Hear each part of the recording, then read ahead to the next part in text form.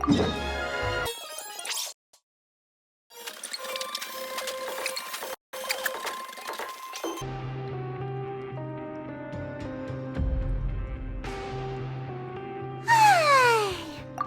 for a little rest after breakfast. This is the life. Wait a sec.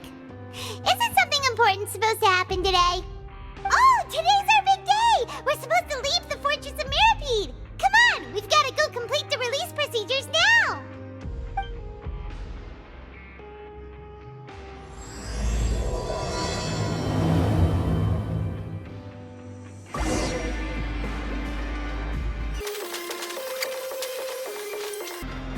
Please, sign here. This document will be effective immediately upon signing, and you two may exit the Fortress of Mirapede via the regular channels. It's been so long since we've been to the surface. Let's hurry up and... What's happening? I'm fine, thanks. But I wonder what that tremor was just now. Let's go ask the Duke.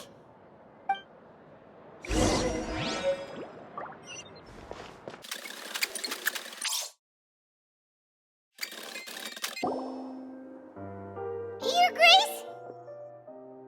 Ah, good to see you two. Is there something you wish to see me about? Yeah, what was with that earthquake just now? Ah, that. The tremor didn't originate from the seafloor. In fact, it seems it came from the surface. Over the years of serving as the warden here, I have developed a sense for distinguishing between what occurs on the surface and what occurs underwater. Besides, the seal that Monsieur Neuvillette set in place won't fail so easily. So the fortress is okay? If you recall our last incident, if there really were a problem, there would be crowds of inmates in a panic right now. Huh, you've got a point. Okay, seems we need to get back up to the surface and ask about what happened. By the way, do you know what day it is today? I believe today is this month's pipe cleaning day. Wait, seriously? Ah, yes. Have you completed your release papers? Yep. It's you two. Are you leaving now? That's right! Today is our last day in prison! But now that Paimon says that, it doesn't feel like we were confined here. It's actually been pretty nice. Oh yeah, Paimon feels fond of this place now. Then be sure to come back and visit. I'll miss you. If you've signed the release papers, then you're free to go. The guards will escort you out. You're not going to see us off? I knew you'd ask. All right, sure. Let's go. Well, you actually agreed. No worries, you must be busy. Paimon was just joking. Ah, so you do have a polite side, I see. After being down here for so long, I imagine you must feel like you're lacking companionship. Shall I come along too? Yeah, don't worry, we'll come back to see you. Paimon really likes the cafeteria here. The chefs sure do know how to make good grub. I hope you won't be here as convicts the next time I see you. We'll do our best to stay out of trouble. Well, it seems our work in the Fortress of Mirapede is finished. That's the end of another chapter in our journey. And since Neuvillette was the one who asked us to come here, we should probably go report to him now. Next up, the Palais Mermonia. You're going to see Monsieur Neuvillette? Please pass on our kind regards. I'm sure just your regards will do, no? I believe it would be the polite thing to do. You're right. I've heard the Palais has been terribly busy these days. Tell him that I hope he hasn't been overwhelmed by the recent string of troubles.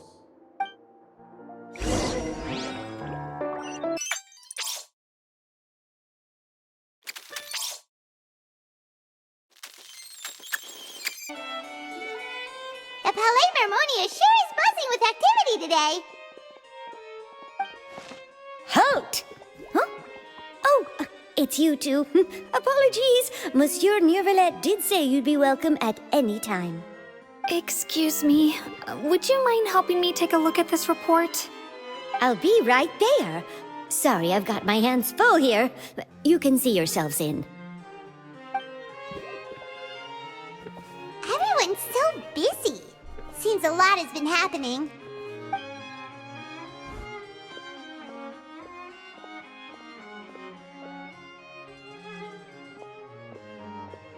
Novelette! Hello. You've come at the right time, but you'll have to wait for just a moment, as there are some urgent matters I must tend to first. In the meantime, please, have a seat. If you'd like to have something to drink, let the Melusine outside know. That's all right. We just ate.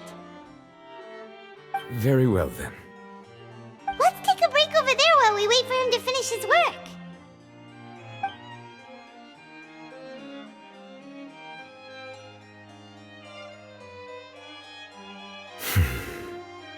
All right. That should wrap things up for now. Are you done with your work? Yes, sorry to keep you waiting. Today should be the day you were released from the Fortress of Meripede, and it appears that you have managed to complete all the release paperwork.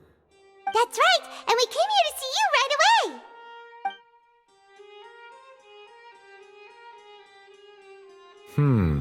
A massive whale. Do you have any idea what that might be? Judging from your description, that cannot have occurred in any ordinary waters, but rather something like the primordial sea. A whale of that size and shape cannot usually be found in the waters of Tevat. Therefore, we can only assume that Child is presently immersed in primordial seawater. Immersed in primordial seawater? But how? And is he okay? Most people wouldn't be capable of entering in the first place. I'm not completely sure how he could have gotten there myself. Yes, what is it? Ah, right! Paimon felt it too! We asked the Duke and he said it wasn't from underwater, so we figured you might know something about it. It turns out that I have just received a report about this particular matter. In fact, that's exactly what I was busy with a moment ago. The source of the tremor was here on the surface near Poisson. After the shaking stopped, the water levels in the Poisson area rose at an alarming rate. The water levels rose? Oh no! What about all the people there? Fortunately, the water levels only rose for a short period of time and have already returned to normal now. However, I still have a bad feeling about the whole phenomenon. If the change in water levels is connected with the leaking primordial seawater, then the situation in Poisson may be much worse than it appears. Navia should be in Poisson, right? We need to go check on her! I would also like to go there as soon as possible, but I'm afraid I can't leave just yet. We must immediately formulate disaster prevention plans for the surrounding coastal areas to avoid potential catastrophes. I'll have to ask you two to go to Poisson first. I'll meet you there to check on the situation once I finish things here. There's no time to lose! Let's get going! Please be careful.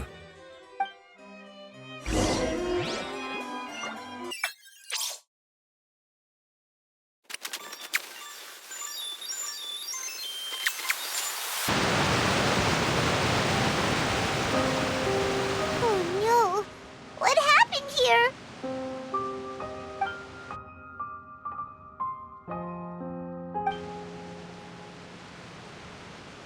Navia should be around here, right? We need to make sure she's still... Paimon means we need to check on her.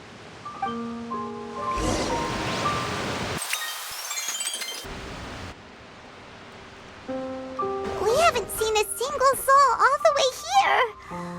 Oh, this is getting scary. What will I ever do now? Look, there's someone on the roof over there. Just stay put! We're coming up! Watch your balance! All right, just hurry!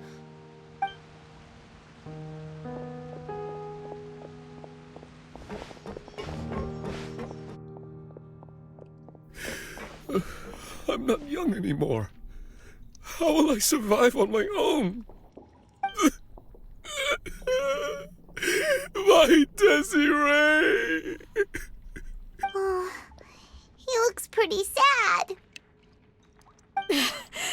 My leg! My leg! How could this have happened? It hurts! Just hang in there. Help is on the way. You can hold my hand if it makes you feel better.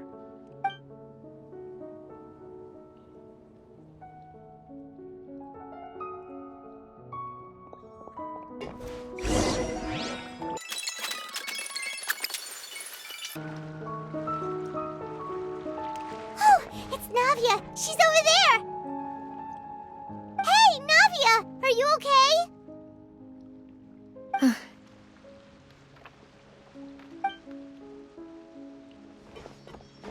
You're here. We heard there was a situation in Poisson, so we came as quickly as we could! Yes. As you can see, the water level suddenly rose. It caused quite the disturbance, in fact.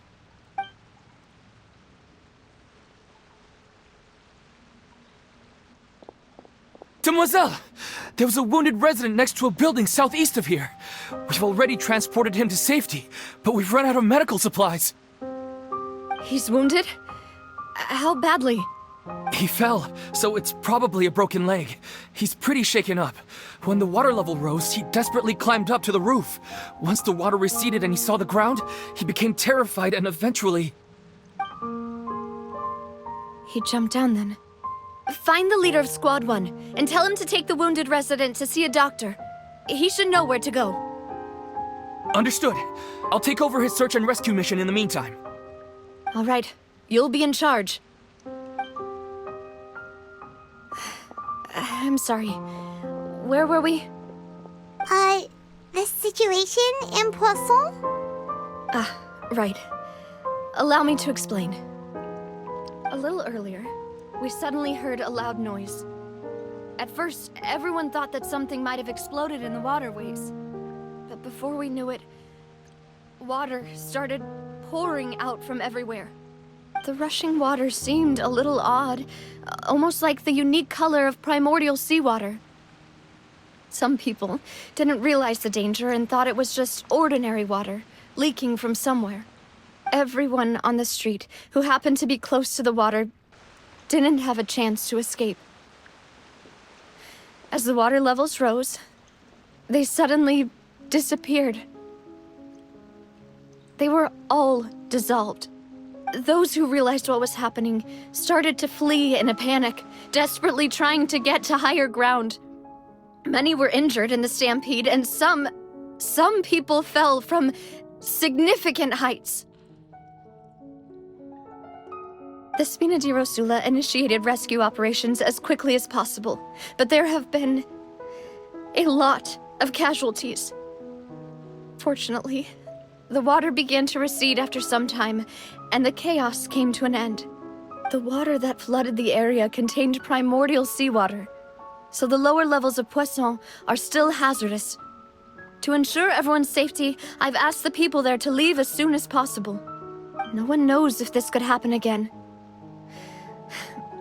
All we can do for now is try our best to help evacuate the residents. We still haven't completed the head count, but we'll have some numbers soon. How awful. And all of this just came out of nowhere. It was quite frightening indeed. I only wish that everything that just happened was a bad dream. Is there any way we can help, Navia? Thank you for being so willing to help in a moment of crisis like this. You don't know how much it means to me. I really can't express how grateful I am. Don't say that, Navia. That's what friends are for. Demoiselle! We've got a situation here! I'll be right there. Sorry, I need to go for now. And out she goes. Seems it might be a while before she can take a break.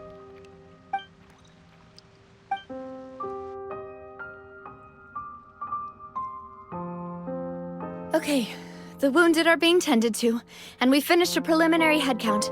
More support has just arrived, so I suppose I finally have a moment to focus on my own matters. Of course, we should remain ready for anything, and continue doing our best to rescue others. I'll be sure to have everyone at the Spina di Rosula ready to render assistance. Traveler, Paimon, would you two accompany me to my father's grave for a moment? Huh? Right now? Thank you.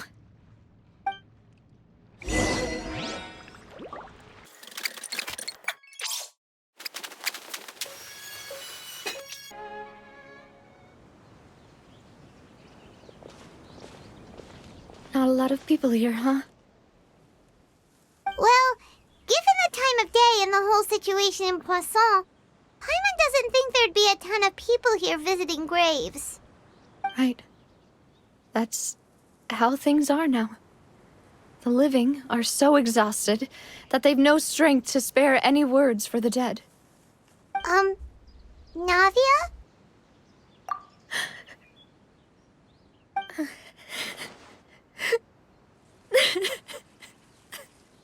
Navia, what's wrong? Sorry. I just... Malus and Silver. They won't ever come back here again.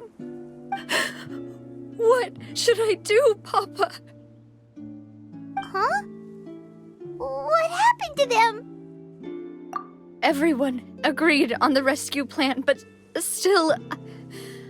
I was the one who initiated it. They were helping evacuate the residents, but they couldn't leave in time. And they were caught in the seawater. What should we do? I've known them for so long. And I know they weren't afraid. But I could at least hold a funeral for my father. And I know where he rests. But as for Malus and Silver, they're just... gone. I just can't...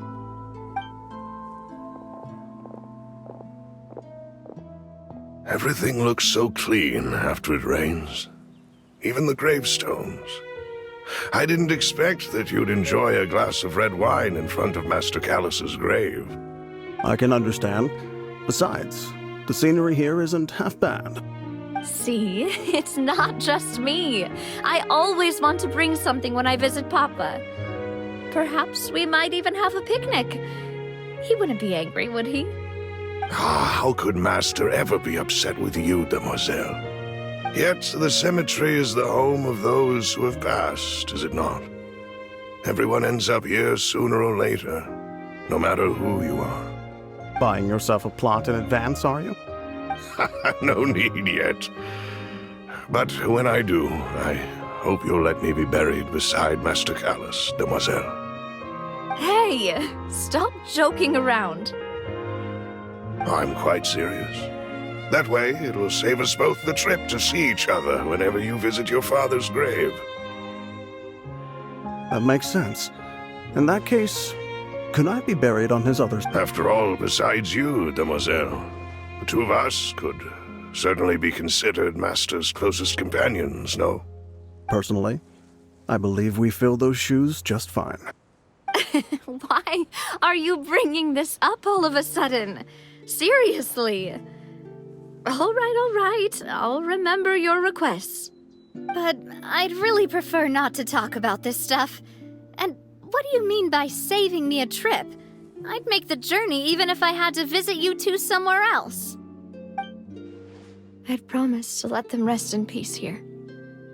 But here I am breaking that promise. I'm sorry for letting you see me in a mess like this. I don't usually cry, really. Paimon doesn't know how to help you feel better. But, well, she understands how you feel. I'd always thought I could make my wishes come true. But now that I think about it, that never solely relied on me. Many things can only be accomplished with someone else's help. Malus and Silver have helped me so much. But by contrast, I could do nothing for them. I'm so sorry. You can spend as much time as you need here, Navia. We'll stay with you. Thank you. Right now, you don't know how much that means. By the way, you can have a look at this. It's a list of victims from the incident that took place here. Obena, Khan, Burnett, Giverny, Francine, Karina, Daisy Ray, Joinville, Julianne, Esson, as well as Malus and Silver. So, everyone else is safe. But still... It's okay. I know what you're thinking. And you're right. We lost Malus and Silver. But we were able to save more than we anticipated. The overall outcome indicates that the cost was worth it. Right! Don't think that way, Navia. One person might be saved at the expense of another, sure, but that isn't something we should ever consider a trade. Malus and Silver were not the price for saving anyone. They're heroes. You're right. Thank you, Paimon. What you said just now was pretty amazing, actually. I'll remember your words. Oh, really? Seems you've become more eloquent in the time since we last met. The knave? What are you doing here? Is everything going well on your side? Yes, my people are carrying out the mission according to your request. All the residents of Poisson have been evacuated, and we're preparing to relocate them to higher ground. As for these supplies, we have everything taken care of. There is no need to worry. Thank you very much. Wait, do you two know each other? We just met recently. Right, Miss Navia? Usually, I would call this a coincidental encounter, but that doesn't quite fit this time. Besides, it never even crossed my mind that a Fatui Harbinger would come looking for me. Thanks to the Knave, Spina di Rosula received generous support from the Fatui, which allowed us to complete the rescue and evacuation work so quickly. Mutual aid is essential to fostering positive developments. We were already in the area, in any case, so it was nothing. That said, I must say that you're a lot sharper than you let on. I'm sure you understand what I mean. I apologize for all the ways in which I tested you previously. We've never worked with a Fatui before, and it's extremely important for us to know who we're working with. My subordinates have reported that Fatui soldiers have been observing water levels and taking head counts in various locations. I hear that they've also prepared a large amount of emergency supplies. I'm quite surprised. This is nothing to brag about, nor do I intend to. It is simply the way of powerful organizations to act forcefully, whether they are doing good or ill. You've witnessed that firsthand, in any case. As I've told this traveler before, I know of the prophecy, and I intend to prevent the impending disaster. Lending your organization a hand was a natural first step in accomplishing that. As such, do not be troubled by this token of our sincerity. Perhaps one day, you'll also be able to help me in the same way. Without your help, there would have been many more casualties. I won't forget your kindness. Furthermore, I sincerely regret what happened to Malus and Silver. I only wish that my people could have arrived a little earlier to prevent this from happening. Don't say that. You and your subordinates did everything you could. As Paimon said, Malus and Silver didn't choose to sacrifice themselves for any specific person. And they weren't the price paid for others' salvation. They chose to become heroes themselves. I've never liked hearing people put it that way.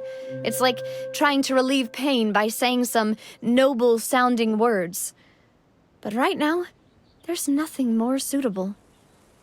They really did become heroes. You're right. I'm sorry for your loss, Miss Navia. Water is life to Fontaine's people, and it also spells disaster. It's no wonder that people always say that prophecies represent fate. Fortunately, I've never been one for such opinions. So, you're one who will try to change fate then? Of course. That is why I'm going to Hotel Bouffe de Thé. I still have some things to take care of, and the children need my attention. By the way, Traveler, Paimon, one more thing. Alright, then we'll just... Huh? This isn't right. Paimon thought you would ask us to walk with you for a moment so you could tell us something in private. That is a clever and useful conversation technique, which I do like to use when necessary. But there's no need today. It would not hurt to have Miss Navia listening in. Traveler, I'm sure you remember that I said we could work together when we had the chance. You and I both know that there may be issues with the Primordial Sea. Previously, it was the Fortress of Meripede's sluice gate, and this time it was the water levels in Poisson. These are both signals. Indeed. Allow me to share the latest intel I've received from the House of the Hearth's intelligence network with you. During some recent investigations, a child claimed to have discovered some ruins near Poisson. The ruins date back to ancient times, and seem to be worth investigating in many ways. Judging by the dating of the ruins, they may be related to the prophecy and the coming crisis. The situation is becoming more urgent, so any pertinent information will prove extremely precious. My people initially came to prepare for ruin exploration. Unexpectedly, this disaster struck, and at present, we're all busy prioritizing the rescue effort. So that's why the Fatui were already in Poisson. I wanted to take the children along, but unfortunately, Linny, Lynette, and Fremine have all been dispatched to higher ground to assist affected residents.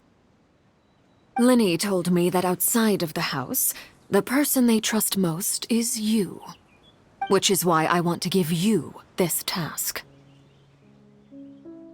The House of the Hearth's members see each other as family, but Linny, Lynette, and Fremine said that they also see you as such, even though you are not from the house. I'm sure you already understand how earnest they consider their friendship with you to be.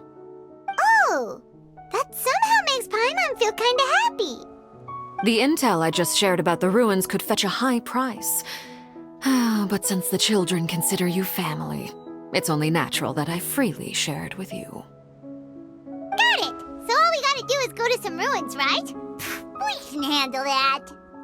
Excuse me, but may I tag along? You wish to join, Miss Navia? But are you sure you're up to exploring some ruins? You need to rest. Well, I'm sad, yes, but I can't just go back and plop myself into a chair by the roadside and do nothing. There's no point in being depressed while we still have a disaster on our hands. As my father's successor, I must live up to the hopes he had in me.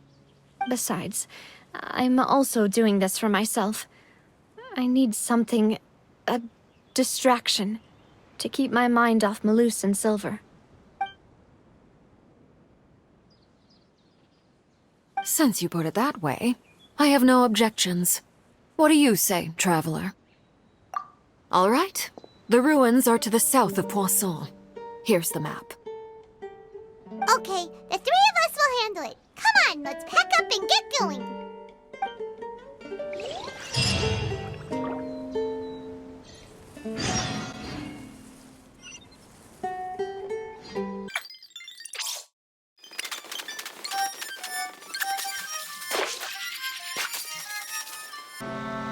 So, are these the ruins the knave was talking about? They seem to be pretty ancient, all right.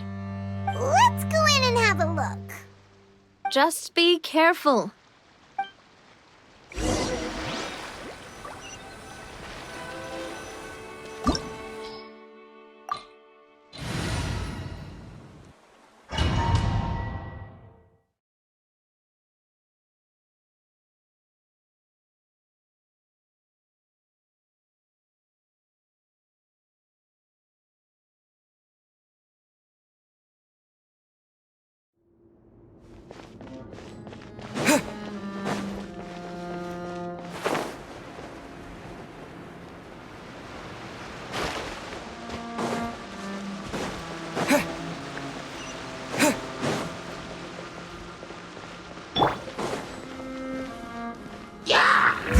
this order. Solidify! Illusion shattered! Grow, grow, grow!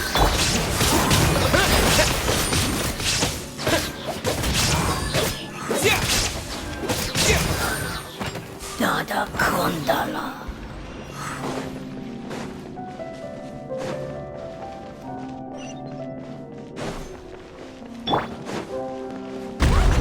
Floor here isn't safe! Shine down!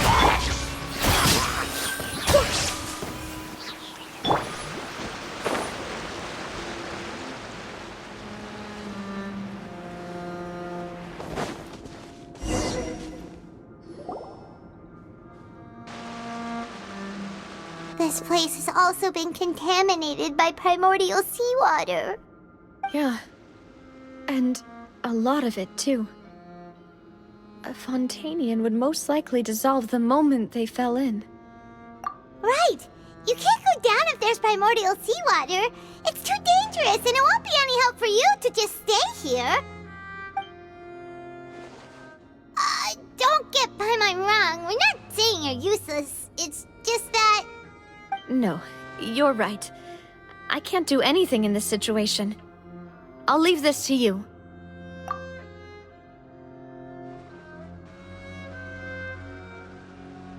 That complicates things. Maybe the only way left is forward. In that case, do you want to wait for us here? The water levels here are unstable, and there's a chance the water will rise. So staying here wouldn't be safe either. I'll go together with you. Perhaps we'll find the exit just up ahead. All right. Come with us for now then, but please be careful.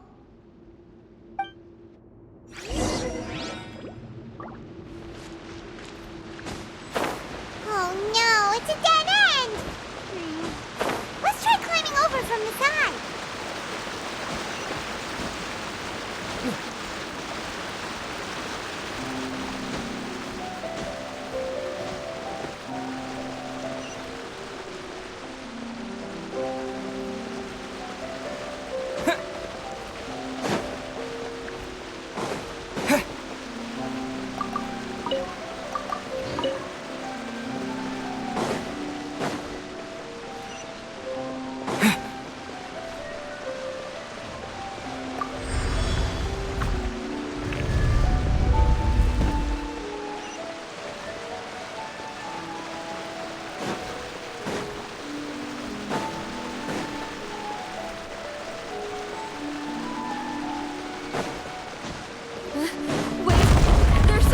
With this bridge! Run for...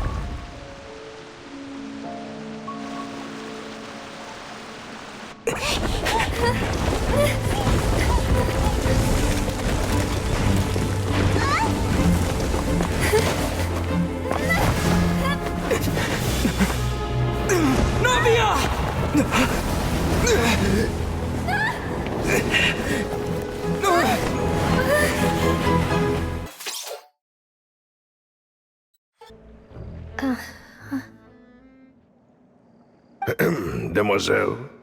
Huh?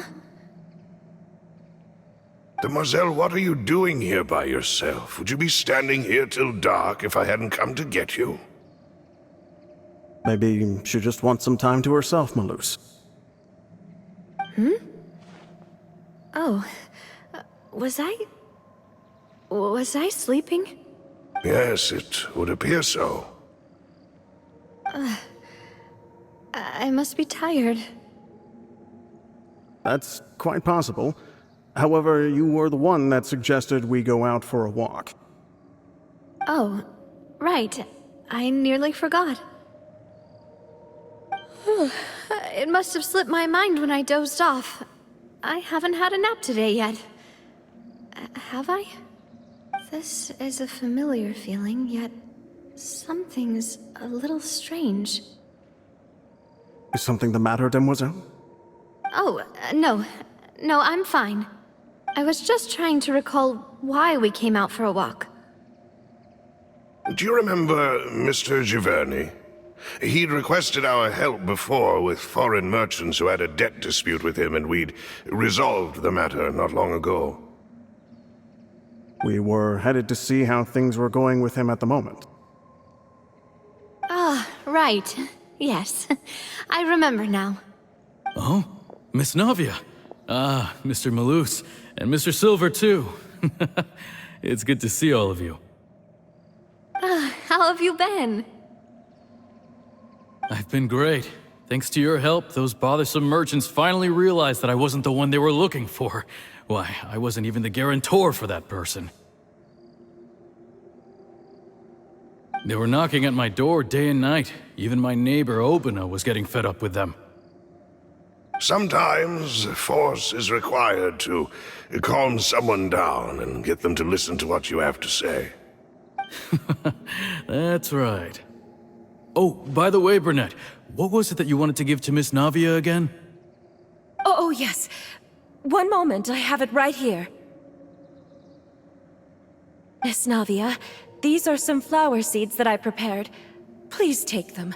They're a very good variety, and they'll become very big and beautiful once they bloom. I don't know what we would have done without your help, so this is a little token of our appreciation. I hope you won't refuse. Ah, did you cultivate them yourself? Thank you so much. I'll certainly take them. Malus, we do still have some empty flower pots at home, right? Why, we can have as many pots as you'd like, demoiselle. Perfect. In that case, we'll swap out some of the decorative plants for some of Mrs. Burnett's flowers. Very well. Wait. Something seems to be off here. Excuse me, madam. If I'm not mistaken, your name is Burnett, correct? That's right. Is something wrong? No, it's nothing. This is the first time we've ever met, but your name seemed familiar to me. I must have heard it when I was discussing things with your husband previously. I've heard this name before. Sometime recently, I'm sure of it. And why are there so few people around here? Where did everyone go? We must mind the time, demoiselle. We still have important things to attend to today. Huh? We do? Like what? Well, now, did you forget? Miss Navia, here you are. I've been looking for you. Please, come to the Opera House. Your trial is about to begin. My trial? Wait, why would I need to go to the Opera House? Yes, she's right, demoiselle. It's just about time now, so we should get going. Oh? All right then.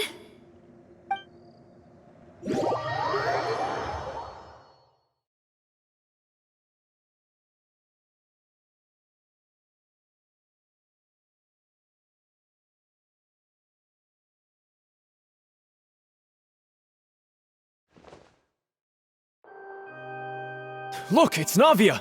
She's here! And her two attendants are with her! Goodness, everyone's finally here. There sure are a lot of people here to see the trial. And they all seem to be oddly excited about something. I even know some of these people. Karina, Desiree, Joyville, Jolien, Essen. Why are so many people here? And why do I have no recollection of this case? And as for the judge... huh? Where's Monsieur Neuvillette? Please sit in the defendant's seat. Don't worry, Silver and I shall accompany you. All right. But are you sure you can stand behind me? Typically, it wouldn't be allowed, but today is an exception. Hey, what kind of place do they think this is? Come on, do they have any idea what they're doing? Seriously. Enough with the whispering! Could someone please tell me where Monsieur Neuvillette is? And why I'm standing trial? My dear Miss Navia, have you not yet realized what you've done? In that case, allow me to explain. As all here know, you are Master Callus's successor, the head of the Spina di Rasula, someone held in high regard by every soul in Poisson. After you took over the Spina, you treated all of us just like the late Master Callus had. If anyone in need reached out to you for help, you responded. Not only you, but your butler, your subordinates, nearly everyone in the Spina di Rasula fought for the well-being of those in Poisson. Wait a moment. Aren't you just proving that I'm a good person? Yes, correct. Absolutely right. And that is why you stand accused. You have helped so many people get through so many difficulties. You are one with us. We are inseparable. We are one big family, all of us who are from Poisson, inextricably linked. And with you being so important, we couldn't possibly do without you. Therefore, this fair and honorable court shall declare you guilty, and you shall stay here. You will be together with us forever. Huh? What are you saying? Everything you have said is correct. I have indeed done a lot for my hometown, and I would be willing to be with you all, but what is the purpose of having me stand here like this? What is there to discuss? Ah, well, if that's what you think, then I have no further comments. How wonderful, Miss Navia!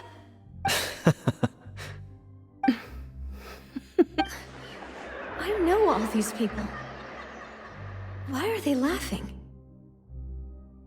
I seem to remember now. Yes, I get it. This trial is... Wait just a moment.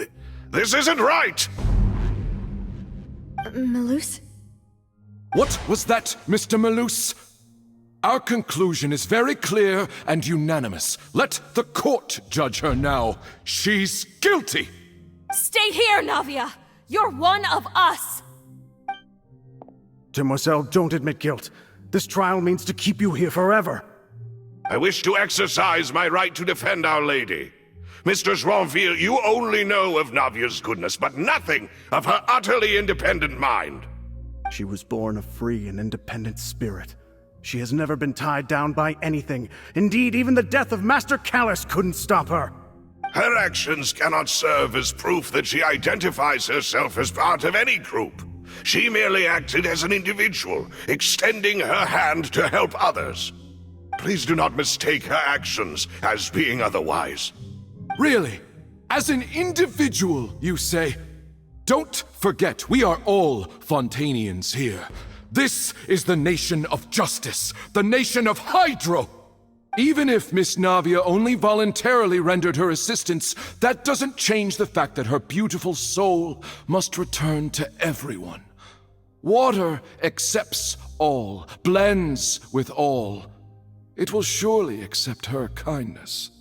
Everything is measured here in the nation of Hydro, and in the end, everyone shall meld together. Thus, when a unanimous opinion emerges, that opinion represents justice. Now I speak for everyone. Our opinion is consistent. Navia should stay. We and Navia are one. And you would call this justice? Preposterous. You are merely jealous that Demoiselle still has a chance to exist as an individual. Have you forgotten how much you all once longed to become individuals, to become independent? Do you mean to defy our justice? If your justice is flawed, then why should we acknowledge it? As you said, we can also have our own justice. Silver and I shall defend Demoiselle. And that is how we will enforce justice. Ugh, my head... it hurts. Demoiselle! Silver, it hurts. My head is spinning. All I can see is stars swirling in front of me. I remember now. Everything that seemed odd from the very beginning. Karina, Desiree, Joyville, Jolien, Essen, and Mr. Giverny and Mrs. Burnett, who we met earlier. Even Malus and Silver. I don't want to admit it, but they're all dead. Don't be afraid, and don't admit guilt. We will protect you to the very end. Absurd! Who are you to say that she cannot be judged? We are the majority, and in the nation of trials, the majority is absolute justice. We are the will of all. Don't let them escape! We shall keep Navia here with us! Mr. Malus and Mr. Silver, must you be so stubborn? How could the two of you possibly hope to stand against the collective? Do not resist. This judgment is fair and just. Navia belongs to us. After all that happened, she should not be left alone in Poisson. What are you saying? No more excuses! He says we're jealous. Jealous? How could she possibly be an independent individual? What's with these people? Who's jealous of her? She belongs to us! Miss Navia, she... Silence! That's... Monsieur Neuvillette! Such commotion is prohibited in the court. The accusations you just presented are nonsense and cannot constitute a proper trial. The court will adjourn for the rest of the day. In this, I shall hear no objections from any unauthorized party. Our thanks, Monsieur Neuvillette. Please leave with me, Miss Navia, while there is still time. But... Go on now, demoiselle. This is your only chance to leave this place.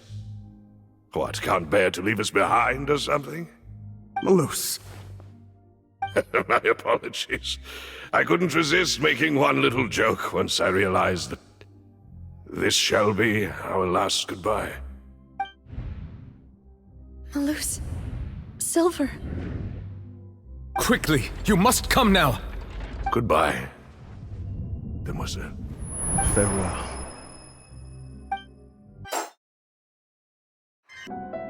No, wait! Just a second! Navia? You're awake? Good. I must have been dreaming. Malus and Silver were still alive, and they were defending me at some insane trial. It looks like you're all right. Did all the sad feelings cause you to have a nightmare? Paimon could give you a hug. The ruins you were exploring suffered a cave-in. When I arrived, I found you falling toward the water. You were just about to be dissolved within, but I...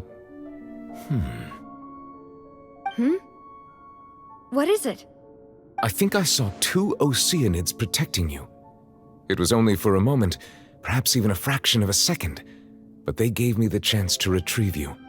Were it not for their intervention, I would not have been able to rescue you before your consciousness dissipated.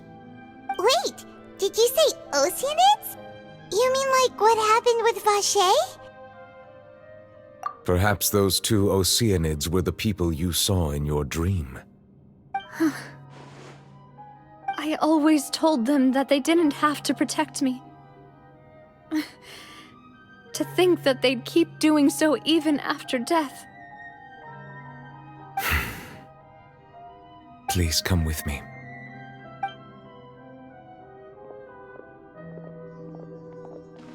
Neuvillette, are you okay?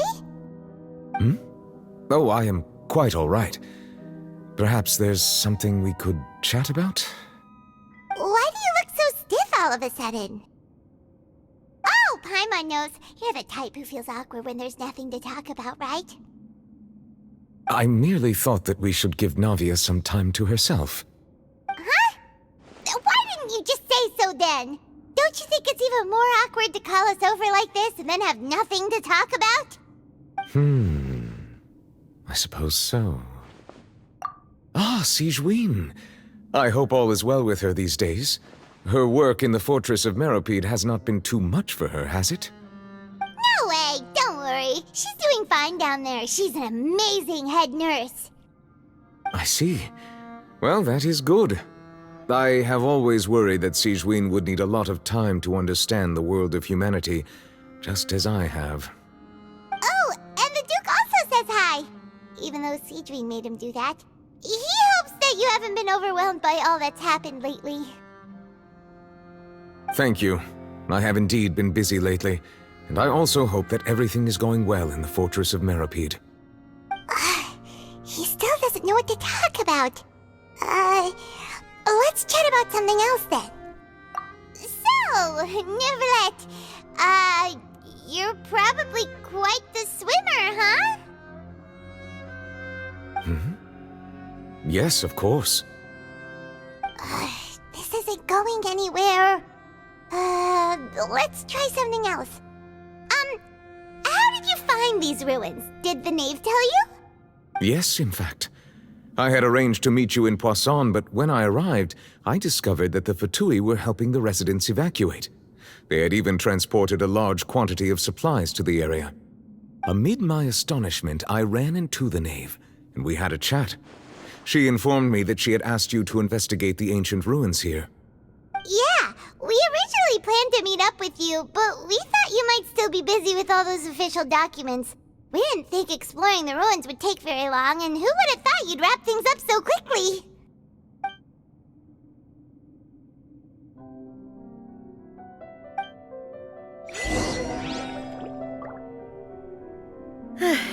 I'm sorry to have kept you all waiting like that.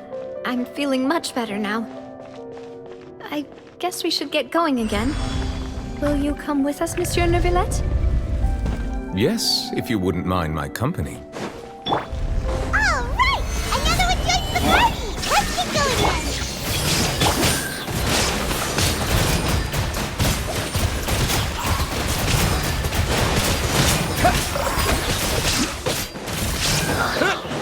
Dada Kundala.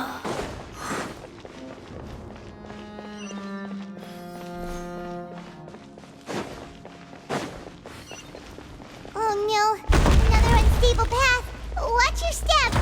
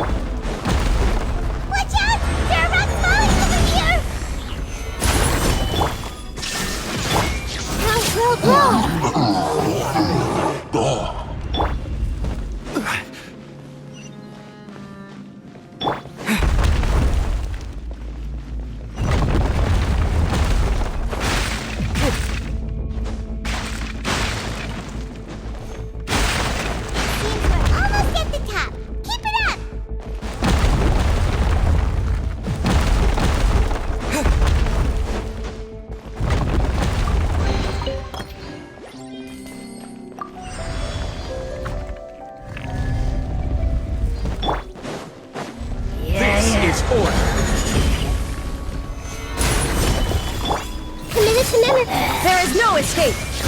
Wipe out! Water jet!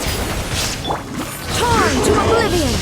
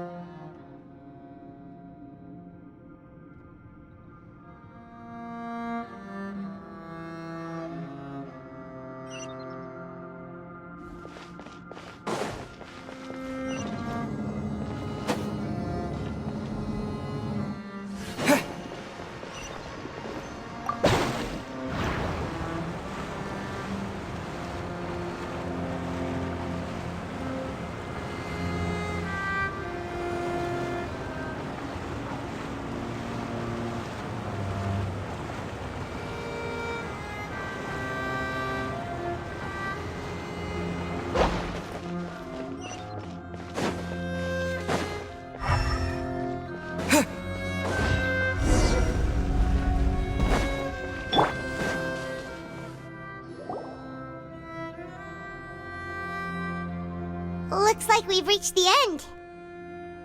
This is the place. There should not be any other hidden spaces in the vicinity. The path sure had some twists and turns, but it turns out that this place isn't actually that big.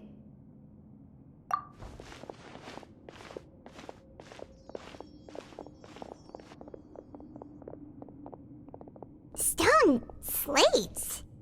It seems like they were put here as an offering. Could we take them down and have a look? Perhaps we should just leave them be for now. There are 4 locations in total, but only 3 stone slates. The slate that should be in the first empty spot is missing. The surrounding walls also show signs of damage. There's something written below. Let Paimon see. Reason dictates that this nation be destroyed. I shall record the history of its future here in its past. Say what? It feels like someone left these slates and these words here for a purpose. But does he mean that Fontaine should be destroyed? That would fit the circumstances dictated by the prophecy, yes. Indeed, the slate's contents correspond to it. Take the second slate, for example. There's a person kneeling here. She seems so dedicated. And there's a whole bunch of other people behind her doing the same. She's facing this... what is this? Some kind of island in the sky? And is that Lady Farina in the third image? Did the Hydro Archon fall into the water? And is that a ring of people around her? Paimon doesn't quite get it. Are they all in the water? The fourth image. I know this one. This exactly matches the content of the prophecy. The people will all be dissolved into the waters, and only the Hydro Archon will remain, weeping on her throne.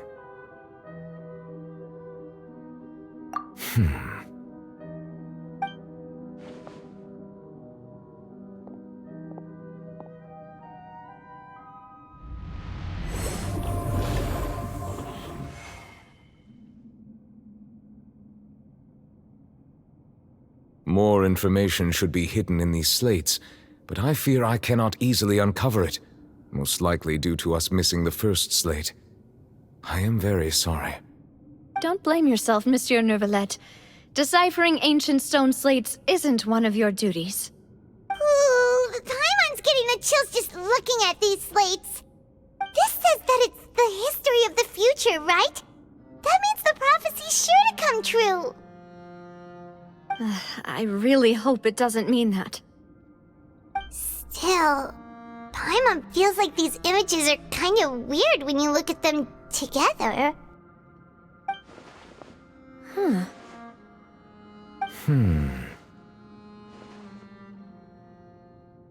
That's right! If the images are in chronological order, shouldn't the fourth, the waters drowning Fontaine, come before the third, where the Hydro Archon herself falls into the water? And yet the order is reversed here.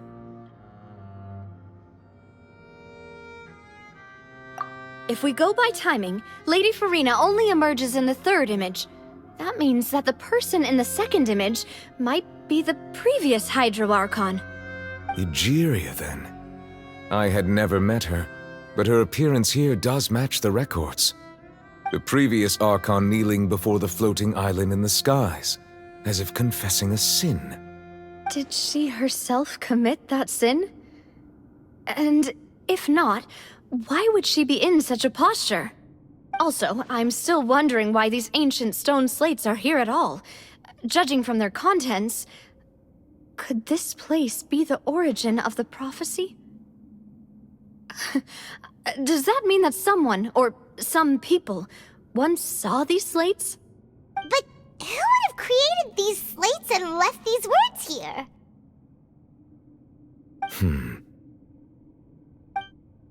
It seems that any further clues will have to come from Farina. In that case, there's no time to lose. There's nothing else to be gained here, so let's head back first. Yeah, we better get somewhere safe for now.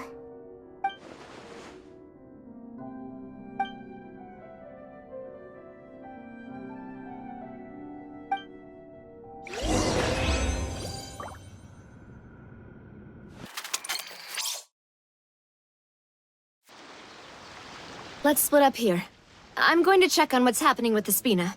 You know how it is. There's some things you just need to be there for yourself.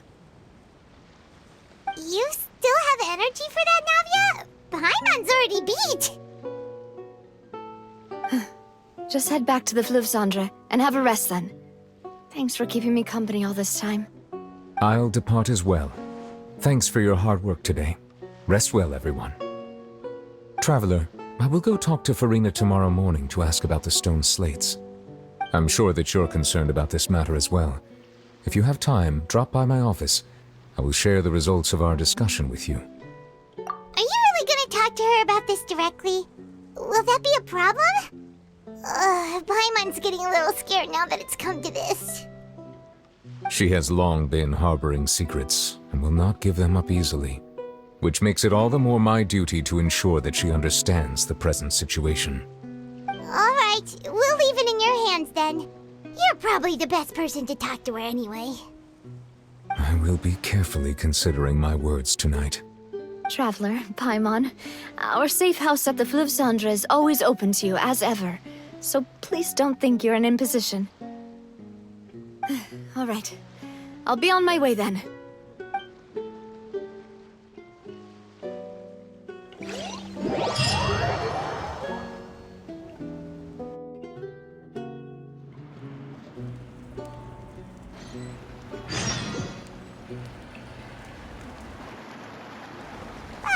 We're finally back!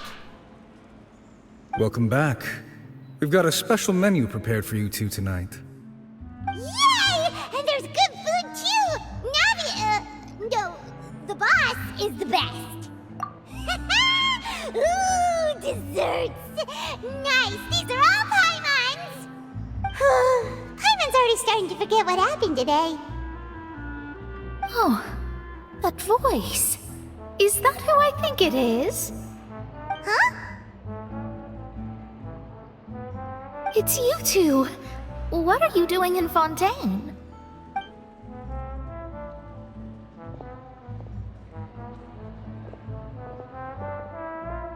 Mona?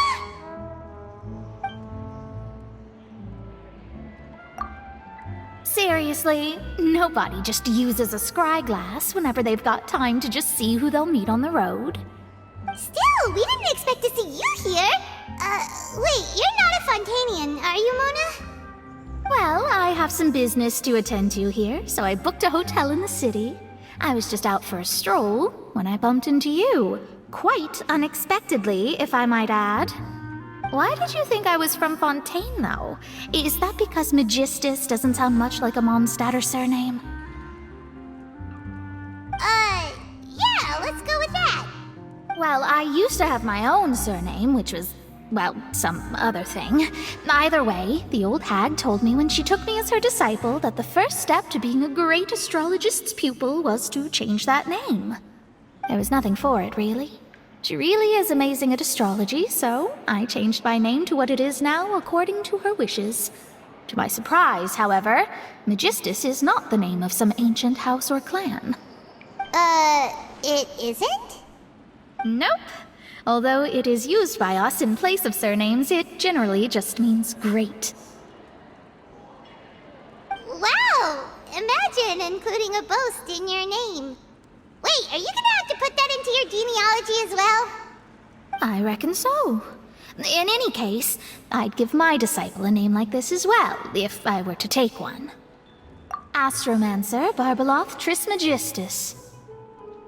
Whoa, that's a long one. Does it also mean great or something? My name means Mona the Great Astrologist. As for the old hag, hers is, in plain speech, the thrice as great Scholar of the Stars. Just take it as a title specific to astrologists. Thrice as great? That's so petty. I know, right? That's just how she is. She used to call herself Magistus, actually, but once she took me in, she changed her name to Trismegistus. Talk about excessive. Magistus is thus the calling card of our school, so to speak, which makes it about the same as a surname. It's all right if you don't get it.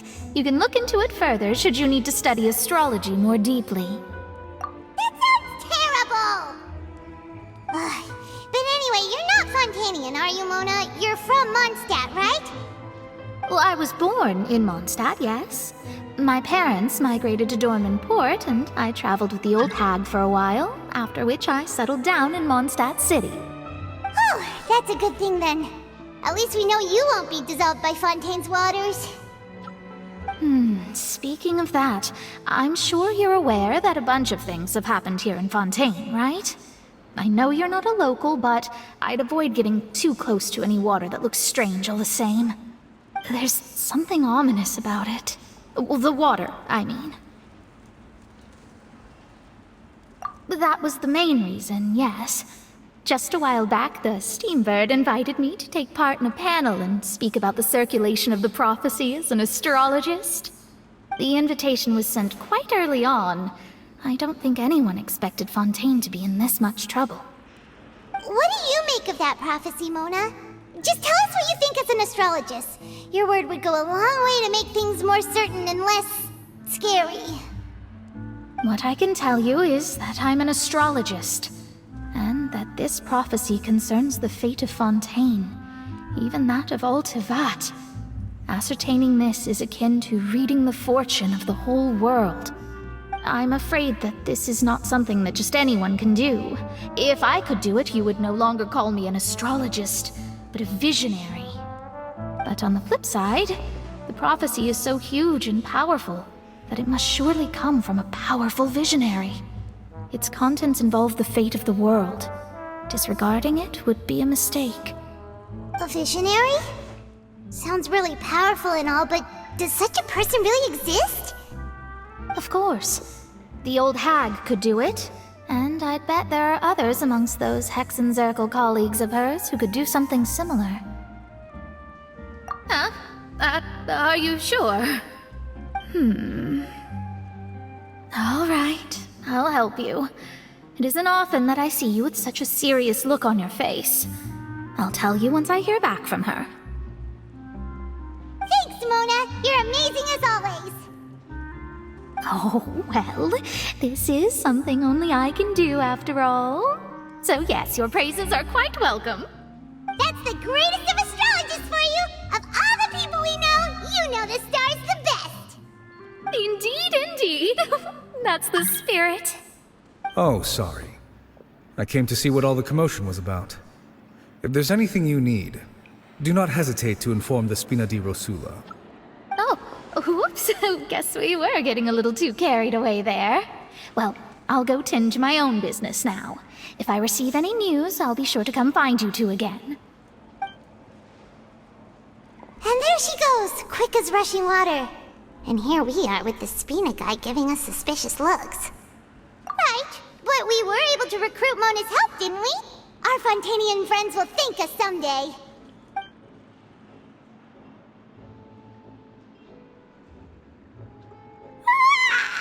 Good morning. To be feeling kinda sleepy. But it's time to get up, Traveler. We agreed to go see Novelette, so let's pack it up and get going.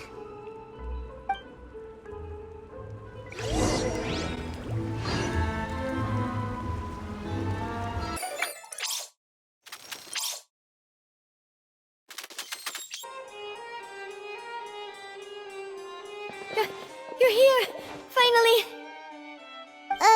Is something wrong? Monsieur Noirceur and Lady Farina, they seem to have gotten into a dispute. Please go see for yourself.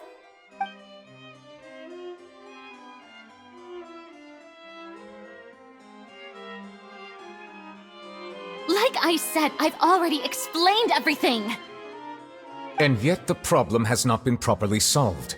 There is little space for excuses between us. It is not my intention to offend you, but please, tell me where you stand. You are the Hydro Archon Focalor, are you not?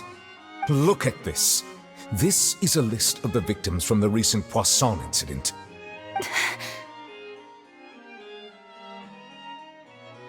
You mean... they're all... We did not arrive in time to avert this disaster, and I will not have it happen again. I will say this once more. You must tell me everything you know. Yesterday, I found 3 stone slates in some ancient ruins near Poisson. Do you know anything about those? Seriously? You're questioning me like this is a court case now. I don't know anything about that. But you found them in some ancient ruins, you say? That's correct, which is why I came to ask you some questions. There should have been 4 slates, but one of them was missing. The other 3 featured different images that seemed to correlate to the prophecy.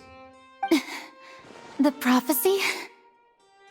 The second of these slates depicts the previous Hydro Archon Egeria kneeling before a floating island in the sky, as if confessing something. Do you know nothing of this either? I don't. I've never seen such slates. I'll ask you again. Do you really have no information regarding the previous Archon? My deciphering of the slates indicates that the Hydro Archon Egeria once had to confess to, or apologize for, a certain sin. If anyone would know about it, it should be you. All gods don't have the same secrets, you know. She was herself and I'm me. Is it really so strange that I know nothing? I understand your concerns, but I'm sorry. I just don't have anything to tell you. Forgive me for saying this now, Lady Farina, but I have long known of your various secret investigations into certain matters. There are several indications that you have been investigating the prophecy on the sly. This is not strange in itself, considering that you are the Hydro Archon. But it is strange that you should also claim to not know any of Egeria's secrets, as well as do nothing following your inquiries. You have never been as superficial as you have presented yourself to be, nor are you a fool. And yet, your behavior is very inconsistent.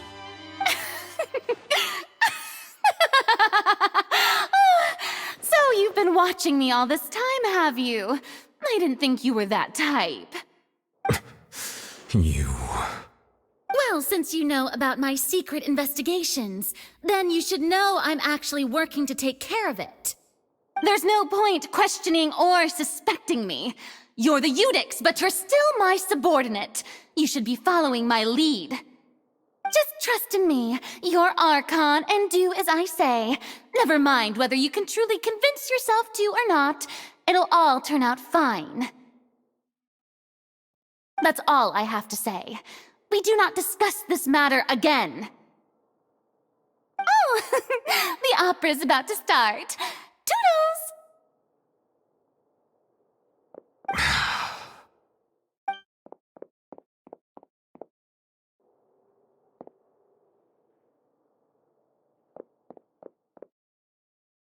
Did Farina not notice us standing by the door? Wonder what's up with her. She was smiling. Huh.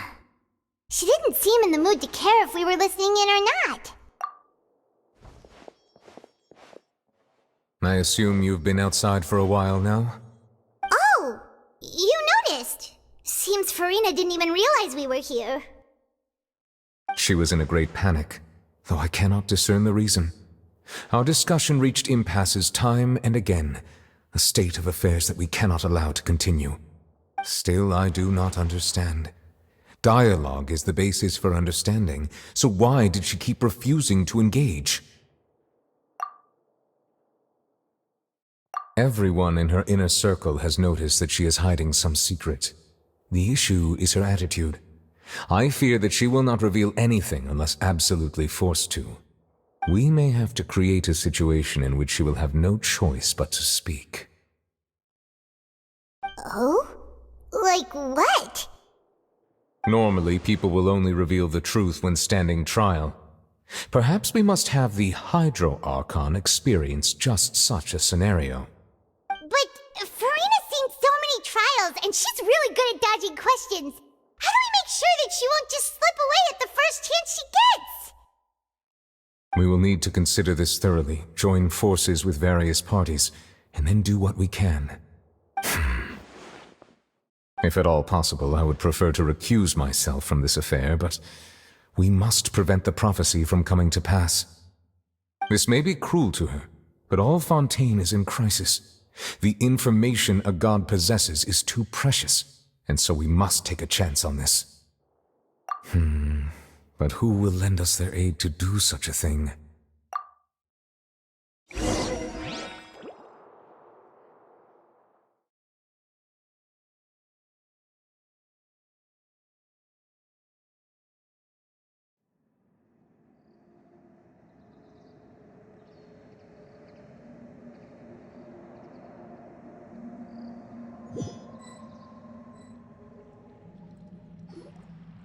Well, that's everyone, huh?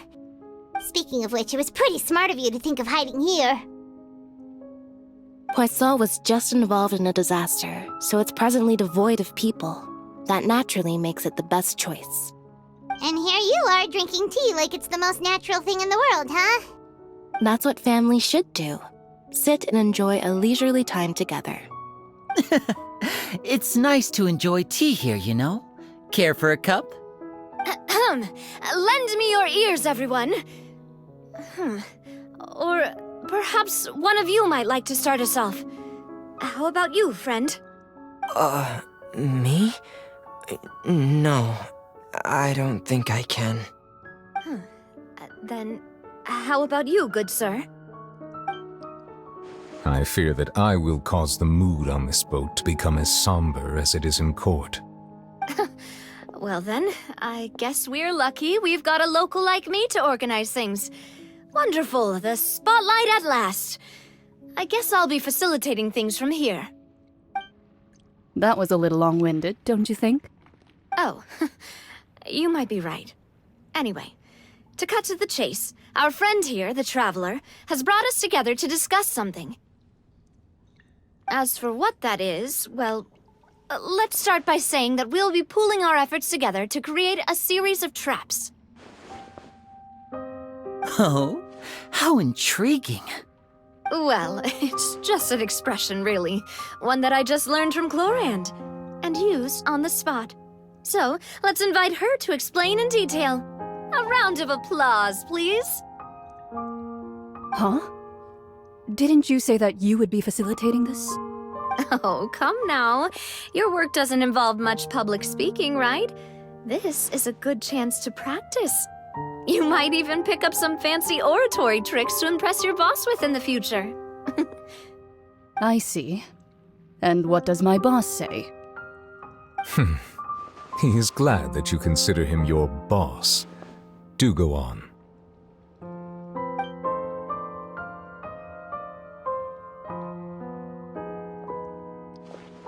In that case, do any of you have experience hunting? Not that I recall. Fremine and I once used a wooden stick in a basket to catch wild rabbits when we were younger. As for Lynette, oh, right. You were sick that day, weren't you? I've also gone diving to catch some fish before. Does that count? I'm afraid not. You may or may not have heard, but Fontaine once played host to a group known as the Marechaussee Hunters. Though that was their name, they did not hunt animals, but rather various monsters left behind by the ancient dynasty of King Remus. Today, Fontaine's monster population has already thinned greatly, so the hunters have blended back into society, taking up arms in other lines of work. They even left a unique methodology of hunting in their wake. A trap comprises of the following components: bait, a trigger, and a containment device.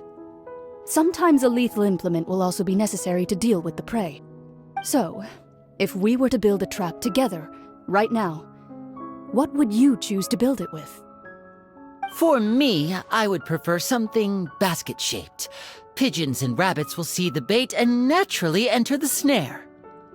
Our line of work requires a deft hand, and we're some of the best in the industry, so you can count on our techniques.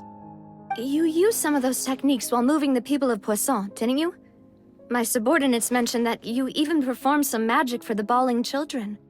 Yes, and I even managed to gather some intelligence in the meantime. I'm quite the multitasker if I do say so myself. I'm afraid I can't claim that as my strong suit. I prefer more stable methods, like placing bait in the water and waiting for the fish to come within reach. That's the kind of method I would count on. Calm and steady. Exactly the kind of person who would catch loads of fish. And I can be their assistant. With discretion, I'm sure.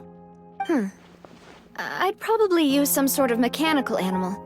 Papa once bought me some small clockwork squirrels, mice, and such. When placed in the forest, they can attract others of their kind.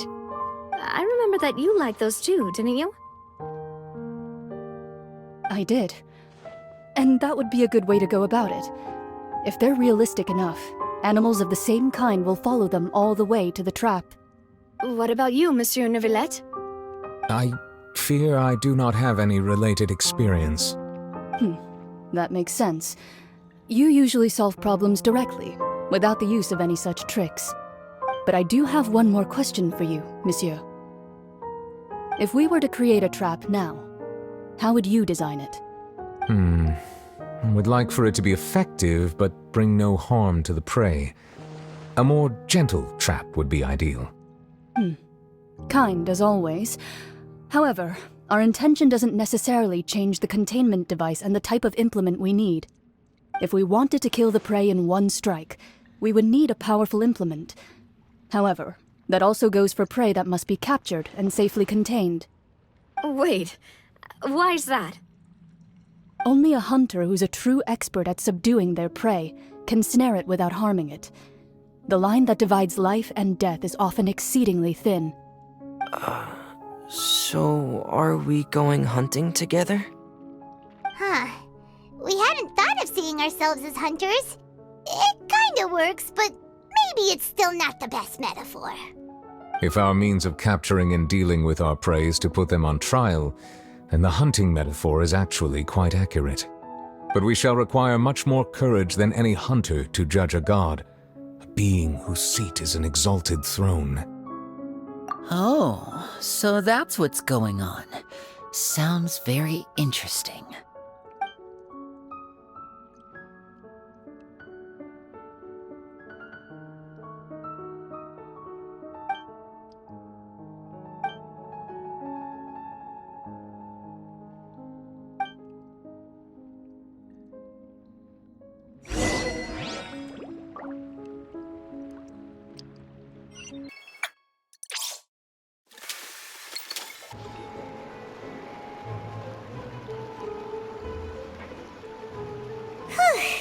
It's been a tough few days, hasn't it? So much has been happening. Paimon didn't think the meetings would go on for so long, but everyone seemed pretty fired up, huh? Paimon thought they'd be at least a little frightened. Well, Fremine was, now that Paimon thinks about it, but everyone else just looked a little surprised. Well... It's hard to say. Paimon doesn't have any experience with this sort of thing. But with you around, Paimon sure will do great. After After all, you're the most reliable person in the world, aren't you? Huh? Did you just pour some tea? Paimon didn't notice you doing that at all. Then what's that? Paimon's never seen that cup before. Don't be frightened. I'm just joining you two for tea. I merely refrained from saying anything till now. Who's that voice? But there's no one here. Ah, have you forgotten me already? Wait, you are familiar. You're the voice we heard from the sky in Sumeru. The voice from the sky, I fear that description is wrong. Though, not completely wrong. You're feeling lost now, just as you were feeling previously. I sensed that confusion and thus came to you. Guiding people is an irresistible hobby of mine, after all. Consider me a passerby, just accepting a commission from my friend's disciple on a whim.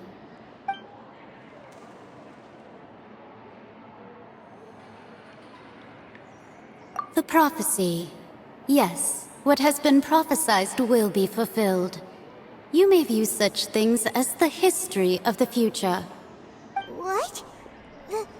Then is there any way we can stop it?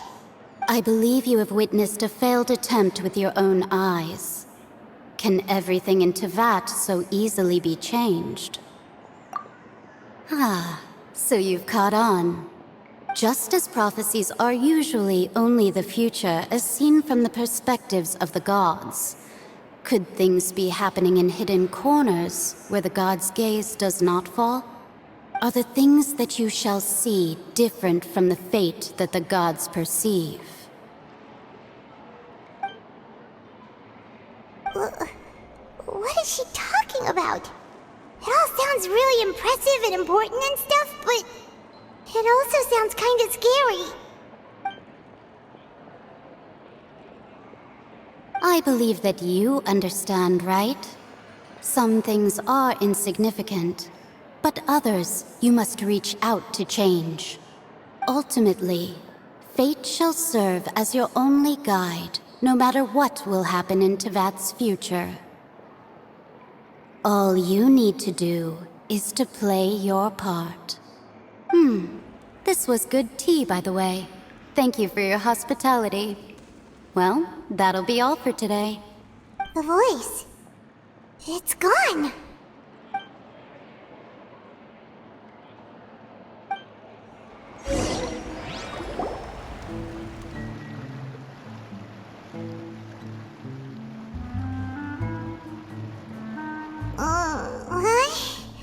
I want to hear someone talking. All right, coming. Hey, it's you who's getting lazy, okay? Well, I see I've walked in on some lively banter. Mona! Fine, just fine. I went to take part in that Steambird panel. It turned out to be more interesting than I expected. Not all Fontanians are pessimistic about this. One journalist mentioned that sitting around and waiting for the end to come would be wrong, and that they should make their own rescue preparations. I agreed, so we had a brief chat with her. Did she have pink hair by any chance? Why, yes! It was Charlotte. You remember her, right? That daredevil journalist? I'm in full support of her view. Prophecies are very important, but how can people allow their lives to be commandeered by just a few words? That's right! Paimon's glad to hear something sensible for once. Ah, yes. About what we had discussed before. I did try, but I'm afraid I couldn't reach the old hag. I'll try again tonight, but I wouldn't get your hopes up. Huh?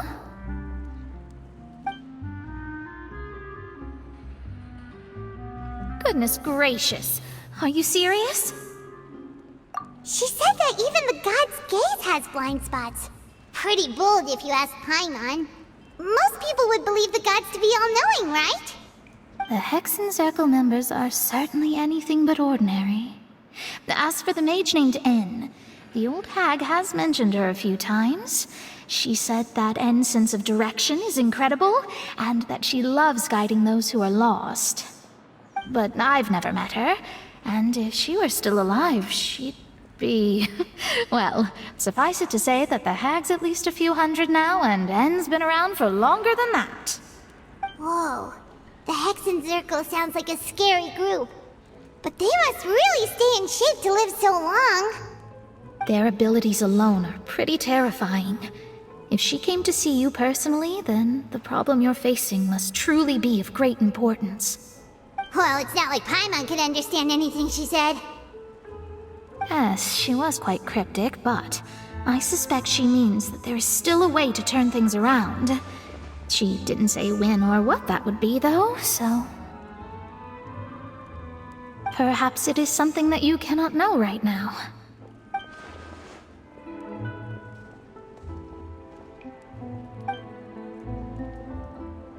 Traveler, Paimon, are you two all right? Oh, we're fine. We're just a little down right now. It kind of feels like the end is coming, you know? I see. I feel that same sense of desperation, too. I guess you could consider me someone who has often witnessed fate. So far as I have seen, it cannot be swayed. But even so, I still hope for, and believe in, miracles. Astrology is eternal and rational, but fate may not be. It is cruel, but it can also be beautiful. Perhaps that's what En was trying to tell you. Not to lose heart, and to believe that what you are seeing playing out before you is not yet set in stone. I did originally think of steering clear of all this, but I couldn't. Even if this is all futile, I still wish to help everyone. If we don't struggle to the last, then how can we face the end when it comes? Huh. You do have a point. There I go, talking about astrological principles again. Sorry about that. The moment I start talking about work-related stuff... I need to get going. It was worth trying to comfort you, even if only a little. I believe that you'll help those who are struggling in the same way I did. I suppose that might be why we always seem to meet by coincidence. Paimon feels kind of moved by what Mona said. But also kind of sad, too. Hey, Traveler. Paimon suddenly feels like going outside for a walk. Let's go. Let's walk around the city, shall we? There's a few spots we always like to walk by.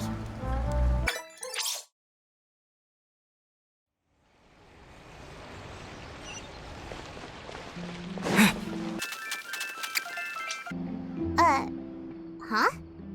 Our names are written in this newspaper. What's going on? Let Paimon see! The underwater stronghold, the Fortress of Meripede, has continued in its noble autonomy, but that does not mean that others cannot interact with it. My recent attempts to enter the fortress bore little fruit. Huh. Guess Charlotte still hasn't given up on that. Thus, did an Outlander friend become the focus of this report, a blonde adventurer with their white fairy legends trailing in their wake. It is said that this mysterious traveler once visited the underwater fortress. So while the fortress's interior remains a mystery behind closed doors, do not fear, for the tales of the traveler contain surprises in spades. Journalist Charlotte's biggest scoop yet, the Traveler's Trail, World Walker. Huh. Charlotte took so many awesome photos of us and we never even noticed her. She hasn't been able to get a hold of anything at the fortress, so since we're easier to find, she's using us as the subject matter instead? Ugh, seriously? Well, fine. Those headlines and photos do look cool, so Paimon will forgive her this time.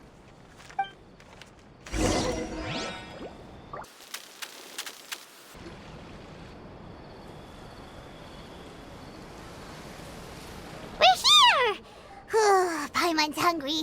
Should we go in and get something to eat?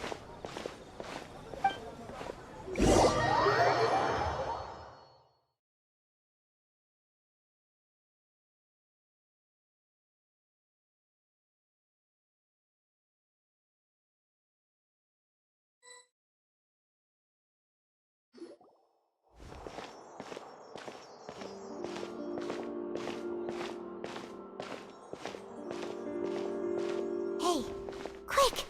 Look! That's the limited edition only 16 slices a day cake! It was so delicious the last time we tried it! Despite the tense situation we were in, let's give it another go. I'm sure it'll be great! 1 slice of cake, please.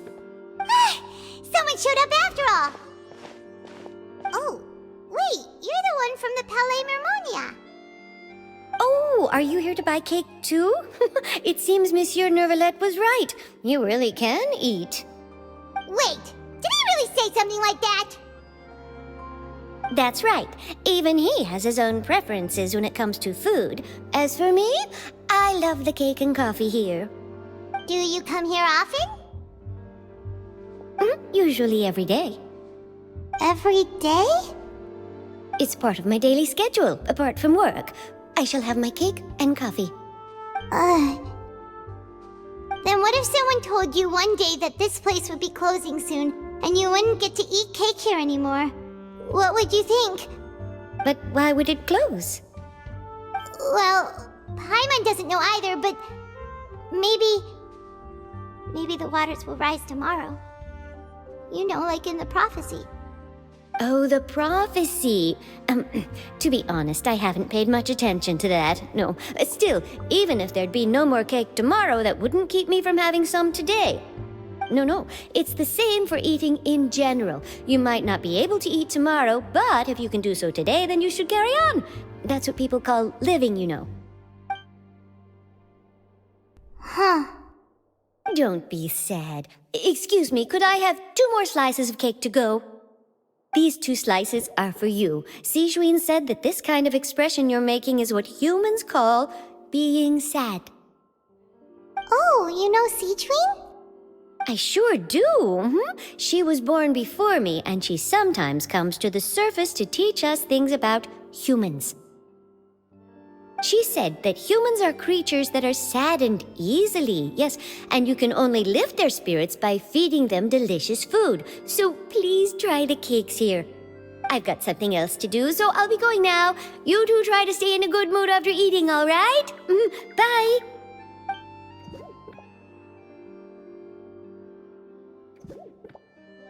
And there she goes! Alright, let's dig in. I'm unsure this cake will be delicious.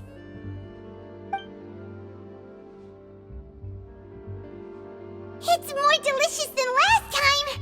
And the flavor gets even better with a sip of tea. It sure would be nice if we could come again tomorrow. Sure would be nice if we could always eat delicious food here.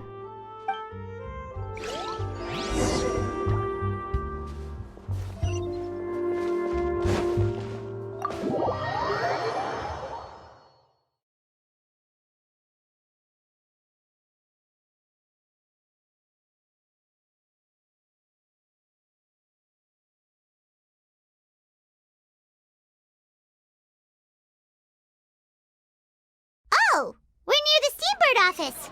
Let's go look for Charlotte and have a chat.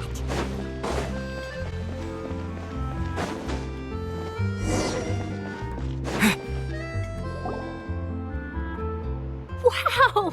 If it isn't the Traveler and Paimon! Oh, have you seen the article I wrote about you? Ha!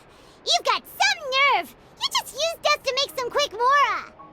Oh, you needn't worry about that. I heard that you were in Poisson some time back, so I sent you a letter to discuss just that. It appears you didn't receive it, though. It's all right, though. I've set aside the amount intended for you. I've even set the table with some food. Really? Oh, you're the best! You're almost a little too easy to win over, Paimon. If I were a journalist with ulterior motives, you'd be in trouble now, you know. Oh, Paimon knows you're not like that. Still, what brings you here all of a sudden? Were you looking for me? When Mona mentioned you, we thought of coming to see you at work. I see. It seems you've already bumped into Mona here in Fontaine. So she mentioned me? What did she say? She said that you're a real daredevil of a journalist. Nice. In which case, can this daredevil journalist dare to request an exclusive interview with the legendary Traveler and Paimon? Huh? So your article in the paper today doesn't count? Of course it doesn't. That was more like live photography. What I'd like to do is dive deeper and ask you to talk about the things you've seen and experienced. Yeah, are we even qualified enough? Why not? If I say you're worth an interview, then you're worth it. But not right now, of course. I'll need a few days to prepare. Oh, in that case, we'll just chat when you have the time then? Oh, so that's a yes? Ooh, splendid! I'll tell the editor-in-chief immediately. I'll have to apply for lighting, a venue, some props, and... Whew, so much to get done now. Talk to you later. Wait, Charlotte, Paimon's still got a question for you. And what's that? If, just for example, Fontaine were to be flooded tomorrow, what would you do today? Huh, that's the prophecy you're talking about, isn't it? I mean, I do hear about it often, but I've never once thought that the day could be tomorrow. If you're seriously asking, then I might try and think of a way to leave Fontaine. Oh, but I'm still a journalist first and foremost. That means I have a duty to be reporting from the scene. And secondly, I wouldn't forsake my homeland that easily. From what I've seen, most people don't know what they'd do should the worst come to pass. In truth, it might be better just to behave like normal rather than worry over such an end. So in all likelihood, I'd probably still be prepping at the office for that interview of ours. I know what you're thinking. That sounds a bit sad, but I've always believed that it's best to do what you enjoy. Just think about it. If this nation really were to be suddenly destroyed tomorrow, but I still successfully finish an exclusive interview with a truly unique person, then the story I would wind up writing would truly be timeless. And then do you know what I'd do? Well, I'd write that story, send it for printing, and use messenger pigeons to get copies out to the various nations as soon as possible. I'm not a dreamer, nor am I a workaholic, but I do love my job, and I'd be proud of leaving such an article behind. I guess you could say that I was born to be a journalist. But anyway, that's my answer. And on that note, I'll get back to my preparations. That's so nice. All of a sudden, Paimon actually kinda envies her.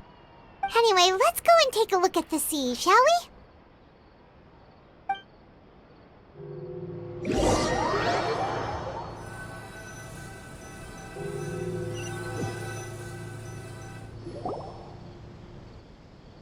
The sea breeze and scenery can be a pretty soothing combo, huh? Paimon's been thinking. If it wasn't Fontaine, but all of Tevat that would be destroyed tomorrow, where would we go and what would we do? No, Paimon should ask, if you could choose, what would you like to do?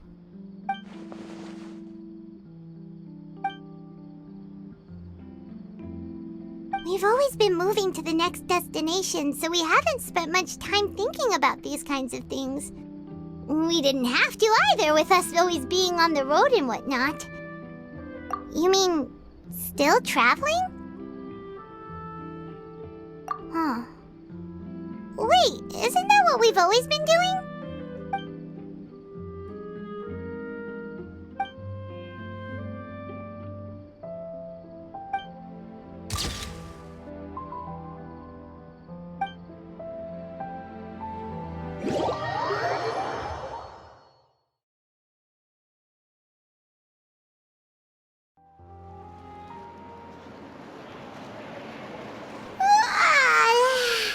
Feels like you'll grow mold if you stay here long enough. But it's still better than the Fortress of Meripede, that's for sure. It's not only damp there, but salty too. Ah, so the two of you are still here. Wonderful. Oh, you're from the Palais Mermonia, aren't you? Yes, I'm Isadora. Monsieur Nervillat sent me to look for you two before. I heard that afterward you went to the Fortress of Meripede. Not at all. I'm well aware that you're friends of his. Actually, I'm here to pass along a message from him. Yes, inside the Opera House. The Maréchaussée Phantom has declared the incident a small-scale riot. A riot? Well, that said, I don't personally think it was that serious.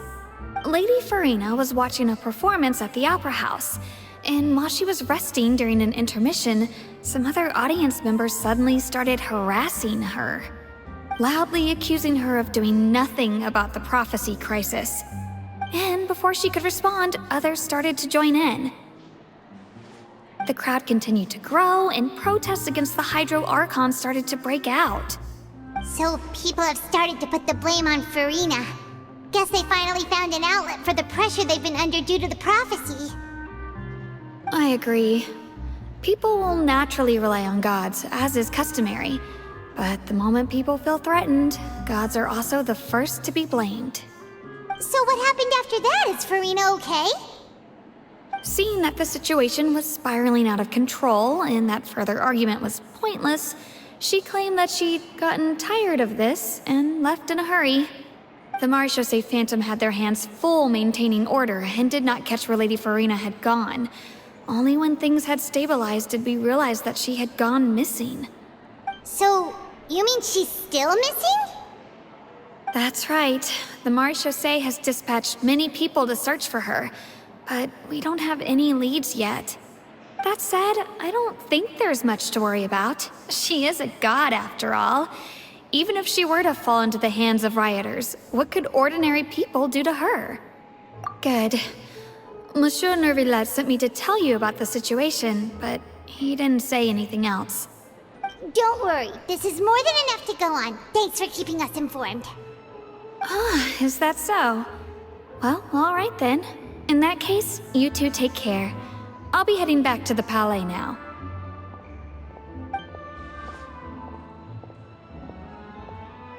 Well, sounds like we should hurry over to Poisson then.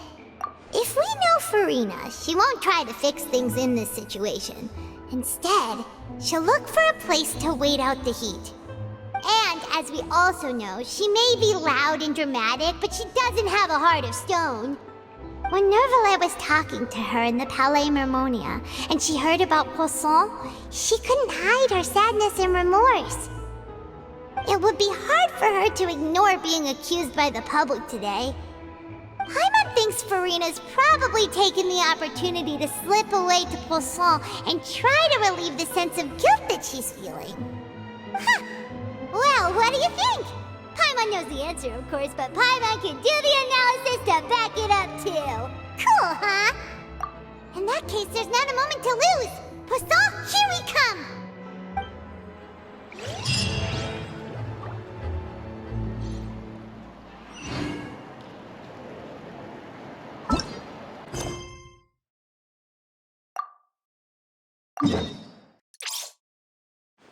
This place looks deserted. Guess all the survivors must have evacuated already. All that's left here are signs of devastation. Could Farina really be here? Let's try to find her as soon as possible.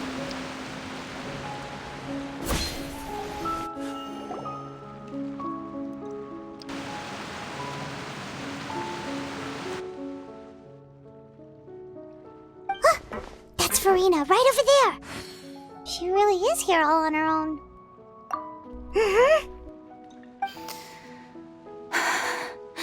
Should I just give up?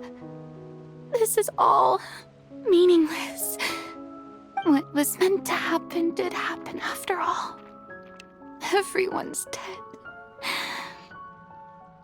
I'm sorry.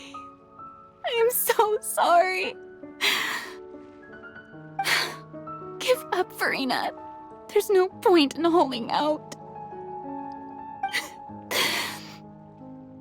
I'm sorry.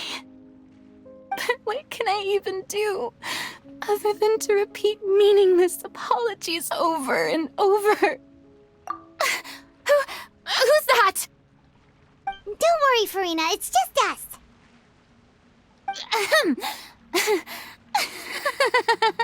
So it is you, blonde traveler from another land. Why, I almost thought you were someone from that mob of my ignorant subjects. Come to kneel and beg for my forgiveness. Farina, you were crying just now, weren't you? The tear stains on your face are obvious. What do you mean, tear stains? I remember. The show at the Opera House earlier this morning was so moving. I'm still trying to process it. Who did that uncivilized rabble think they were, disturbing my enjoyment of the arts? They even dared to tout their Archon. I must teach them a lesson. I can just imagine their twisted and frustrated faces once they realize that I'm nowhere to be found. Oh, and I'm sure Nouvellette and those people from the Maréchaussée Phantom are freaking out right next to them, too.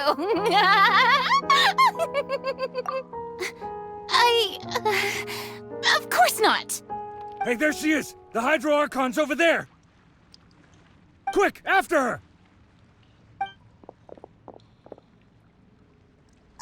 Farina, those people seem to be after you.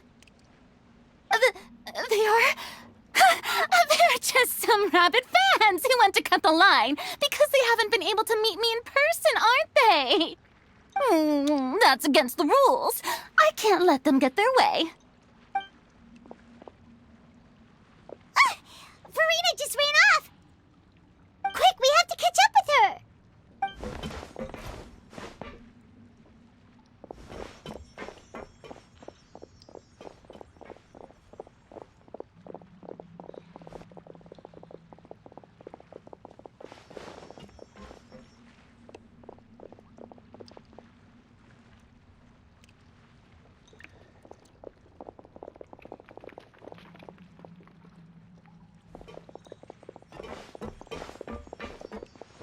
This should be the place, right?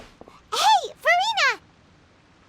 There's a good hiding spot over here. Quick, come to Paimon before the rest of them catch up to you. What is this place? Hurry, they're almost here! Fine. I suppose haste is warranted. Lead the way.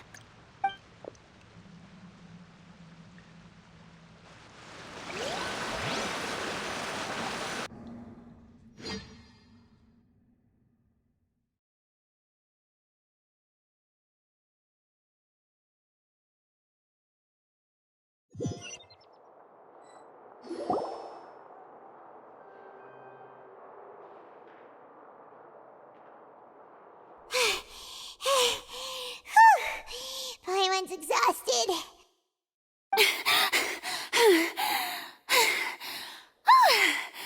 I'm so tired. I totally thought they had caught me. No, I merely gave in to the sheer enthusiasm they displayed. You're right. Yep, that's a good girl.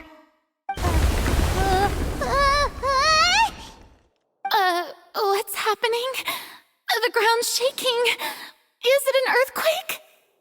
Yeah, a quake of this kind preceded the flooding in Poisson, didn't it? It can't be. It's happening again. Well, there's no need to worry too much about that. Nouvellette's made some emergency plans, so the evacuation should go a lot smoother this time. Yeah, I hope you're right. But the people of Poisson, they've already...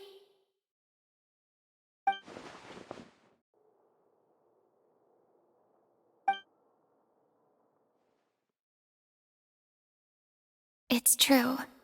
I've been investigating the prophecy for hundreds of years.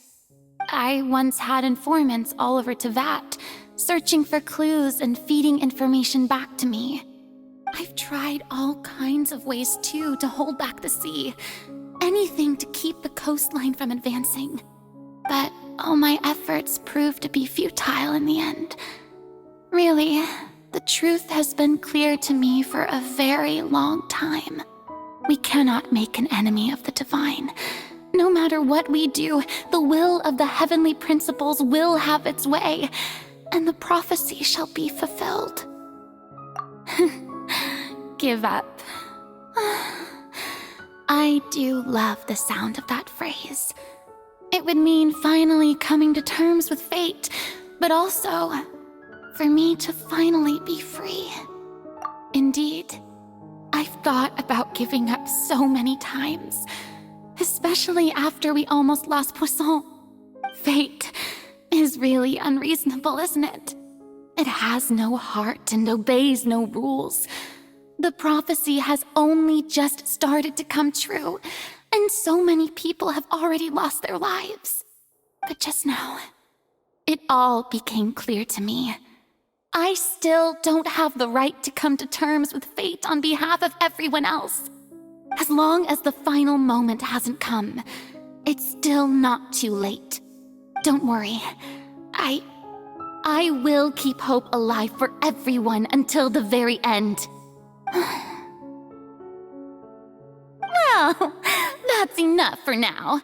I got the impulse to play the stricken maiden, but honestly, considering my rank and station, that wasn't a good fit at all. Don't take any of what I just said seriously.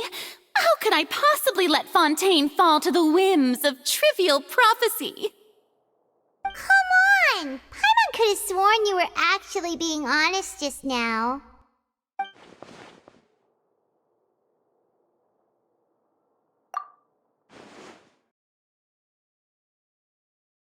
Share my burden.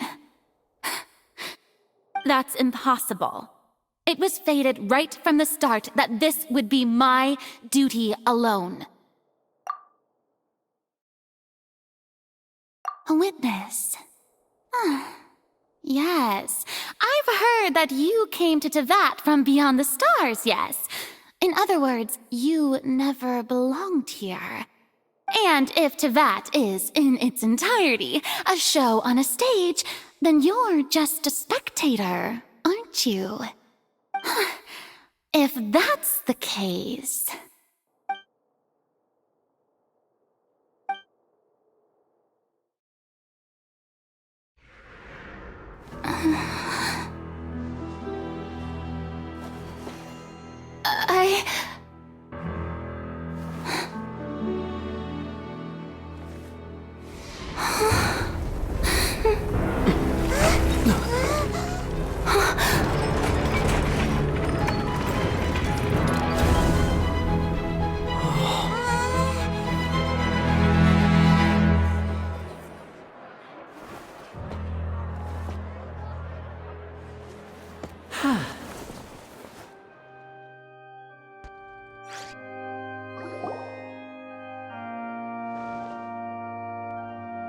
Ladies and gentlemen, this concludes my opening performance.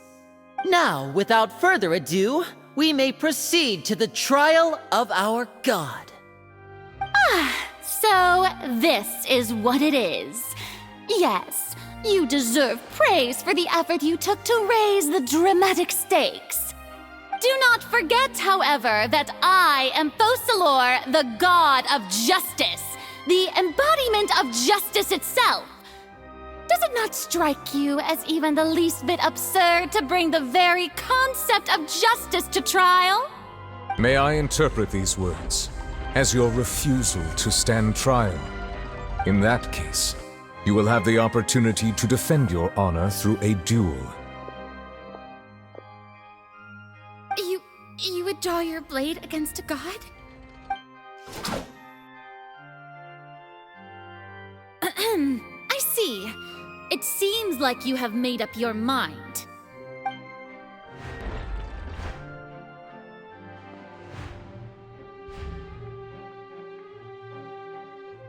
Paimon can't believe it. She just surrendered. What the heck is going on?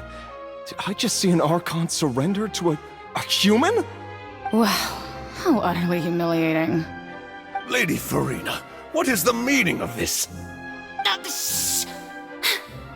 It would seem that there has been a misunderstanding. To be clear, the raising of both hands is not always an indication of surrender. Looking for excuses again, huh? I raised my hands just now to indicate my acceptance of the trial. No duel shall be necessary. I will admit that I've been running away for a long time. I'm sorry, everyone. I was unable to protect the people of Poisson. it is my duty to stand trial for my crimes. You are not the only ones to be disappointed in me. I, too, am exceedingly disappointed in myself. But now, it is time for the Hydro Archon to show you her courage and resolve.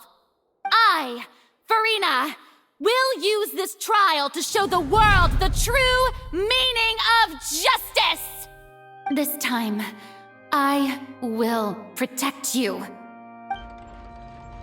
Applaud and rejoice!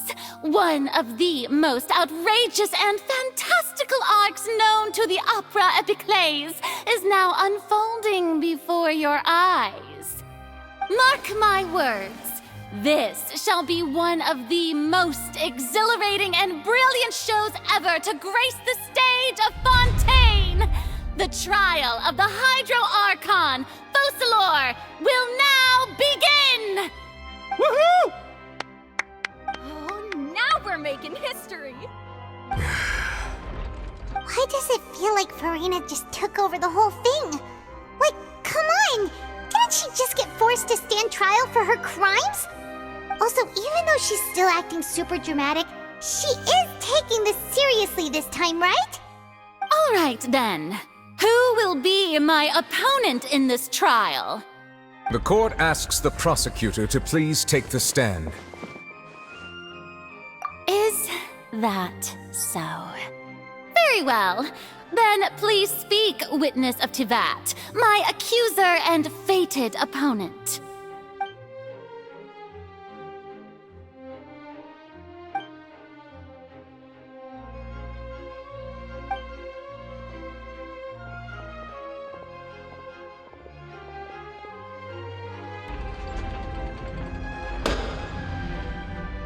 Also, please allow me to ask, as a final question before the trial begins. Just how much work did you do to force me onto this stage? Well, we did do a lot of prep after the meeting that day. I can go over the tasks assigned to the Spina di Rosula, since they were rather straightforward and easy. Navia, the president of the Spina di Rosula. Most of the people who participated in the disturbance this morning were my subordinates. They changed into plain clothes and came to the Opera House as regular audience members, waiting for the perfect opportunity to incite insurrection against you. The people's resentment against their Archon has been building as more and more of the prophecy is fulfilled. A spark was all we needed to turn smoldering anger into a flame. Moreover, according to our understanding and analysis of you, when something like that occurred, you would likely flee the scene and head to Poisson by yourself. So, we arranged for a second group to lie in wait there. So, you mean, the ones who scoured the settlement for me were also from the Spina? And their goal was to force you to step into the giant magic box so you may personally participate in the greatest magic performance in all of Fontainian history. That's right. That house was a magic box, rather than someone's residence. As the super ultimate version of the setup that I used when I first performed at the Opera Epiclese, the volume of the box was increased by a whole order of magnitude, and the distance it traversed was the entire gap between Poisson and Aranias. Its cargo, of course, was an Archon instead of a human. My thanks, Farina. Without your help, we could never have pulled off such an extraordinary performance. You're welcome? Of course, this performance was only made possible with Father's support. The House of the Hearth spent a massive amount of labor in Mora to pull this off. We had to select a location, construct a giant magic box, dig a tunnel, and open up a path through the water. It was a lot of work for all of us. So, in other words, the earthquake that we felt within the giant magic box was just a normal tremor from the transportation of the whole house? That's right. It wasn't a sign of another disaster to come. Then, I can guess Nervilette and Cloran's parts. You gathered a crowd, prepared a stage, and made sure that the champion duelist would be immediately ready for a fight. Also that as soon as I appeared on the stage, the trial may commence without a hitch. Am I right? Yes, that is correct. Well, Clorand, I must commend you for your courage.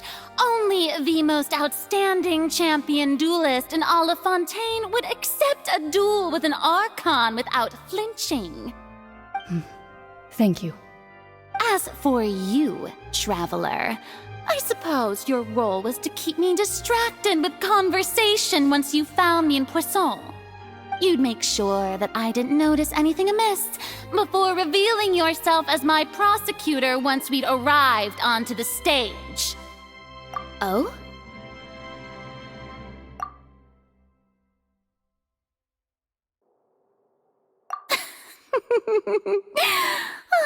Is that so? Then I suppose I must have missed my final chance. It's fine. It matters not. What's done is done. The stage is already set, so there's no reason to disappoint the audience. Let's see this trial through to the very end.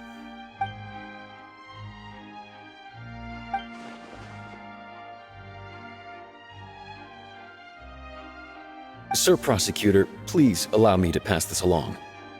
This is a document that Miss Charlotte applied for and received permission to share with you during the trial. According to her, it should speed up the proceedings. Huh? Charlotte wanted to give us something? Oh, so she's here too! Hey, Charlotte! Oh, let Paimon see. Isn't this the exclusive interview that she did with us before? So she's already finished it, huh? Wait, then that means this document is a perfect timeline of everything that's happened ever since we stepped foot in Fontaine! So in other words, we can refer to this anthology of evidence every time we want to use something from our journey as evidence for an argument! Let's quickly confirm the information in it. Just think of it as a refresher, alright? You defeated the Hydro Archon in the very first duel you took part in at the Opera House. That's one for the history books, all right. I didn't think that you'd wind up getting to the bottom of the case I'd been following all this time. I guess you could also see this as a happy coincidence. This is the first time Monsieur Neuvillette had a difference of opinion with the Oratrice. Even the Hydro Archon can't figure it out. A Fatui Harbinger. She's an extraordinary person. Her instinct must mean something. The fortress of Meripede was almost destroyed in a single day.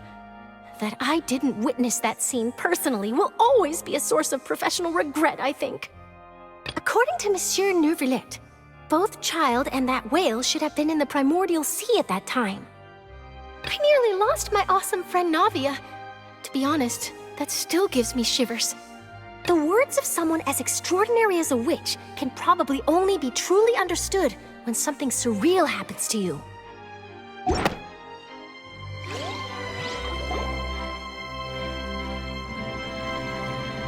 The prosecution and the defense are both in position. The trial shall now begin. Oh, come on, Neuvillette. There's no need to repeat all the unimportant legalese. Just fast forward to the part where the prosecution lays out my offenses.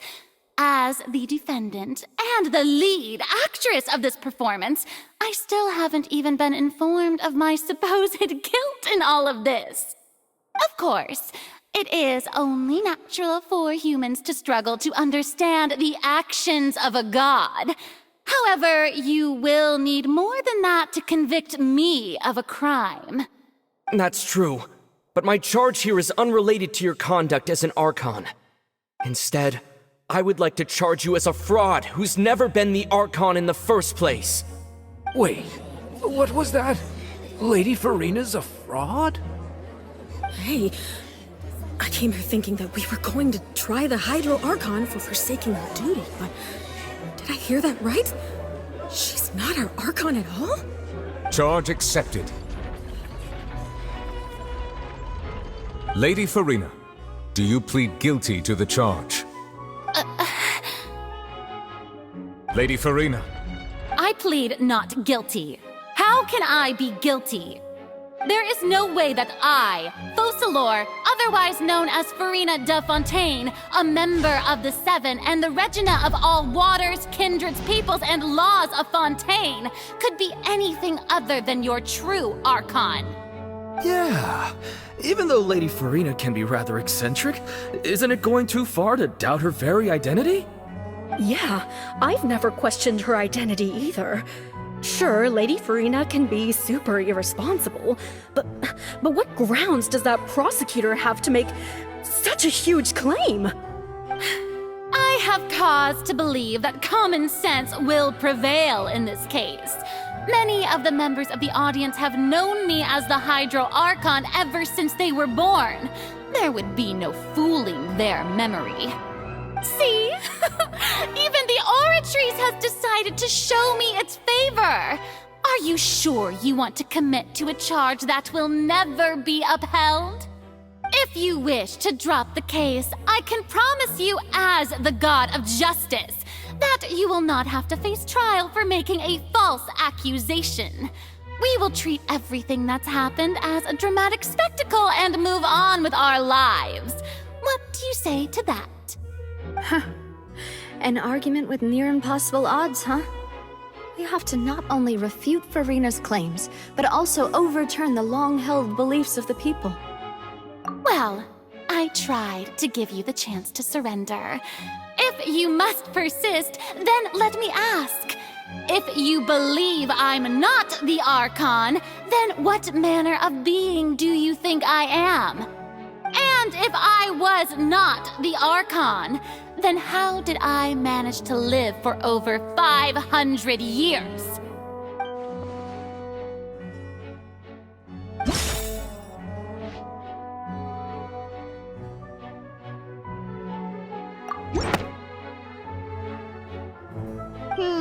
That doesn't sound right.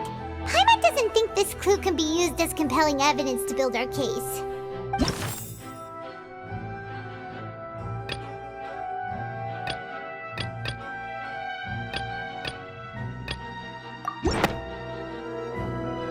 First of all, you may be a member of another long-lived race, which would allow you to naturally possess an extended lifespan.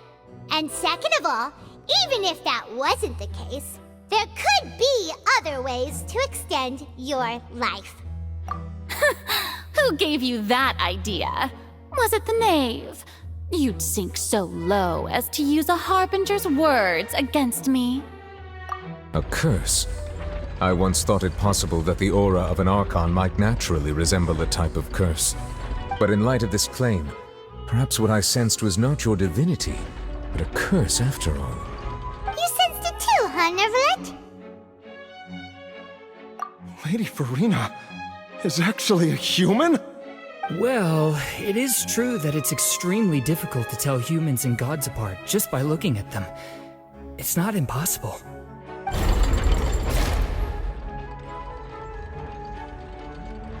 Well, don't start celebrating too early now. Even if I have been carrying a curse like you said, how does that prove that I am merely a human being?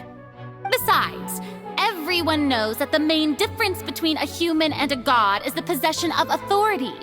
Gods can do what humans cannot. That's why they're worshipped as gods. For centuries, manifestations of my authority have served the nation of Fontaine. One need only to turn their eyes towards the Oratrice Mécanique d'Analyse Cardinal in this very opera house, or consider the endemnitium that is used in every aspect of life.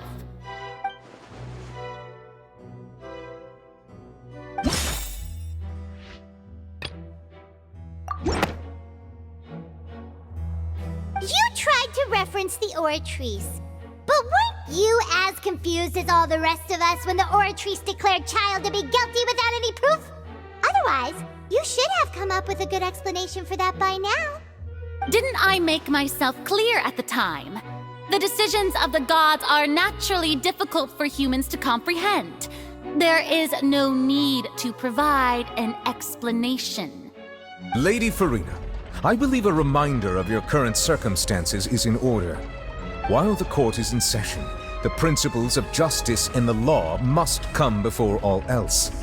While you are an Archon, you are also first and foremost the defendant in this trial. You will prove yourself unable to defend against the prosecution's charges if you continue to withhold vital information against the rules of the court. I never thought you'd use that kind of rhetoric against me. That was no trick of rhetoric, Lady Farina. I've merely reiterated the rules of the court. Rules that all should respect and follow.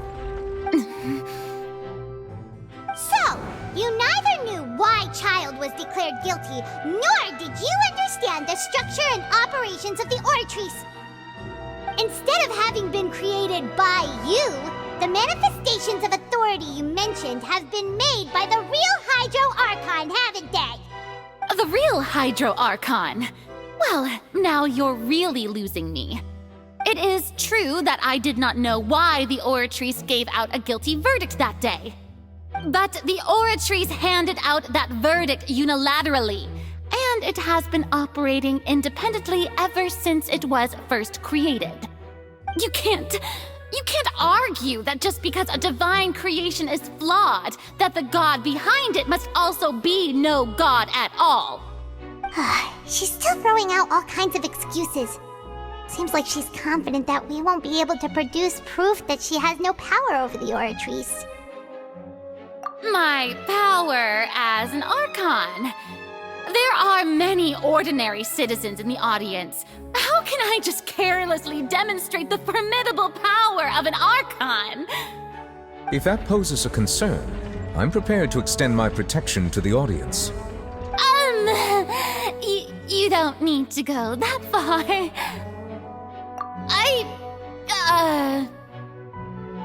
Aren't you the Hydro Archon? Or is it that you can't even wield the power of Hydro, much less the authority of a god? Indemnitium! Yes! It's all because of Indemnitium!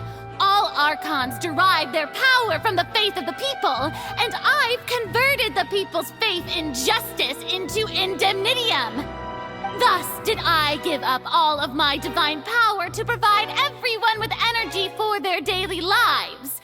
Have you ever seen a more magnanimous god? Isn't that a huge stretch? Yeah, no matter how generous an Archon can be, how could they give up all their power? Can a god with no power even still be called a god? It seems like nobody's buying Farina's excuse. Hey, come now, everyone. Please don't stare at me as if I was a liar. I'm still the same Farina you knew, right? The one that you loved. Shouldn't you want to believe in me? Please? You've got to believe me. If what the prosecutor said is true, she really has committed a grave offense. Did she deceive all of us? And all of our parents and grandparents too? And all of our ancestors? Ever since they were born? Enough! That's enough. Tell me then, if I'm not the real Hydro Archon, then who is? If you have no evidence of another Hydro Archon's existence, nor can you find anyone who can back up their claim to be such, then what grounds have you to say that I'm not actually the real deal? Wow, she came up with yet another argument. How can we refute her now? Seems like she really doesn't want to give up.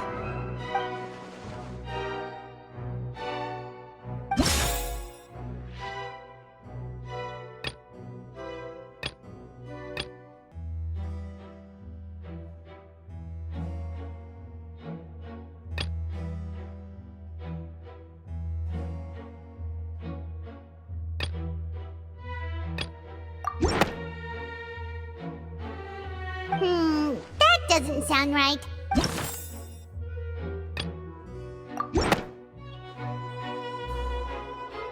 It has been established that all Fontanians can dissolve in water from the primordial sea. And that means... Since you insist on claiming to be a god and not a human, then there's a method that you can use right here and now to eliminate all suspicions of you being the latter. Miss Navia, please apply to serve as a temporary attorney for the prosecution before addressing the court. Though you act in partnership with the prosecutor, you must still adhere to proper procedure. Super sorry, Monsieur Chief Justice. I swear this really will be the last time that I'll speak out of turn. Now, I've brought some seawater from Poisson. As everyone knows, a massive flood struck the area not long ago, taking many lives, including those of some of my closest friends. So, Miss Farina, would you dare to touch some of this seawater? If we are to believe that you are indeed the real Hydro Archon, touching this seawater would have no effect on you. All it should do is strengthen your case. But if you don't dare to touch it, then we would have basically proved the reverse. Oh, and I must remind you that after the disaster at Poisson, nobody wants to see any more people dissolve. I do hope you'll act prudently and choose the simpler path of admitting guilt. Navia from the Spina di Rosula. The Spina has governed Poisson for many years. I guess her suggestion is valid. If Lady Farina is indeed just a human, she's probably Fontanian like all the rest of us. Would she really dare to try?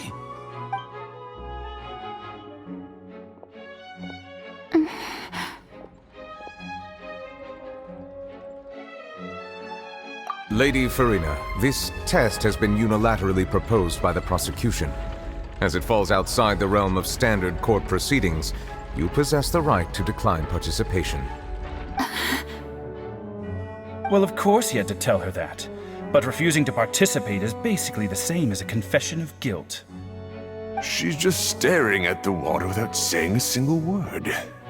It really does seem like she's quite terrified of it. That could only mean... What's going on? Is she really planning to... that's not what we thought she would... Due to the inherent risk of the test, Lady Farina, you may... Hey!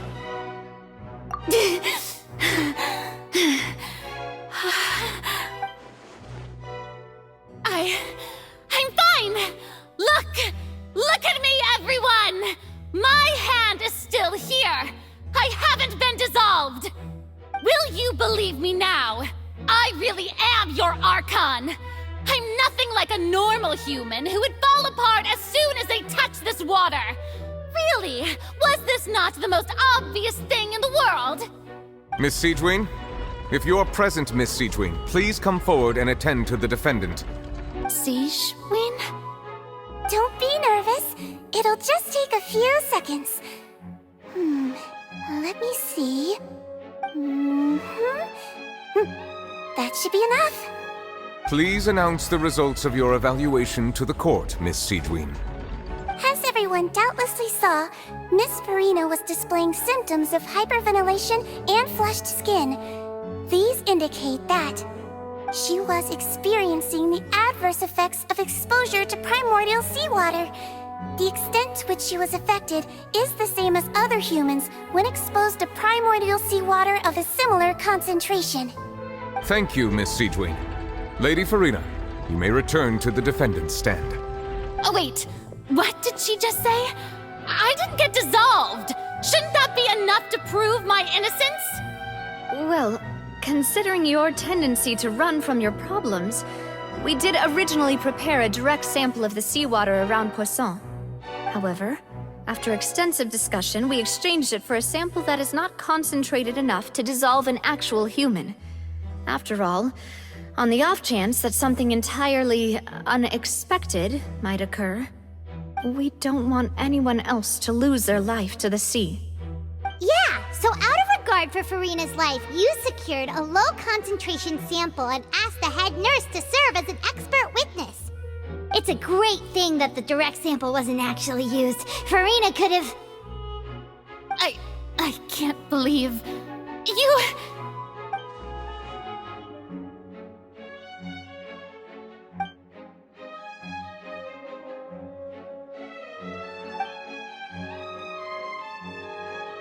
Listen to me, everyone!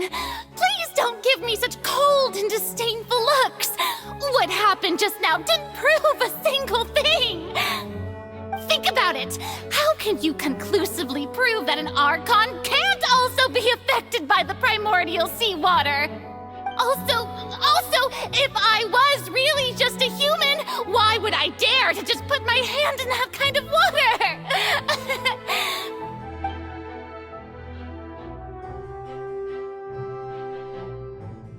Please, everyone, anyone, just listen to me!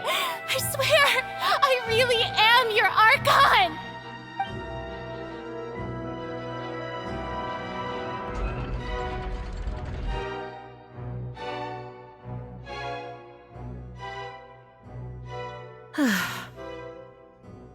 I don't think anything she says at this point will sway anyone. The odds are just too stacked against her now. With all the things that have been said, Paimon doesn't think there's any way left for Furina to win. I believe the time for arguments and presentation of evidence has come to an end. If there are no objections, we will move on to the final judgment.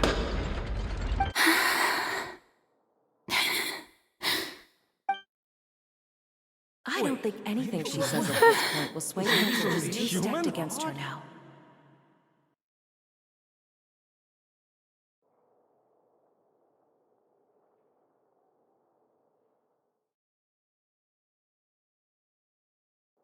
In my capacity as Chief Justice, I shall now render judgment on Furina's misrepresentation of herself as the Archon of Fontaine.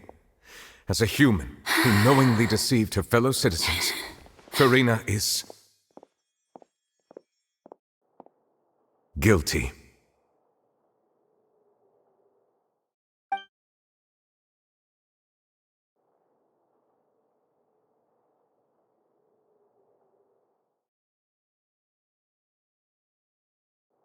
We shall now turn to the Oratrice Mécanique d'Analyse Cardinale to render the final verdict on the charges.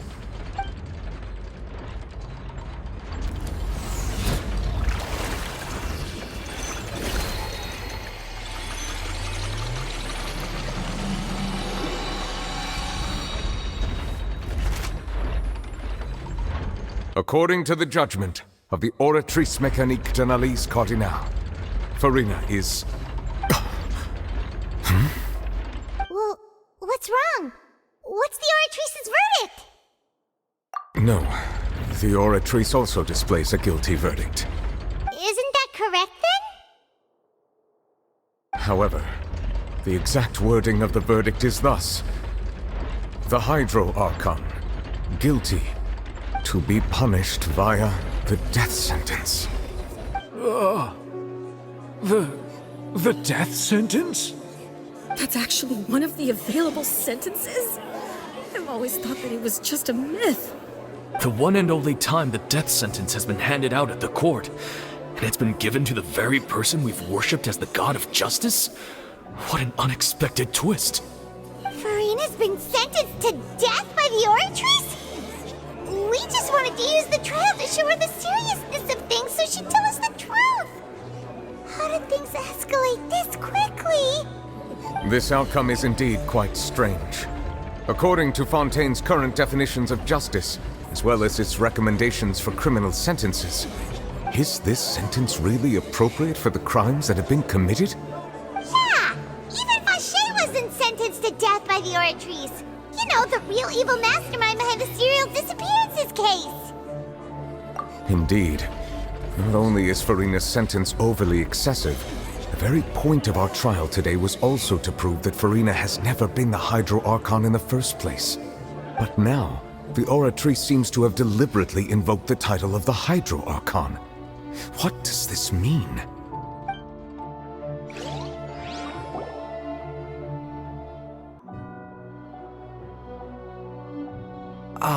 Excuse me, if I may interrupt.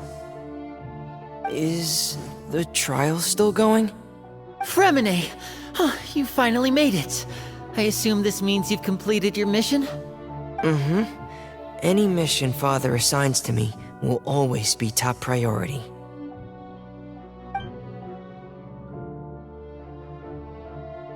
Is that the first prophecy slate? Huh. So the knave privately arranged for Fremine to try and find the missing slate. I looked everywhere and finally found it at the bottom of the sea. It took me a long time to get around some dangerous stretches of water.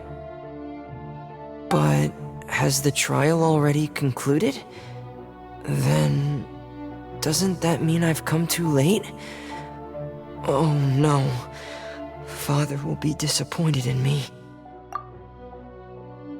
Thank you for your hard work, Mr. Fremine. Please allow me to review the record left on the slate. Traveler, I believe that you have already seen the other existing slates, and would like you to come here and confirm their contents.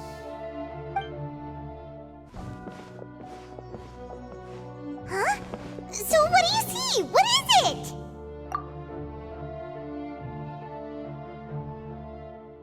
I believe I have now made sense of the Hydro Archon's crime. It has to do with Fontaine's lost history. Huh? Isn't the Hydro Archon just guilty of deceiving her people? Oh, wait, no, that's Farina, and we've already proven that she's not the Hydro Archon. So when you say Hydro Archon, do you mean the real Hydro Archon we've been kinda talking about? In truth, everything that you've encountered in Fontaine up until this point can be traced back to the contents of these stone slates. However, I'm uncertain as to how much sense they currently make to you. Okay, let's try to recall the contents of the other 3 stone slates. Paimon will do her best to help you remember.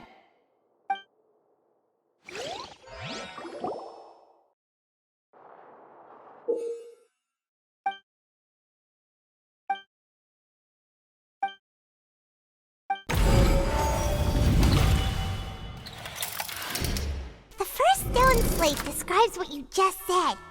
It seems to show the previous Hydro Archon using her divine power, and then the Oceanids turn into humans.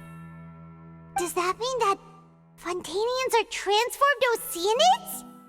Oh, Paimon wasn't expecting that.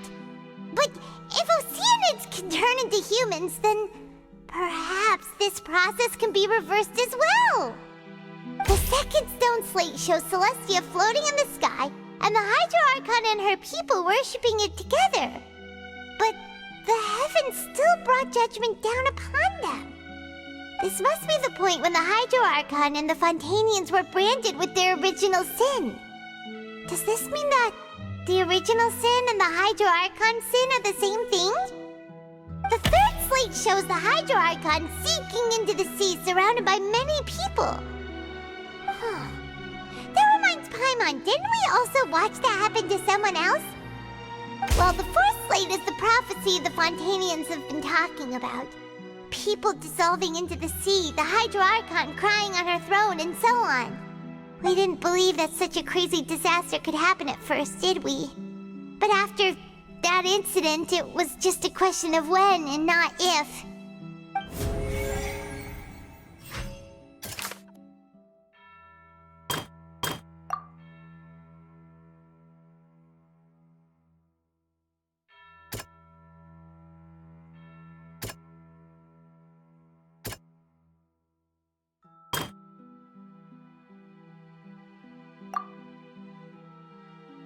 That doesn't sound... That doesn't... Perhaps what is about to take place has all happened before. The true sin of the Hydro Archon that Nervalette mentioned, and the original sin cast down on the people of Fontaine by Celestia, as recorded on the stone slates.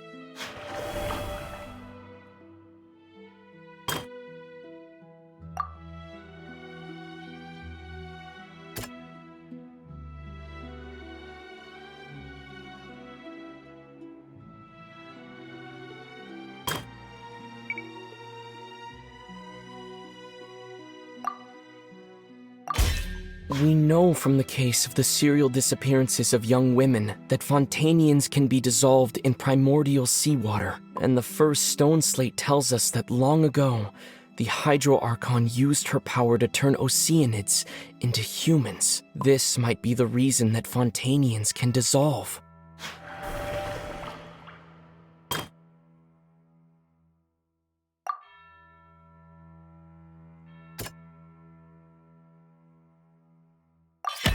It's not as simple as falling into the sea.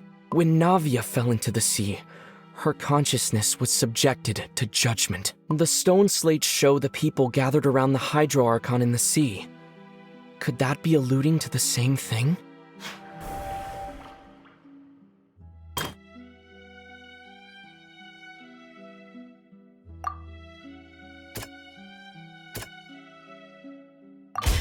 The prophecy from the stone slates found its way into society, but not many people believed it at first. The fortress of Meropide was nearly flooded with primordial seawater, which we know can cause Fontanians to dissolve. It seems increasingly likely that the prophecy may come true. If we hadn't dealt with it in time, things could have gone very badly. They'll dissolve into the primordial sea but won't cease to exist. Their essence will flow in the seawater, converge, and take the form of an oceanid. The Hydro Archon was sentenced to death in court, shocking everyone present. Perhaps this means that her sin was actually Fontaine's original sin. Navia fell into the water inside those ruins, and she nearly dissolved. She was surrounded by the people of Poisson in a court within her consciousness, and was forced to take part in a trial meant to make her stay. The eruption of the primordial sea at the fortress of Meropide was the surest sign that the prophecy was about to come to pass no matter what. The prophecy's contents can all be verified by recent events. If we combine what we know together, loads of truths should come to light.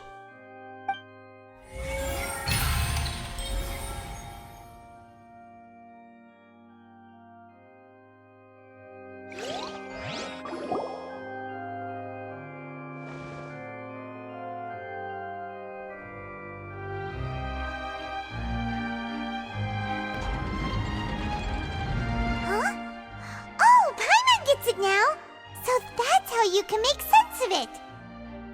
But then it feels like we're going to have to share some truly shocking revelations. Let's hear them. Incredible. Linny, did you hear that? We're not real humans. All Fontanians were originally created by the late previous Hydro Archon, with oceanids as their basis. The evidence for that can be found in how only Fontanians could dissolve in primordial seawater, and how all the girls Vacher dissolved were also turned into oceanids. Oh, and according to Navia, when she was about to get dissolved, she also saw everyone gathered around for a trial, all of them in the shape of oceanids. Indeed. Yeah, and it follows from the content of the first slate that she probably angered Celestia by creating humans without prior permission. That could also explain why the Oratrice judged the Hydro Archon to be guilty. It's to account for that ancient sin. The Hydro Archon's true sin was creating us? And yet, after many hundreds of years, the Hydro Archon's creations have turned around to try to judge the Archon within the Opera Epiclese. The twists of history are often the most unexpected of all. Yeah, isn't the image here just like when Navia fell into the sea? So wouldn't it be trying to show the image of the Hydro Archon also falling into the sea once the prophecy has been fulfilled in the fourth slate? In the end, the people will all be dissolved into the waters, and only the Hydro Archon will remain weeping on her throne. Only then will the sins of the people of Fontaine be washed away. Did Paimon get all that right? You've made some keen deductions. I must say, given how much you still don't know, it is impressive that you've already managed to connect so many pieces of the truth. However, while you were able to decode all the information on the slates, they've also been etched with an additional layer of hidden information using a different power source. When we were at the ruins, I tried to decipher the hidden information recorded in the slates. But since we only had 3 slates at the time, I was unable to come to a full conclusion. Now that the slate collection is complete, I shall make another attempt to decipher the narrative recorded within. If everything goes well, we should finally be informed of the unadulterated truth.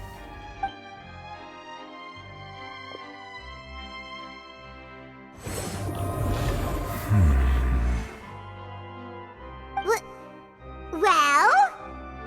Did you get it? I believe I should share this truth not only with you, but with all the people of Fontaine as well. I will try to briefly summarize it for you. Your hypotheses regarding the origin of Fontainians and the sin of the Hydro Archon were both correct. In the Fontaine of old, the previous Hydro Archon sensed the yearning of her Oceanid familiars for life on land.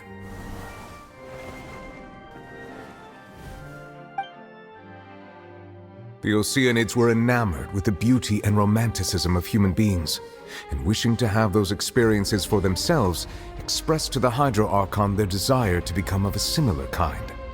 However, even though water as an element is intricately linked with the power of life, the Hydro Archon, as one of the seven, did not possess the authority to create a new form of human life. Not one to give in, she eventually found a way to create permanent humanoid bodies for her familiars by appropriating the power of this planet's primordial sea. She poured primordial seawater into the Oceanid's blood vessels, creating humanoid mimics in the process. But if Fontainians were to ever come into direct contact with water from the primordial sea, the power within their bodies would escape these artificial restraints and return to the sea. As a result, their forms would collapse, and they would be reverted to their original forms as Oceanids. Of course, the Hydro Archon never received permission from the heavenly principles to create a new human race. And thus, the Hydro Archon and all of her creations came to shoulder the original sin of appropriating the power of the primordial sea. That is the true history of how the people of Fontaine first came into being.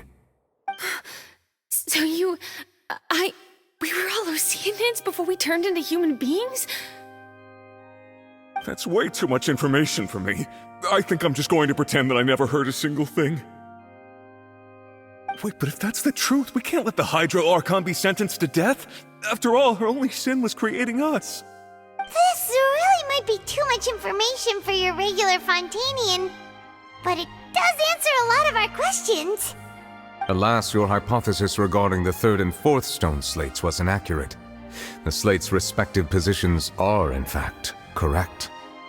A key point of the visual on the third slate is how all the individuals depicted in the water are humans rather than Oceanids. They have not been dissolved, which implies that the water depicted in this slate is not water from the primordial sea. The nation of Fontaine is the nation of Hydro, as well as the nation of trials and justice. Instead of being the literal element, the water in the scene symbolizes judgment and justice. You may also recall Navia's experience. When she fell into the sea, her consciousness was surrounded by that of many others who intended to hold a trial to determine her fate. Therefore, the meaning of the third slate is that the people of Fontaine shall try the Hydro Archon at the court of justice. Yes, it refers to our present situation. I think I'm following now.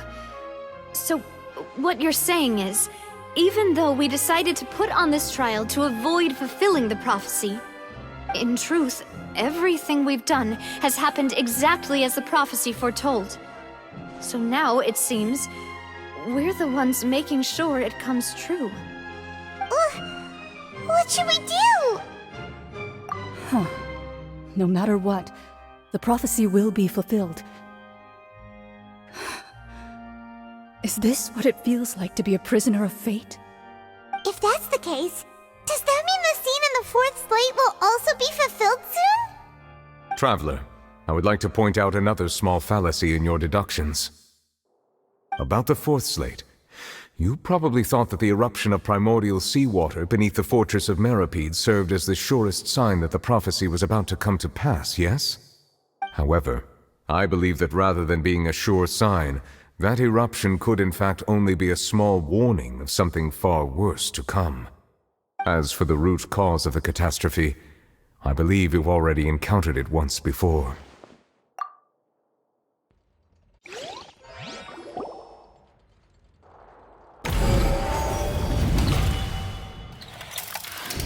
This eruption was just a small warning of the things to come. We must find the root cause of the disaster.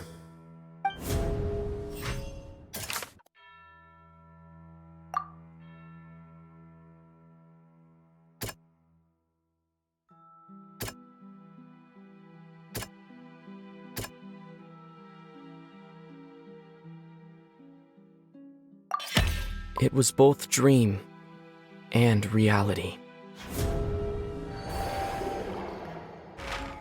If we're talking about a true culprit, that could only be that thing inside the primordial sea, right? The truth, the original sin, the trial, and the root cause of the disaster.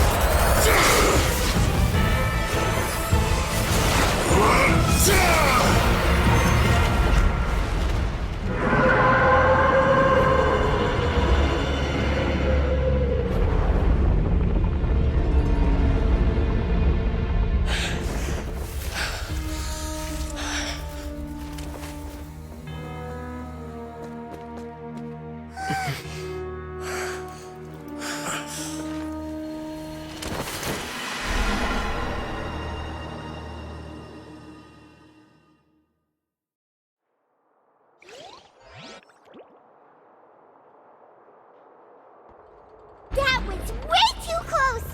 How did that thing just burst into the Opera House? Wait, was that the huge whale you saw in your dream? So we've met it at last. I understand very well why it has chosen to make an appearance here. That whale does not belong to Teyvat. It is a monster that has traversed the stars, weeping all the while. It has been greedily consuming the energy from the planet's primordial sea, using it to grow. That is the main cause for the rising sea levels. And once it has finished consuming all of the energy contained within the sea, its next step will be... You said that when the Hydro Archon first created Fontanians out of Oceanids, she filled their blood vessels with primordial seawater. Precisely.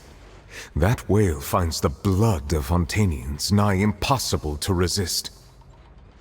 Therefore, when it left the primordial sea, it decided to make its next stop a packed opera house full of food. Food in the form of Fontanians. We just barely managed to push it back, right? In that case, won't it come back to target the people again once it's managed to recover its strength? That is correct. Indeed, it is more accurate to say that we should thank that Harbinger for buying us some time. Without him, the whale would have likely come onto land far sooner. From the way he looked, he must have been fighting the creature for quite a long time. That battle maniac. We've always known that he had a special connection with that whale, but we definitely didn't expect it to help us out like this. Anyway, now that we know that this whale is the actual cause of the disaster recorded in the prophecy, all we need to do to stop the prophecy would be to find a way to beat it up, right? It is too late. It had already absorbed too much of the primordial sea's energy before we could notice it. At this point, it has become practically integrated with the sea itself. Even if the entirety of Tevat were to be destroyed, it could still survive and swim off towards some other world. That's not something I will accept. We've already done everything we can, and we even found the true culprit. We've come so far. You can't just tell me that the last hurdle is some impossible foe. That's just not fair. Indeed, that's not how a grand performance should end. I'll fight it to the end, no matter what. So the prophecy will be fulfilled no matter what, huh?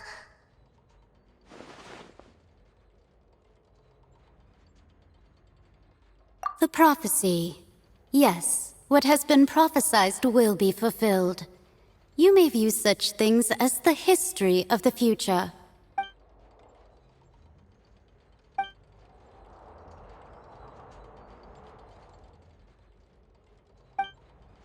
Just as prophecies are usually only the future as seen from the perspectives of the gods, could things be happening in hidden corners where the gods' gaze does not fall? Ultimately, fate shall serve as your only guide, no matter what will happen in Tevat's future. All you need to do is to play your part.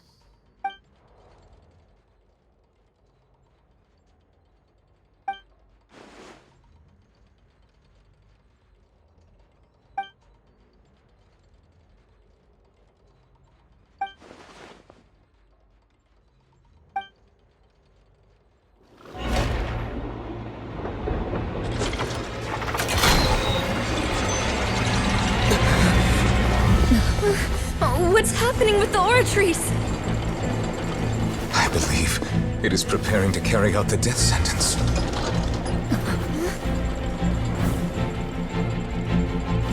Furina!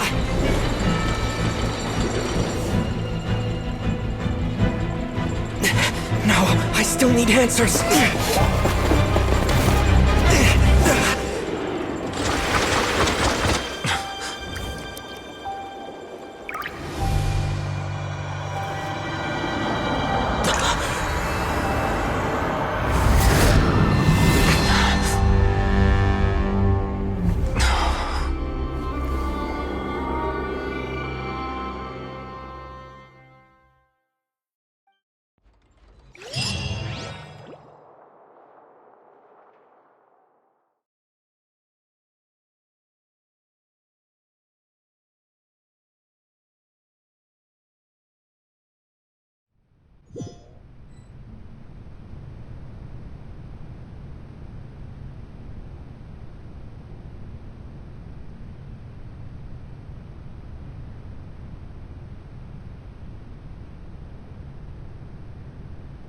You...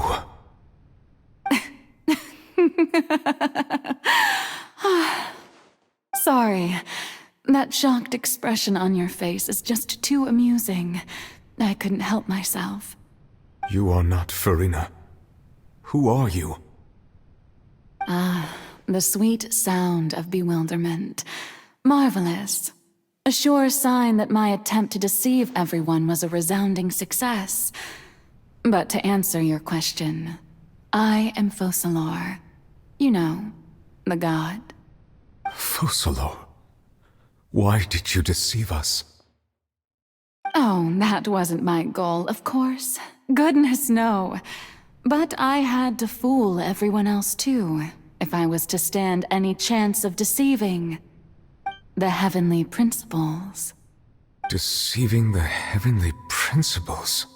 It's all because of that pernicious prophecy. Dreadful, wasn't it? Everyone doomed to dissolve. Fontaine condemned to be flooded. One was not amused. In fact, one was positively bemused when that problem was thrust upon me by my dearest predecessor. That's the former Hydro Archon Egeria, for the uninitiated. It hardly gets more disastrous than a preordained national catastrophe, now does it? She knew full well that the prophecy would surely come to pass. And as one of the seven, she also knew full well that one defies the heavenly principles at one's peril. So yes, as you have no doubt surmised, it was a rather impossible situation that I found myself in. I spent a terribly long time mulling it over, alone on the ocean floor. And I was almost growing barnacles by the time I finally realized there was only one possible solution to this confounding conundrum. I had to outwit the heavenly principles, allow the prophecy to be fulfilled, ostensibly at least, while saving everyone at the same time. I'm a genius, I know. I can only assume that's why Egeria chose me as her successor. Although, looking back now, it was hardly the inheritance one dreams of.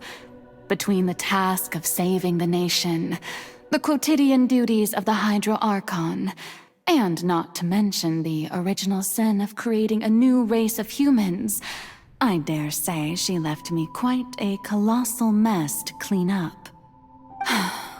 But one can only play the hand one is dealt. I did not choose this, any more than I chose to be one of her Oceanid familiars. So you were also once one of the Oceanids, transformed into a human by Egeria's hand? Yes, I was. I always dreamed of becoming human. And I still do, even now. In my eyes, to be human is to be part of the greatest opera ever known. After becoming a god, I separated my divinity from my body and spirit, leaving behind only a self that was as naive and bewildered as my past self on her first day as a human being. The me you see before you now is that divinity, and the human counterpart I left behind, I named Furina. She could feel joy, sorrow, and everything in between. She could be as vain and conceited, or as meek and vulnerable as she wished. Her strengths were of a kind only a human could possess, as were her shortcomings. But in my eyes, Furina's humanity was what made her perfect. She was perfectly human in every way. The person I always wanted to be. Anyway, so then I cursed her. All part of the plan, of course. The plan to deceive the heavenly principles. Do you still remember the final scene of the prophecy? The Hydra Archon alone, weeping on her throne. In order that the prophecy might appear fulfilled, I invited Furina to be an actress, to play the part of the Hydro Archon in the prophecy. Under the curse I placed on her, so long as I, Focalor's divinity, continued to exist, she could not die. But nor was she free to live her life in the pursuit of happiness. Instead, she was forced to take the stage in the opera house, to embrace the role of leading lady, to forever play the part of the god from the prophecy, all to create a deceitful appearance of that prophecy coming to pass. I suppose now you probably understand why your court is called the Opera Epiclese. But Furina is only human, isn't she? Even though she has had a long life, her mind is no stronger than that of any other ordinary human being. I cannot begin to fathom what she has had to endure. It must have been torture for her. It has indeed. And although she is, in a sense, me in human form, I most definitely owe her an apology for it. It's been 500 years, and all along, she's been playing her part in the most unimaginably long, unbearably lonely, and agonizingly painful opera of all time.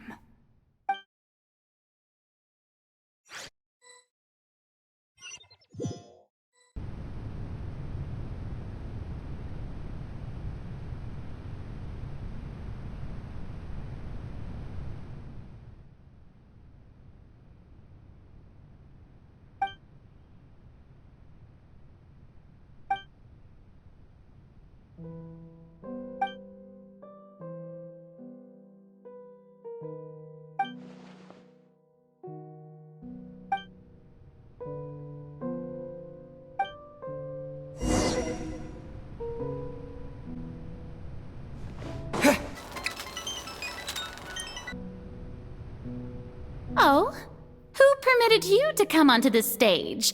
Now, I understand your admiration for my august self, but I must ask you to keep to the rules. All right. It is not my intent to reprimand you. There is no need to state your name. Just be off with you. Do not distract me from my performance. Oh, do not jest. Can you not feel it?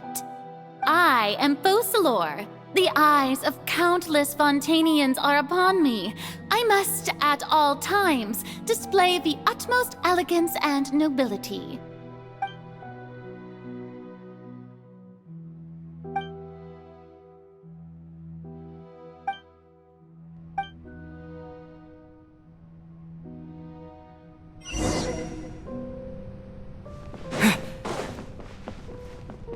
Dear audience, the performance is experiencing a technical difficulty, but worry not. The guards shall resolve it soon.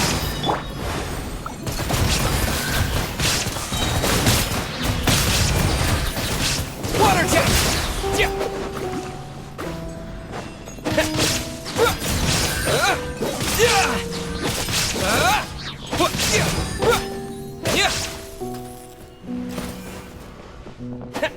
Hey, what gives? The audience is still watching me, you know. Guards? Wait, where are the guards? Guards!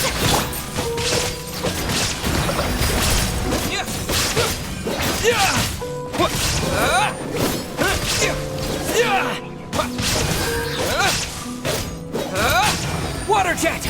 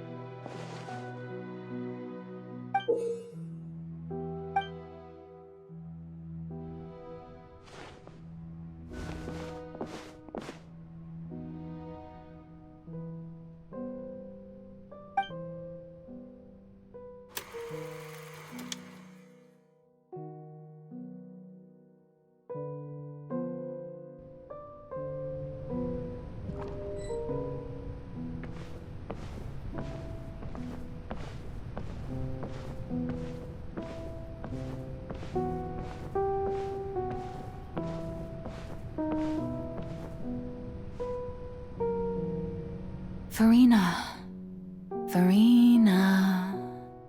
Huh? Who's that? Who's calling me?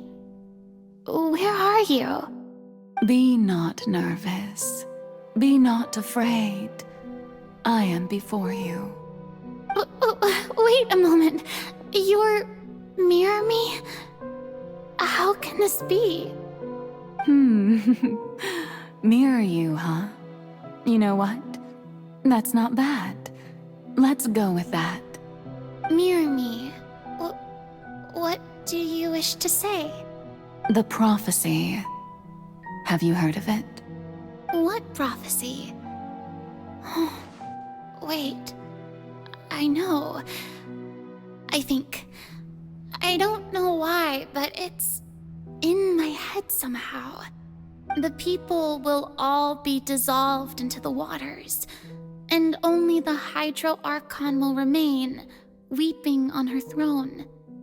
Only then will the sins of the people of Fontaine be washed away. Oh, very good. You know it well. What's going on? I can't seem to remember anything clearly. The only thing I know for sure is this prophecy. Will it really come to pass? Yes, it will. And that is why I've come to you. Disaster will come to Fontaine sooner or later. Things will develop just as the prophecy declared. There is no escaping it. But doesn't that mean everyone will die? I'm a Fontanian just like them. Will I dissolve too? Oh, Don't worry. Magical meetings exist in this world precisely to give people a chance to turn things around. It is the reason why you met me today. I will tell you how to save everyone, but you may have to suffer somewhat. Oh, so there's still hope after all. Goodness, you frightened me. You spoke so much and with so much certainty. As for the suffering, well, I will admit that the first thing that came to mind was, why do I have to be the one to suffer? But if the prophecy will come true, I'll also die anyway, right? So if I've already met you as my magical meeting in this world, if there were scales, with all the people of Fontaine on one side and my pain on the other, is it not obvious where the scales should tilt? You truly are the perfect human, my ideal. I suppose this would also be the justice that belongs to you. Huh? Don't worry, it's nothing. Listen well. Fontaine has just lost its Hydro Archon. I need you to play a role, that of the new Archon. Play as a god? That's right. You must begin a never-ending masquerade. You must never let anyone suspect your identity. If you can keep it up, then I shall have my way of defying this prophecy. But should your identity be revealed, then all hope will be lost. But how will I do this? A human assuming the role of a god without being exposed? Don't worry. What you must do is not to turn yourself into a real god.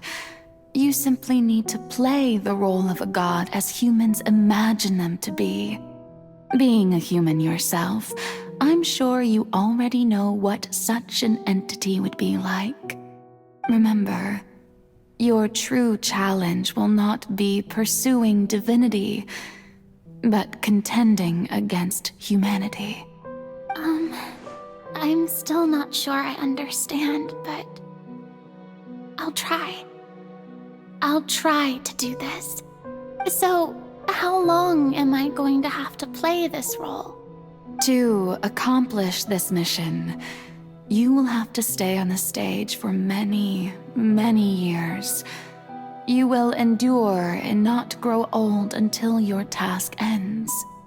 But I promise you, all will eventually end in a magnificent and dramatic trial, and everyone will be saved.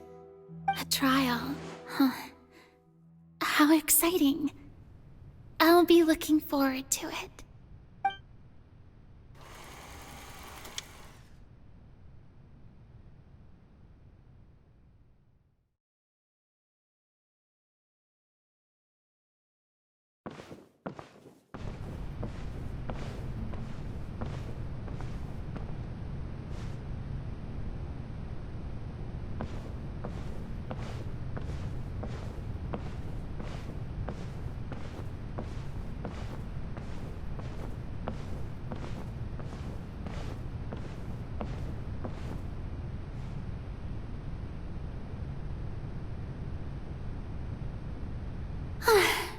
The Maison Cardinalise has announced my accession, but this is my first time facing the people. What should I say to most appear like a god? To be honest, I still don't know. Perhaps I should first try to act natural. Ladies and gentlemen, good evening, and welcome to the Opera Epiclese. I'm sure you've all heard about how I have taken on the role of Hydro Archon. Indeed, I am Verena de Fontaine, your new Archon. In truth, I know little about becoming a nation's new god, but it will be my honor to guide you all. As the god Focalor, the god of justice, I shall do all within my power to lead you into an age of fairness and justice. Once again, thank you all for coming. If you should have any questions or suggestions, please send them to the Maison Cardinalise. The future of Fontaine will require us to work together, after all. This should do it. I thought I might stammer, but thankfully, I was able to convey my thoughts just fine. Okay, and next. That's the new Hydro Archon. Is this some kind of joke by the Maison? I would have thought that a being that surpasses humanity would be a bit more assertive. Hey, did you hear that? She even told us to send her suggestions there at the end. Shouldn't gods be all-powerful? She's being so modest. What's the difference between her and an ordinary person, then? If you ask me, perhaps the succession didn't actually happen. She might just be a Maison-back puppet. Wait, what's going on? Why is everyone suspecting me of being a fake? Oh, this is bad. If I get exposed here, there'll be no saving the people from the prophecy. Right. Mirmi said that I just need to play the role of a god as humans imagine them to be. Calm down, Furina. Think. What do the people want? How would they imagine a god to speak and act? Assertive, with a strong sense of presence. One who can dispel all doubt. That is the character I'm fated to play.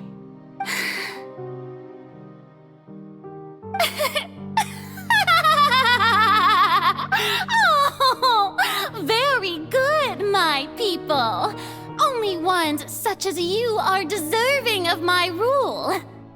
Now, I was wondering if some weak puppet were to one day come onto the stage and claim ownership of this opera house, would the children of Fontaine follow them?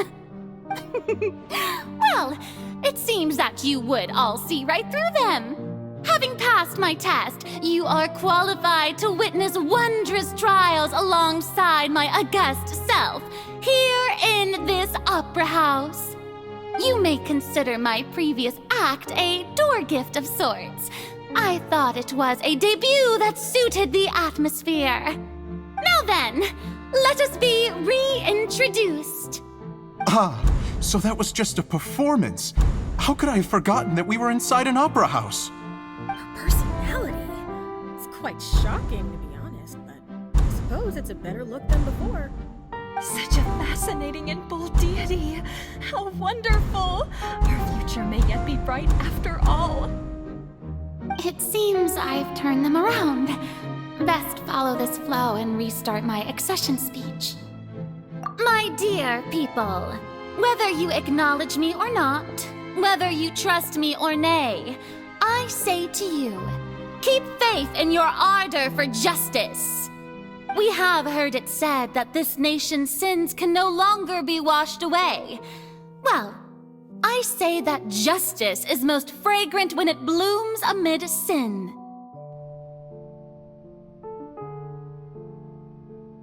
No, this won't work. They'll suspect me again. I must play the role that they want me to play.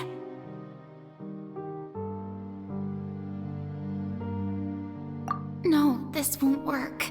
They'll suspect me again. I must play the role that they want me to play. The scales of justice should not weigh heavy in the hands of its god. On one side, it must carry fairness and justice. And on the other, praise and applause. May law be the prayer on our lips. May judgment be our worship. Let us light the fires and drink to the future of Fontaine! There is no trouble in this world that justice cannot solve. All that is needed is for you, my people, to believe in it heart and soul. So long as I, the Archon Focalor, stand within the Opera Epiclese, so long as I stand before the Oratrice, I shall even judge the gods of this world!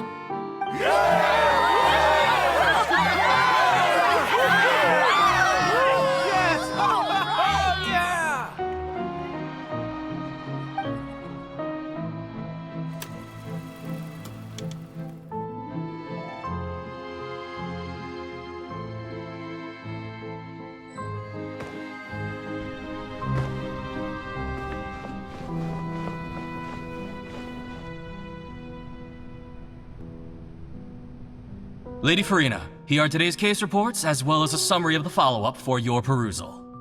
Come now, was I not just at the Opera House in person? Leave these kinds of things to Neuvillette. Besides, none of these trials were the one that I'm looking forward to the most.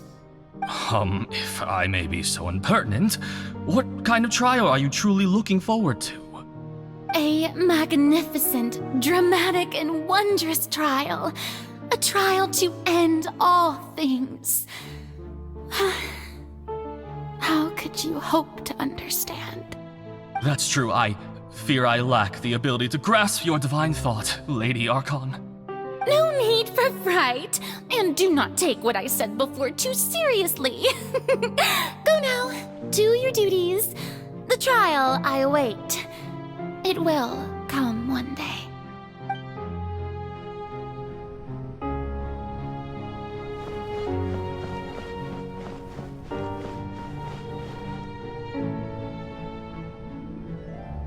Lady Farina, I don't know what to say. Thank you for agreeing to see me. No need to thank me. Or rather, thank your own sense of perseverance instead. Long have you stood in line to meet me, have you not? Oh, I'm afraid that's just an inevitable consequence of my divine charm. All right, Deoteria, is it? How is your son's illness? You remembered me, and you knew of my family, too. He is doing much better now.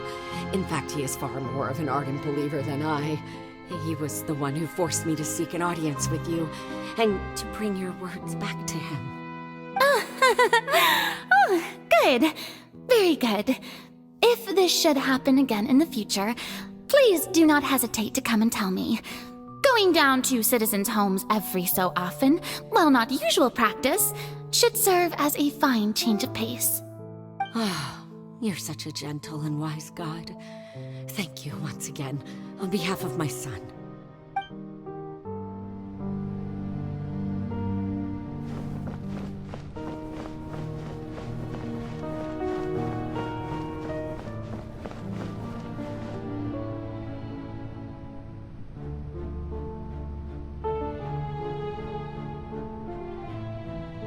Lady Farina, here are the latest hydrological reports.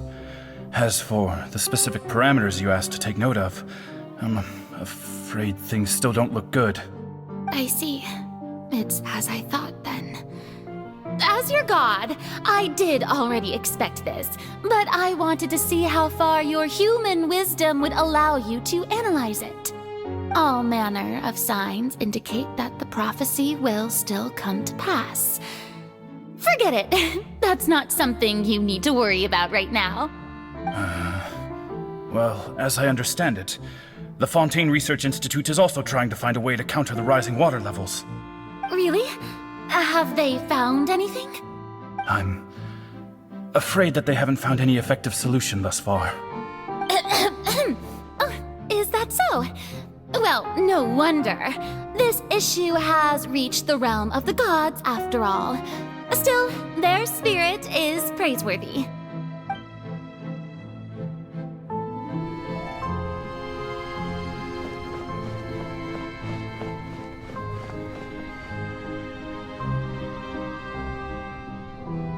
The day is finally over. I haven't had a moment to breathe this whole time. But it's good to see that everything's getting on track. There are no longer any voices of suspicion. Maybe this is fine. I just need to keep going, and everyone will be saved. Alright, Furina, don't think too hard about this. You need rest. Tomorrow's a new day.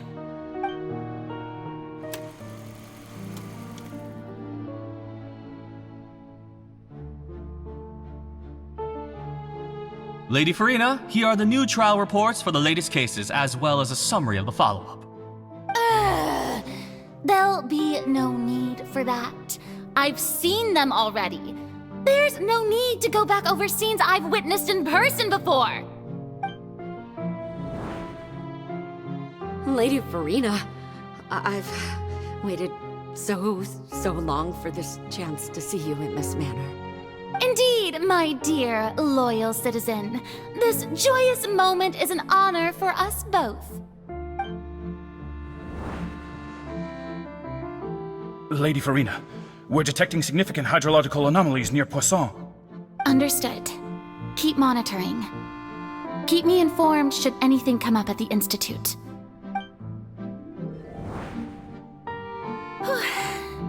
I don't think I let anything slip today. I must show the people that there is nothing to worry about. I just don't know when these days will end. I feel utterly exhausted. Best to rest early today, too.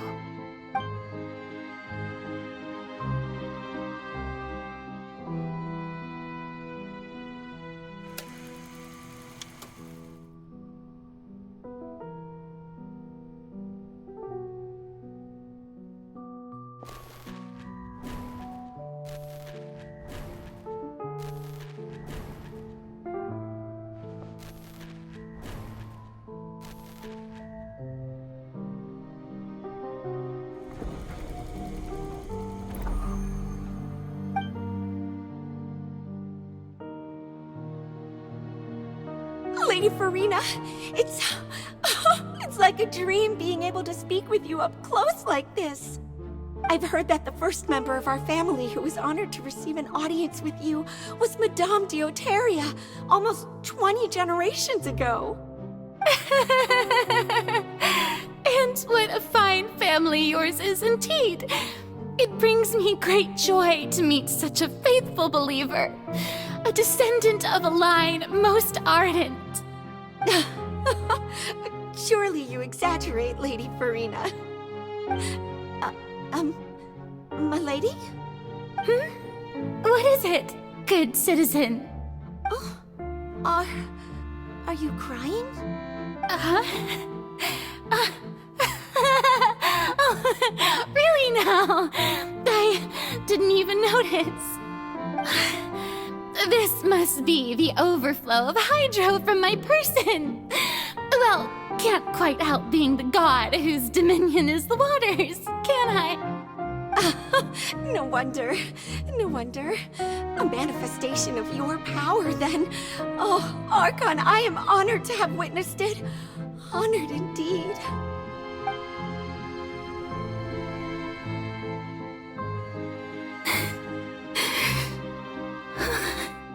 So interminable. So lonely. Just how much longer? Hundreds of years must have passed by now. Perhaps the show must go on for hundreds more. I never imagined that it would hurt so much.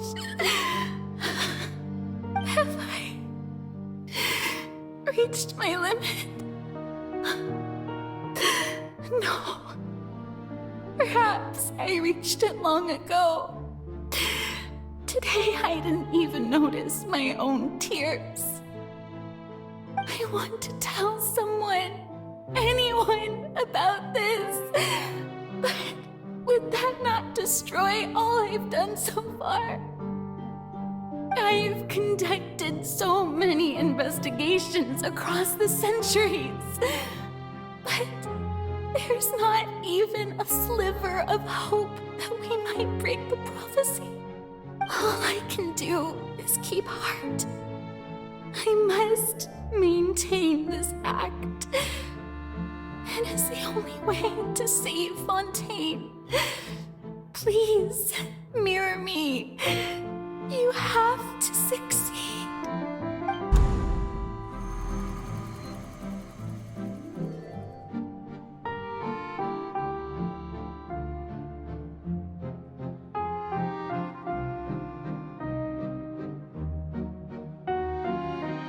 Furina, you don't have to shoulder this burden alone. Although I don't know what you might be keeping from everyone. Your people are more than willing to share your burden with you.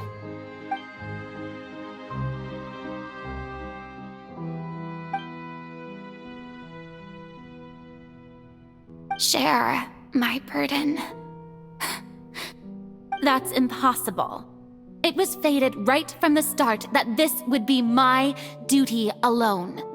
But even if your burden doesn't need to be shared, you can still choose to confide in someone. Just share it with me. I'm what you'd call a witness. A witness? Yes. I've heard that you came to Tevat from beyond the stars, yes. In other words, you never belonged here. And if Tevat is, in its entirety, a show on a stage, then you're just a spectator, aren't you? If that's the case... He's right. I could confide in him, couldn't I? But if things don't play out as expected, the people of Fontaine will be the ones to pay the price. No, Furina. You shouldn't be selfish. But what if it's really alright? Furina, you've worked so hard for so long. Surely it would be okay to put yourself first for once. Just this once. Is it such an outrageous thing to do anyway? To find someone in whom you can confide your frustrations and sorrows? Surely it could not hurt. If you let this opportunity slip through your fingers, it might never come by again. Think about it long and hard.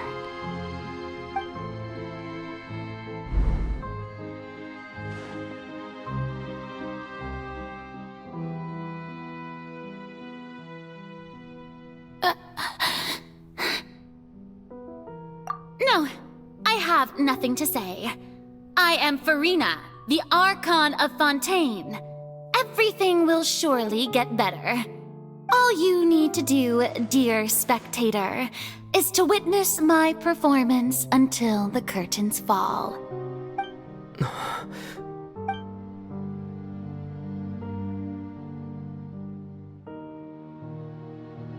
Fine.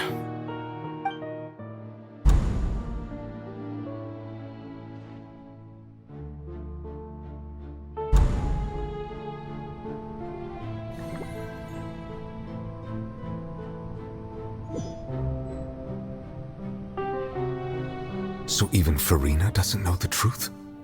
You've never once let her in on the full plan? Yes, it had to be done.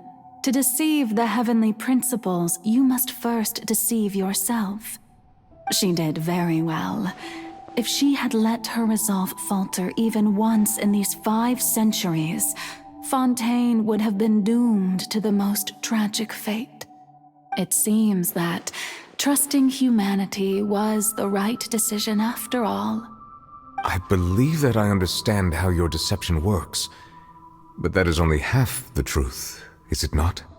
How would you build on this foundation to save the people of Fontaine? That is the most important thing.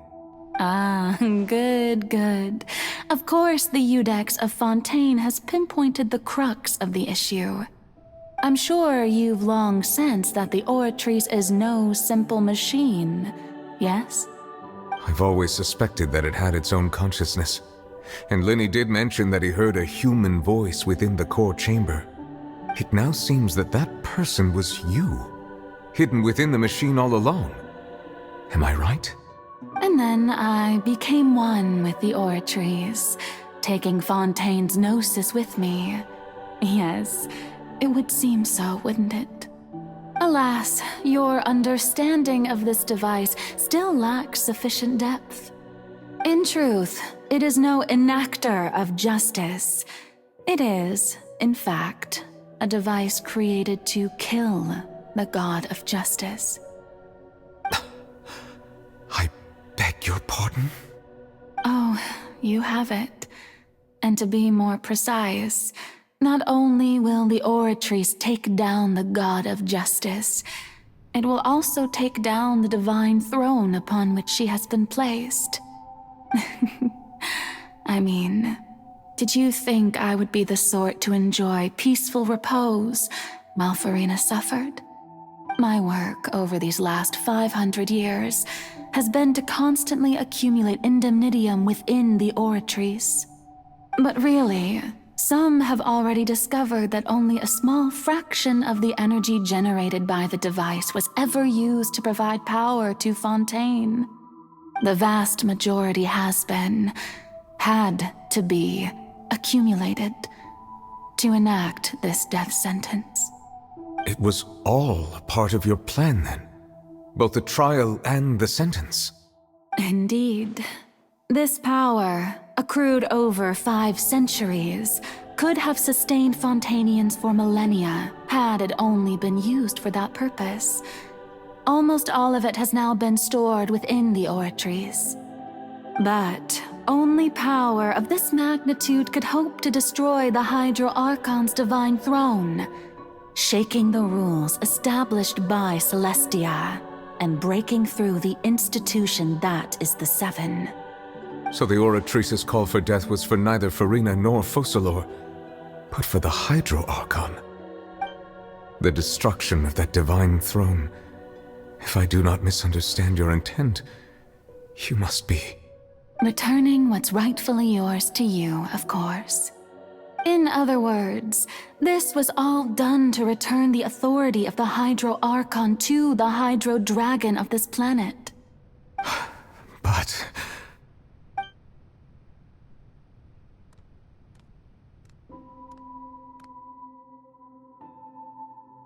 Oh, what? Getting sad again, are we? The authority of the ancient dragons shall soon be yours once more, O Hydro Dragon Sovereign. And this is the face you make. all you've done throughout the years is just so you can sacrifice yourself at the very end. I've never quite seen it that way, you know. Even now, I'm quite pleased at how well my deception worked.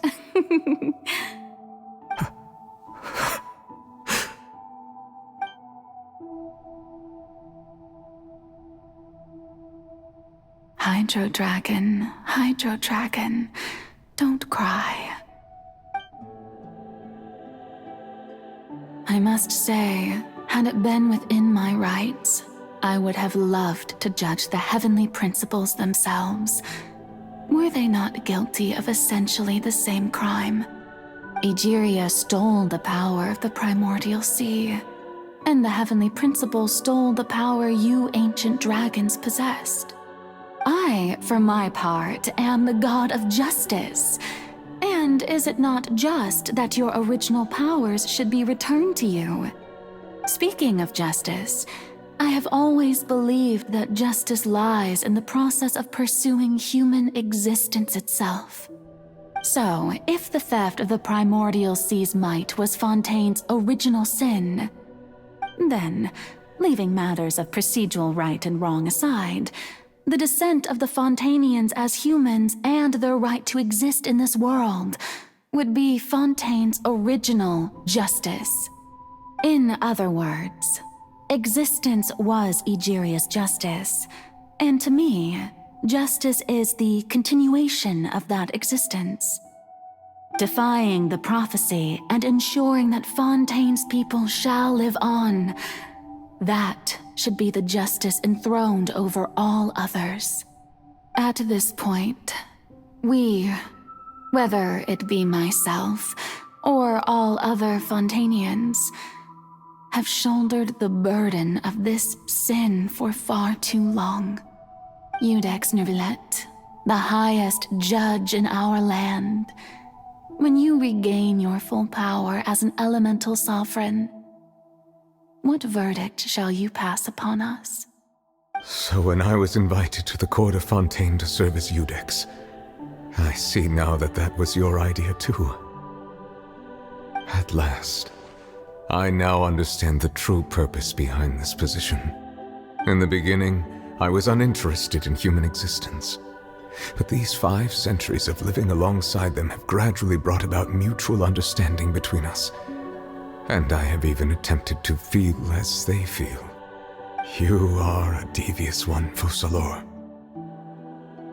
Things being as they are, surely you know that I could never declare them to be guilty.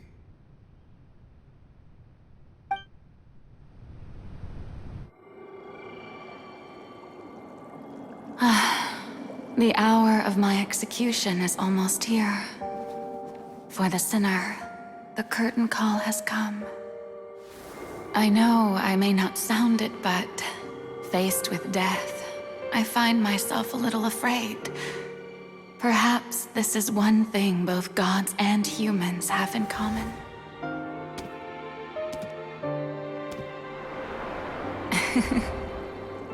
Farewell, Neuvillette.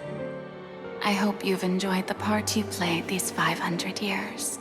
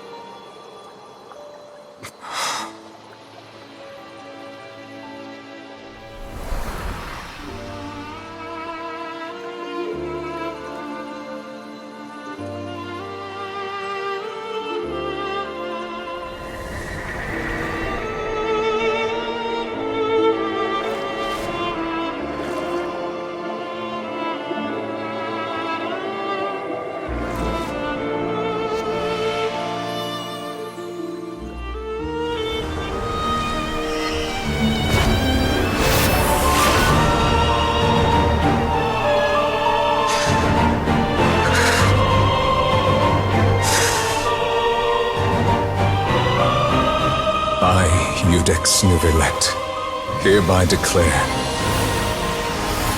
people of Fontaine, your sins are forgiven.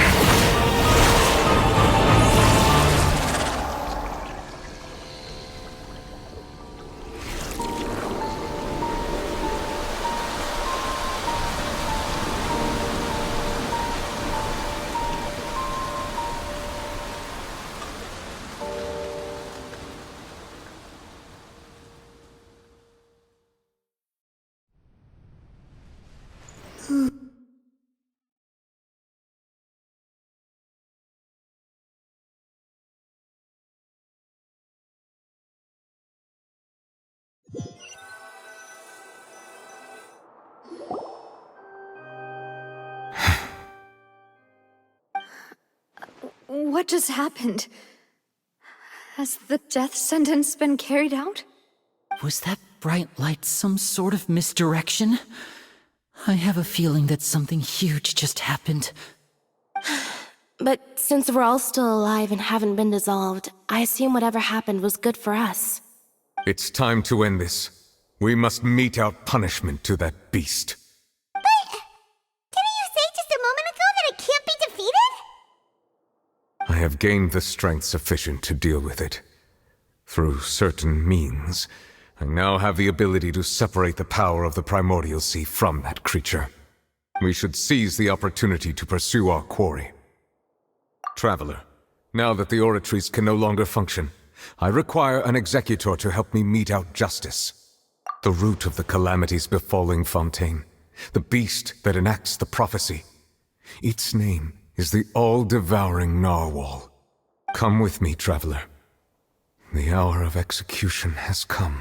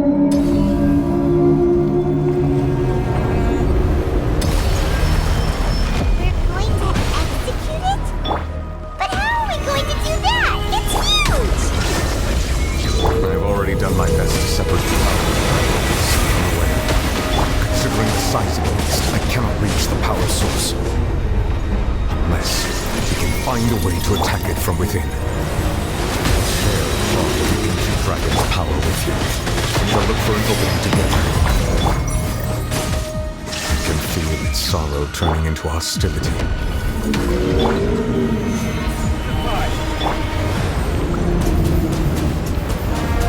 Water jet!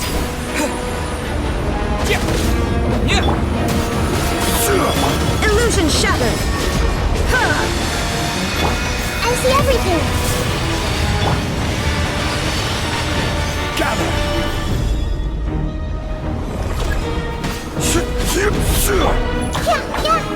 The all-devouring narwhal cannot resist its instinct to devour. Continue to trigger its hostility. Chance will present itself.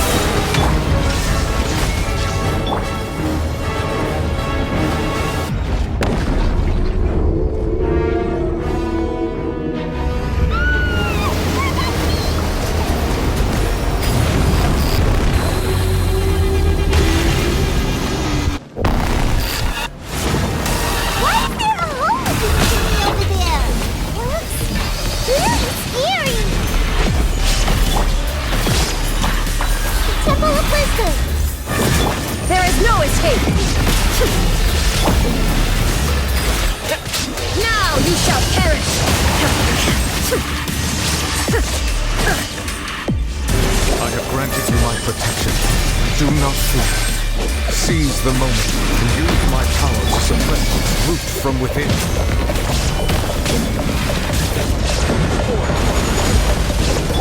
Commit it to memory. Share my knowledge.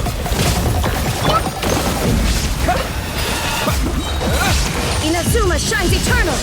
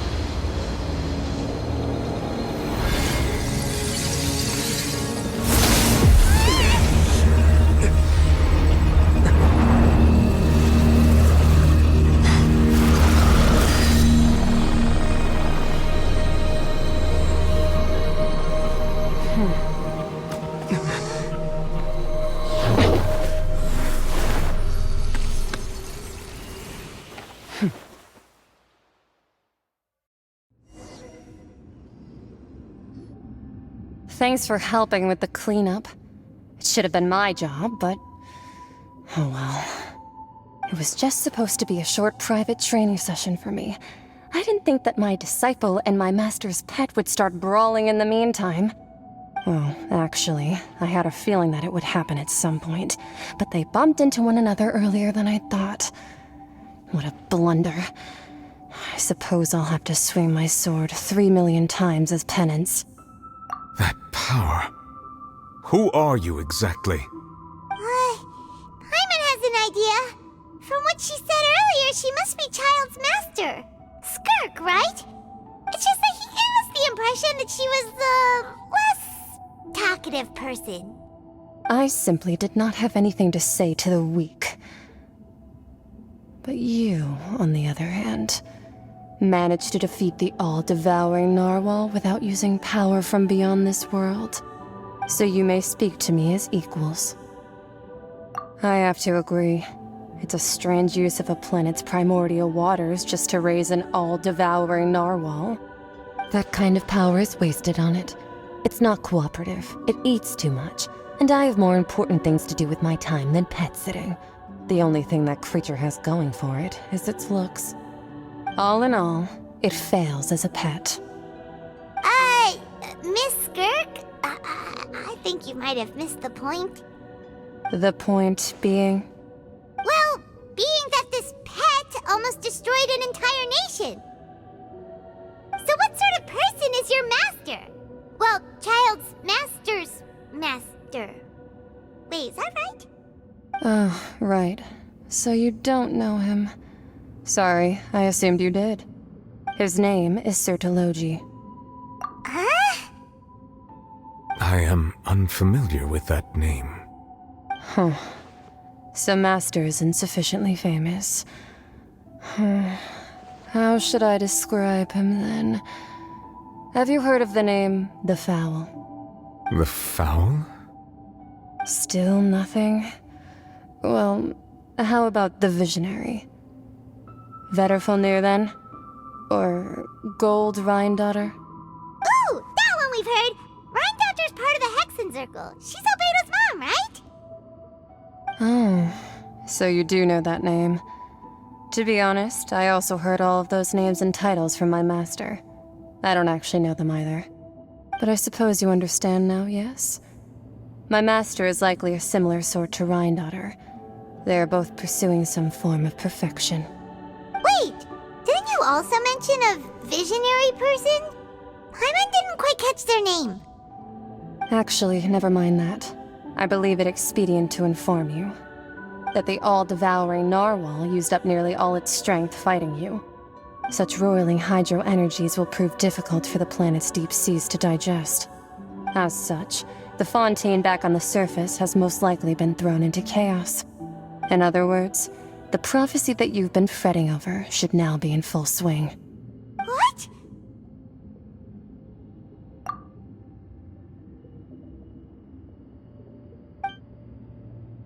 Not to worry. Focalor has already managed to deceive the heavenly principles.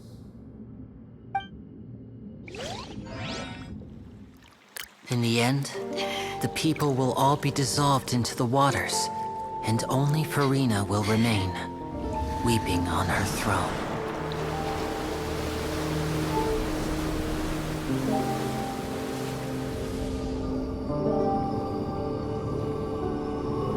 Only then will the sins of the people of Fontaine be washed away.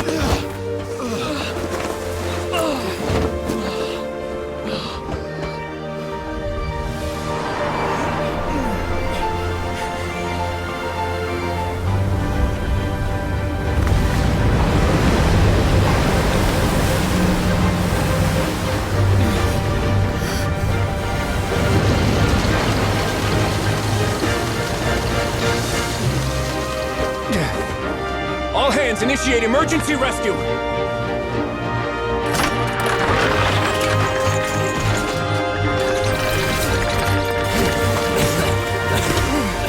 Hurry!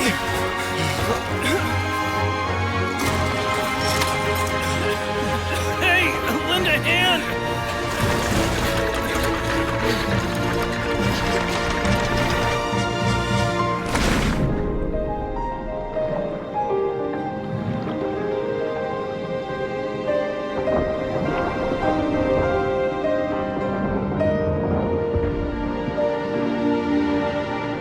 Look!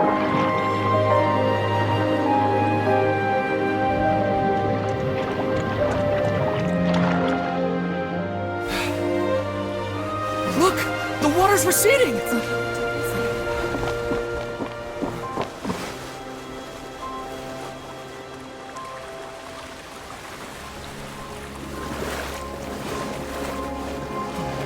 It's a miracle! The water's receding.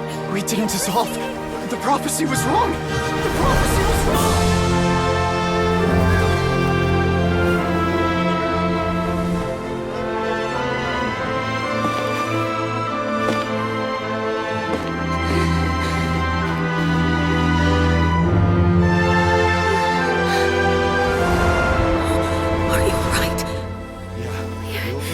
We're saved. The prophecy was wrong.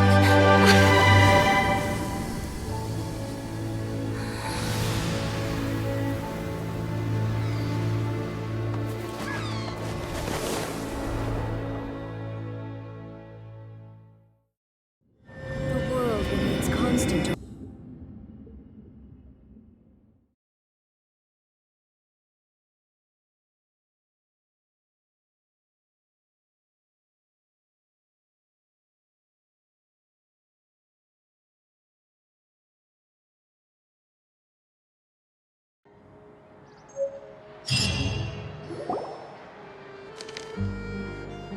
The soil renewed.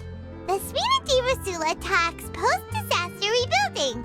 I recently visited Poisson to meet with Miss Navia, spokesperson of the Spina di Rosula, and we spoke about Poisson's present and future.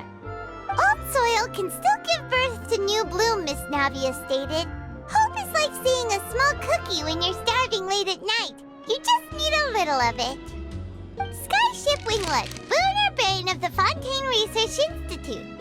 The various disputes that have arisen on account of Mr. Edwin have suddenly become a shield over the Institute, with Jurier turning out to be a once overlooked hidden gem. People always call the first researcher mad, but few know what to call the second. And should that latter person achieve a miracle, they would find it all the harder to find a word with which to classify him and his team. Wow! Paimon barely recognizes the people in the reports. Are those really Jurier and Navia? They sound like real big shots. What do you think? Pretty enthralling, huh? The Steambird's idea was pretty simple. With the disaster just having passed, we would print a free edition packed to the margins with good news to calm people down. The value for these big scoops lies in their inevitable follow-ups. We'll publish further reports and go into the stories behind those people. Edwin's assistant, Jurier, created a true flying ship, while Navia is leading people in the reconstruction of their home. I'm sure that these stories could draw even your well-traveled eye. Paimon's curious too! Wait a minute. Didn't we watch everything happen from start to finish? What's there to be curious about? And that's exactly why I'd like you to come conduct interviews with me. You're the best incubators of news, if you haven't noticed. And also, with you around, I'm sure I'll get to see that Duke. Are you sure? Hasn't he turned you down several times already? Oh, this time will be different. Come on, let's head to Poisson first, and then make a trip to the fortress. There are some things you'll only know when you get there.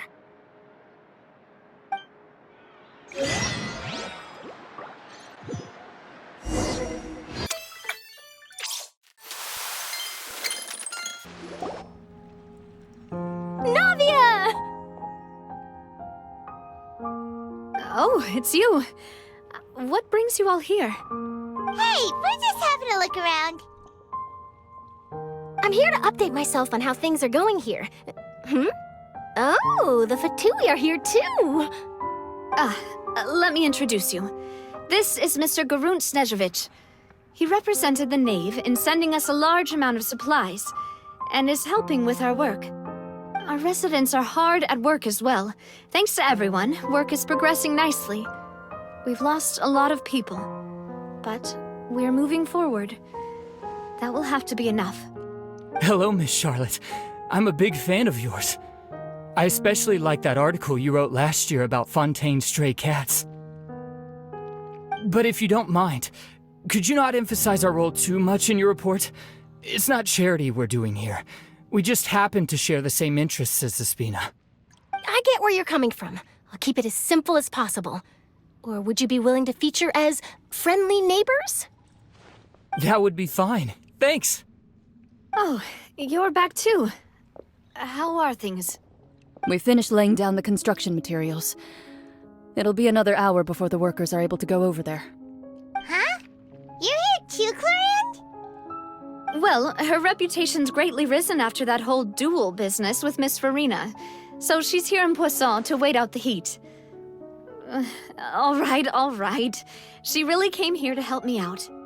There's too much to consider in the reconstruction of Poisson. Despina has need of more decision-makers. And, well, I do already happen to be connected to Mr. Callis. Oh, wait just a moment. Do you mind me asking a few questions? You know, about how you felt before the duel, about what it was like facing down a god. There's lots of exciting material there, I bet. Forget it. I'm sure you can find a better theme than that, Miss Charlotte. I see you're the same as always. Couldn't you do me a favor, for Navia's sake? Well, if we're talking about doing things for my sake, you might as well just take a few more photos of me. Or of the Traveler. It's better than wasting time persuading Chlorand, at any rate. Of course I will. I'm not gonna let him off that easy. All right, then everyone who wants to be in the photo, gather up. And smile.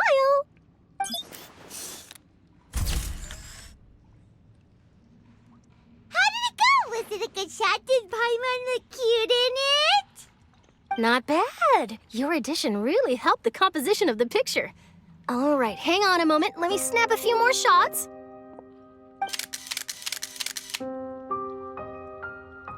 All right, that should do it. I'll be back here later anyway, so let's call it a day. You're very quick. Speed is of the essence when it comes to the news, and freshness is the key. Also, not to brag, but I'm pretty good at building connections. Who knows? I might eventually get that interview with you after all, Miss Chlorand. Wow, you really do have that never say die spirit. I'm impressed. I'll hazard a guess that this is how you got that interview at the Fortress of Maripede. Whoa, you're well informed. Let me make a guess too. I asked Sijuin who told Monsieur Neuvillette, and he told you, right? That's a very complete information chain. In truth, all Monsieur Neuvillette asked me was, when did the fortress become so friendly towards the media? I told him that it was best not to speak too soon. There's no guarantee that Ridesley will make a personal appearance. You're right. I've got to treasure every moment I have with them.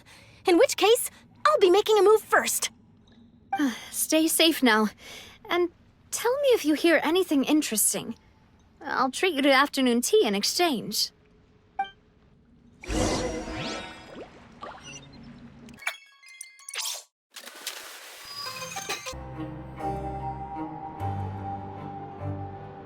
Wow, guess we're here again, huh? There's a real nostalgic feeling to this place. Looks like you've been missing us. Duke! Did you come all the way to the entrance to greet us? Of course. I'm here to welcome you and our dear Miss Charlotte, whom our good head nurse recommended to me. It's an honor to finally meet the much-rumored Duke. Thank you for consenting to my visit to the fortress, sir. No need to thank me. But that said, I shouldn't be the focus of your interview. I trust you recall our agreement? Of course, of course. All right then, this way.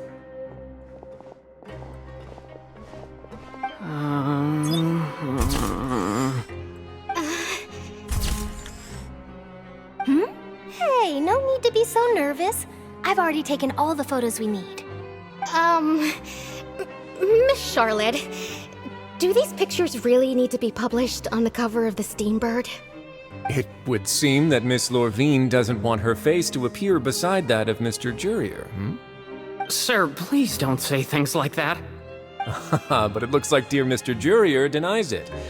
Might this interview be very important to you then? No, I just...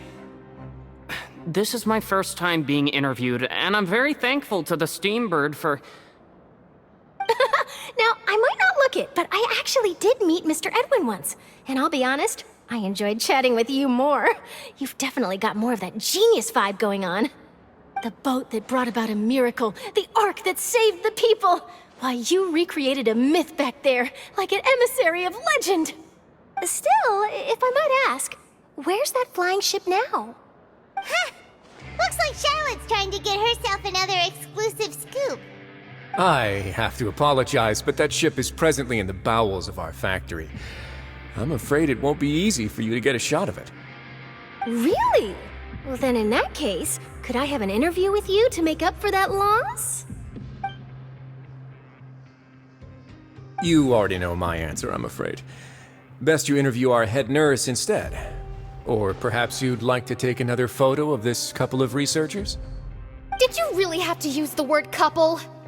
Well, then, 2 solo photos will do. Is my hair messed up? Please, someone help me have a look. Things sure are getting pretty lively here. We've seen this kind of thing before. Oh, seems like everyone's here. Would any of you like to try this new drink I came up with? Ah, Siegeween. Hey, Miss Charlotte. Why don't you, take some pretty photos of our head nurse? Sure. Come on, Miss Siegeween, over this way. Let's find a brighter spot. Huh? Sure. Do I have to smile? So, how have things been at the fortress? Same old, as you can see. Fontaine's undergone some changes, but this place is still more or less the same. Other than that flying ship, it got a tad too much attention, I think. That's why I decided to let the interview go through. We should direct more public opinions toward the behind-the-scenes heroes. Am I right, Mr. Jurier? Miss Lurvine? You're too kind, sir. I believe that you too should have your day in the sun. Not that you would want that, which is a pity. I'll just leave the spotlight to you two.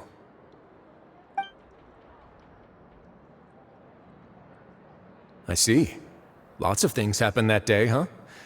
Anyway, regarding that Harbinger, I'm not sure you remember, but his 3 young followers are still waiting for his return.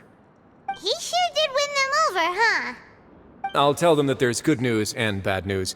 The good being that their boss seems fine, and the bad being that they must face extended sentences for abetting his escape. Oh, actually, what about you? Are things gonna change for you too? What change can there be? The fortress will keep chugging along, and so will my duties. As to what Miss Farina's departure will mean for the nation, and if our laws and governance will be transformed, we'll leave those to the folks in the overworld. Hey everyone, the photo shoot's done. Good. In that case, let's call it a day here. Thanks for your cooperation. Come on, Traveler, let's go. Till next time, everyone. There'll be a next time? Maybe. Who knows? I might write a story about the underwater factory next time. Until then. All right, last stop, the docks.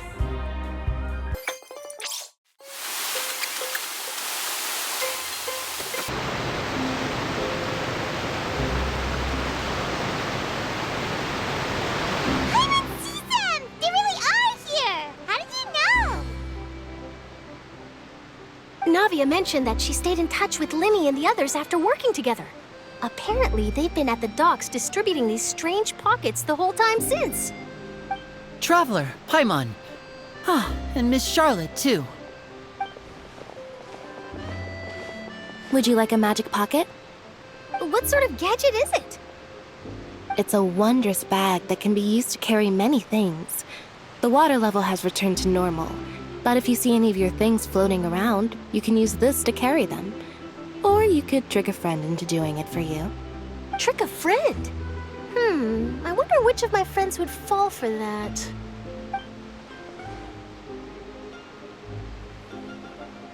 You could just make a friend like Fremine here. Isn't that right, Fremine? Is this what you meant by, I'll help you make some more friends? To be honest, that sounds pretty sweet. Could I have your contact, please? Sure.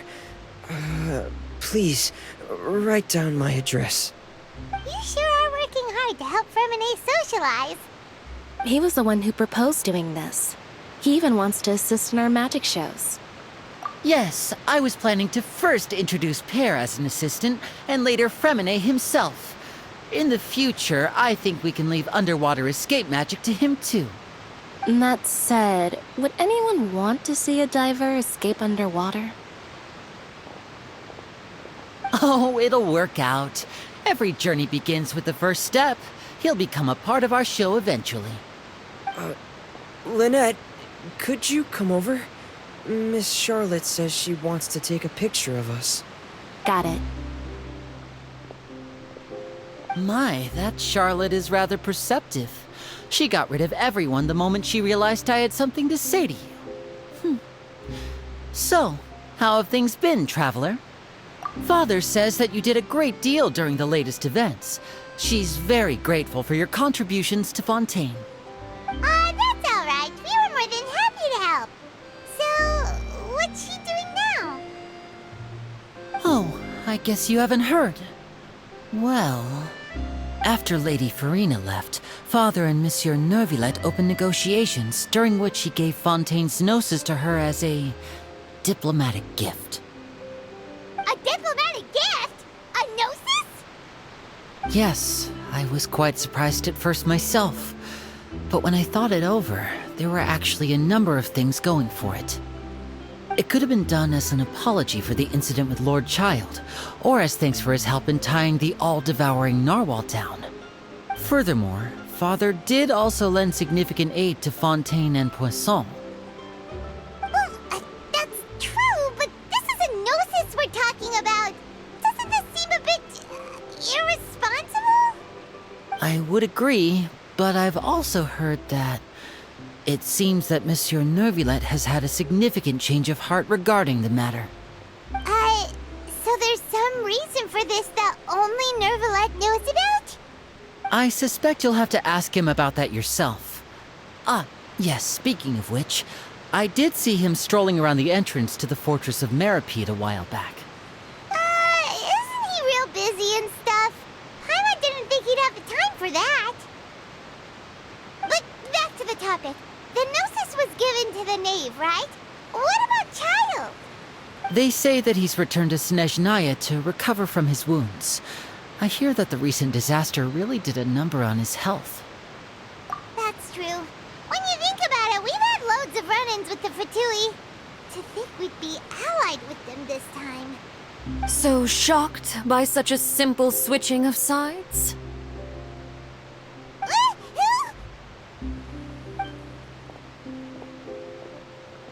Father! Well, what do you know? Come to the docks to see how my children are doing and meet the Traveler by chance. Please do not pay my accomplishments in Fontaine too much mind.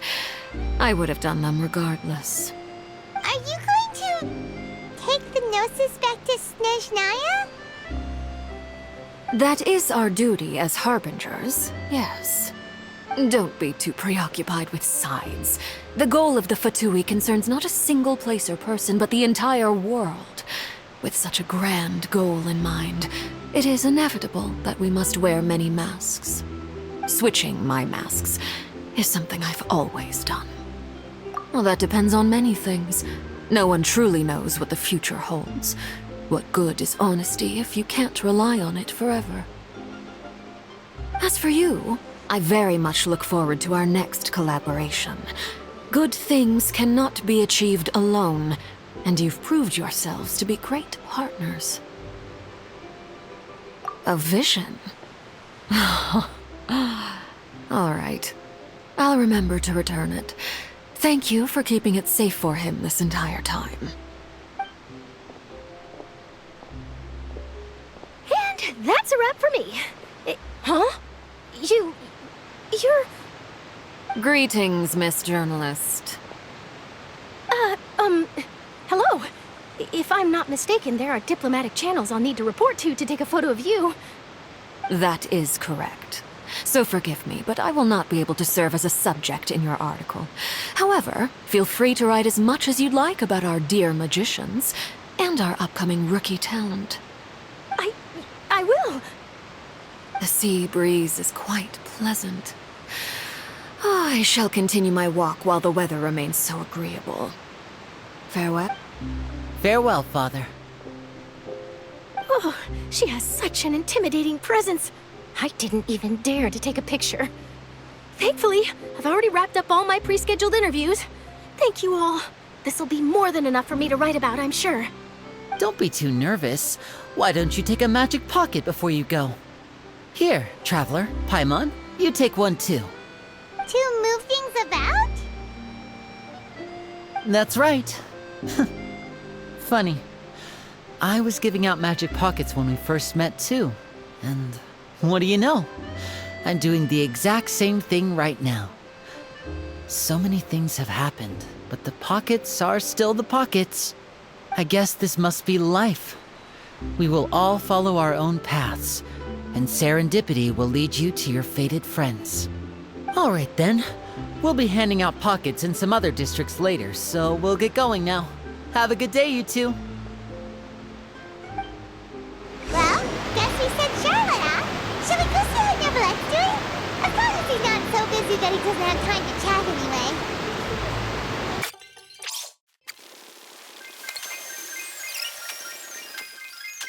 The entrance to the fortress! Ooh, he really is there!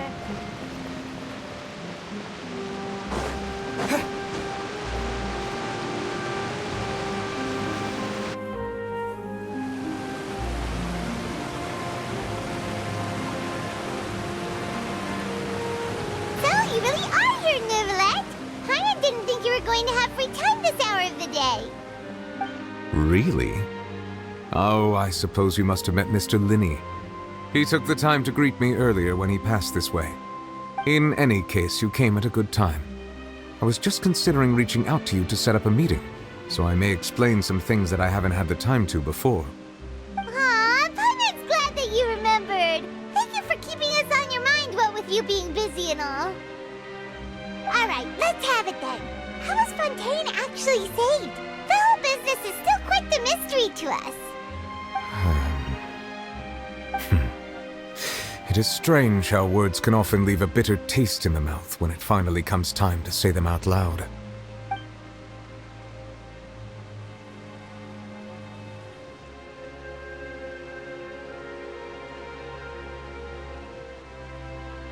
Whoa. So that's what happened? Focalor destroyed the divine throne of the Hydro Archon and restored your power to you, transforming you into a fully-fledged elemental dragon sovereign! But Paimon still doesn't quite get what you did to save the Fontainians from dissolving. For me, the authority of the ancient dragons refers to absolute control over the hydro element. Fontainians were incomplete humans born of Egeria's use of the power of the primordial sea, with constitutions similar to that of mimics. But so long as those primordial energies remain within them, I could use the ancient dragon's authority to grant them true blood, after the fashion in which life was first brought into being on this planet. In other words, when I gave my verdict, Fontainians became true humans, and thus would naturally no longer be dissolved by water from the primordial sea. Focalor must have counted on you to make that decision as well. Your verdict was the key to making the prophecy appear to have come true while saving everyone. Yeah, and in a manner of speaking, Focalor finally managed to fulfill the original Hydro Archon's wish to turn Oceanids into real people too! It seems from your expressions that you still have more things you wish to ask. Ask away. I will tell you the truth as I know it. I have investigated his case along many avenues, and I have learned that he once fell into an unknown chasm when he was young. There, by chance, he awakened the all-devouring narwhal. But whether it be by sentiment or reason, that should not have been enough to consider him the root cause of the disaster. At most, he would have had tangential liability.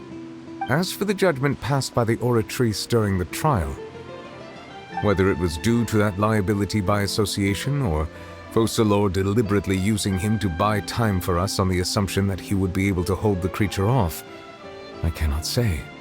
Guess Focalor had Fontainians in mind whole time. In the end, it was thanks to her that they finally became real humans. Hang on a second. Paimon suddenly got another question. Back when Fontanians hadn't yet become real humans, were the children they had also transformed Oceanids? Life has always flowed like water. Do you recall how Fontanians would often come to the Fountain of Lucine to pray for children? Yeah! Lynette said the fountain is where all the waters in Fontaine converge. In truth, even those couples did not know that such prayers were no mere custom, but instead a form of ritual. Those Oceanids who were blessed within the spring water would later descend as new humans in the coming months. Paimon sorta gets it now. Either way, seems like this ritual won't be of any further use, but it'll probably live on as a local custom. Ask away. I will tell you the truth as I know it. Yeah, about that. Risley said Farina has already left. What's that all about? Ah, Lady Farina. The people are only aware that her death sentence has not been carried out. She abdicated the post of Hydro Archon and left affairs related to that title to me, before leaving the Opera House. I related Focalor's words to her faithfully and completely. After hearing them, she seemed neither saddened nor comforted. She simply said that she was tired and needed to rest. Having said that, she then packed her things and moved out of the Opera House, not unlike how an ordinary person might. But she's still got a place to stay, right? You need not worry. I will make arrangements to ensure that she will not want for food, clothing, board, or travel. In truth, I am somewhat happy for her. The wear and tear on her spirit will, of course, take time to heal. But now that she no longer has to play the role of Focalor the Hydro Archon, she can finally lay down her burdens and lead a normal life. What about you then? What are your plans now that you've regained your full powers as the Hydro Dragon? After Focalor passed on, the Oratrice also ceased to function. This matter will directly affect our trials. After much careful consideration, I've decided to take over its role in our courts. From now on, I shall hear cases and pass verdicts by myself.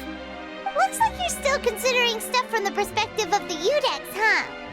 As an elemental dragon, there are indeed many things that I must do. But this power and this duty, in a manner of speaking, you could say that both were granted to me. As such, before I attend to my other responsibilities, I must first and foremost continue to serve Fontaine as its highest judge. The duty of the Hydro Sovereign and the duty of the Udex shall coexist within my person. Additionally, the Hydro Archon's departure has brought about another problem, which is that the Opera House shall no longer produce indemnitium. That's true. That power was derived from the people's faith in the Hydro Archon, wasn't it?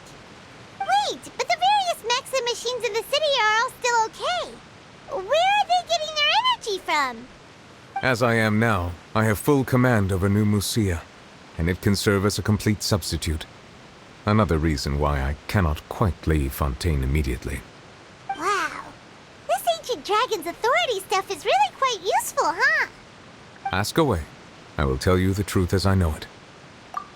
Oh, that's right! They say you've given it to the knave as a diplomatic gift or something! Leaving aside their intentionality, the two Fatui Harbingers have indeed done much for us during this crisis. Their sole remaining goal in Fontaine, at least at this point, would seem to be the Gnosis. The Oratrice has ceased to function. The Hydro Archon's divine throne is now no more, and I do not need the Gnosis's power. As such, it has lost all meaning for Fontaine. If the Fatui have impure designs, then we might as well accede to their request now, and avoid unnecessary conflict. What complicated considerations! Paimon thought you were just giving it to them out of gratitude to the knave and as an apology to Child.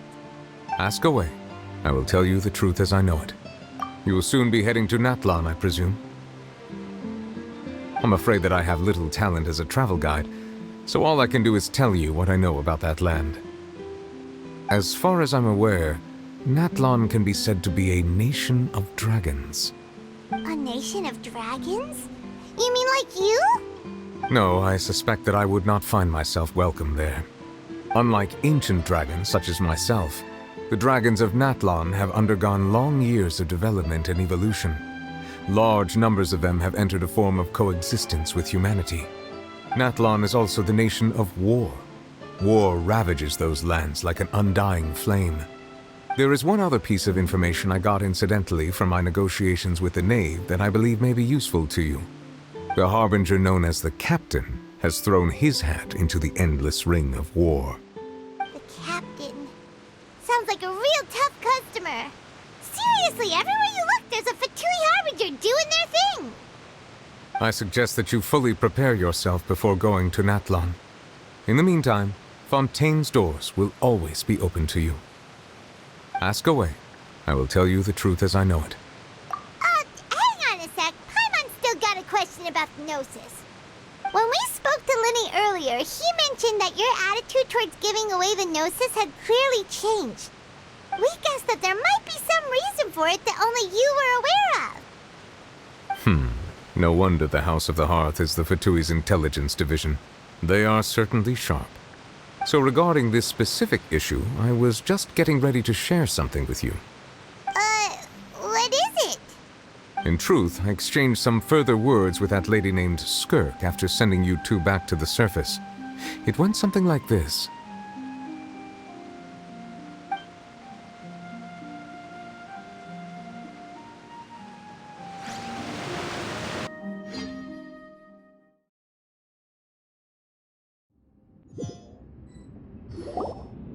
Well, we're going to head topside to see what's going on. You hurry over soon as well, all right, Nervalet?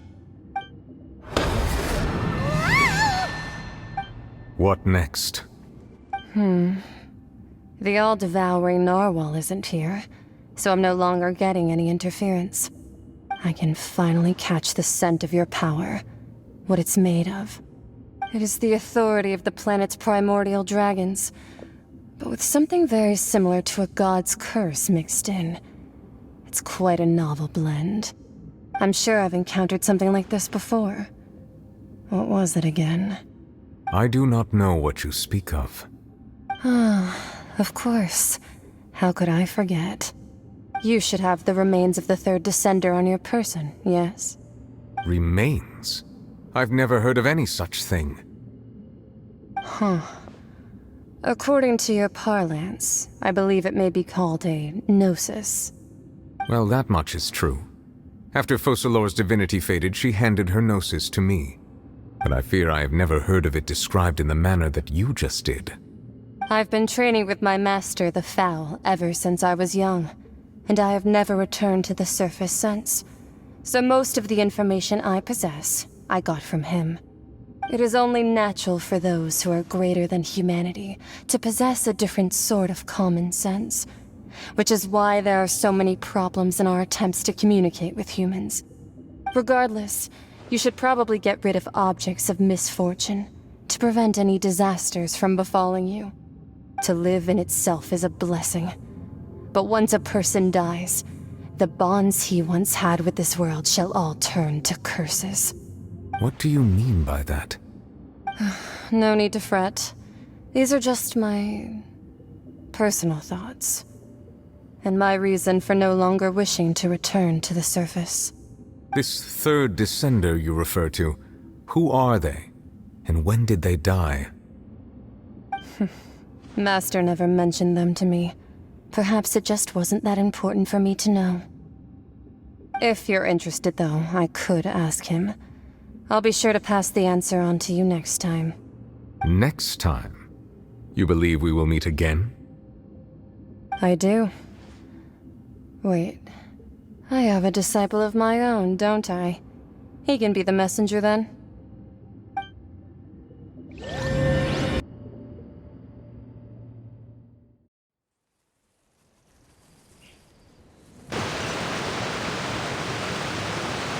That's what she told me.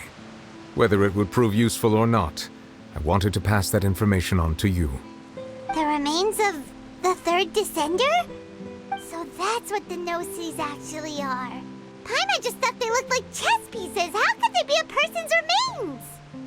All the same, assuming that there was no misunderstanding or special metaphor at play, that is what she meant to say. And she said that it would bring misfortune and that you should check it, which is why you gave it to the Fatui. If she speaks the truth, then I would simply be putting Fontaine at unnecessary risk by keeping it here.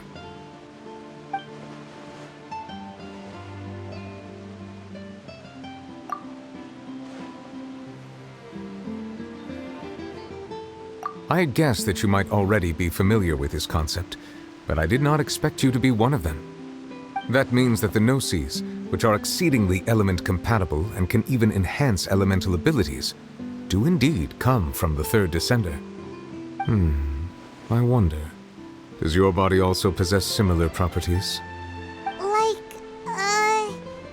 Like being able to use elemental powers without a vision! That does sort of count as special compatibility, right? No, let's not think about this stuff right now. It just feels creepy. Comparing the Traveler to the dead third descender and all. That's what you say, but this topic still feels like bad luck. Once Child recovers, let's get some more answers out of him. Or go look for his master and get the answers that way. I too believe it unwise to make too many blind guesses when information is lacking. The same is true of being at court. Alright. Whatever the case, it seems like the crisis here in Fontaine's over for now. Yes. All of Focalor's efforts were for this moment as well. But she sacrificed herself in the end as a god, and she suffered through all those years as a human. Was that really what she wanted? I suppose that would be the mystery of a god's will. I suspect not. But once in a while I too would guess that if wishes were like the clouds in the sky, they will one day return to the earth as raindrops. Life flows like water, and rain is the final answer. The water levels may sometimes tilt one way or another, but the rain falls fairly upon all.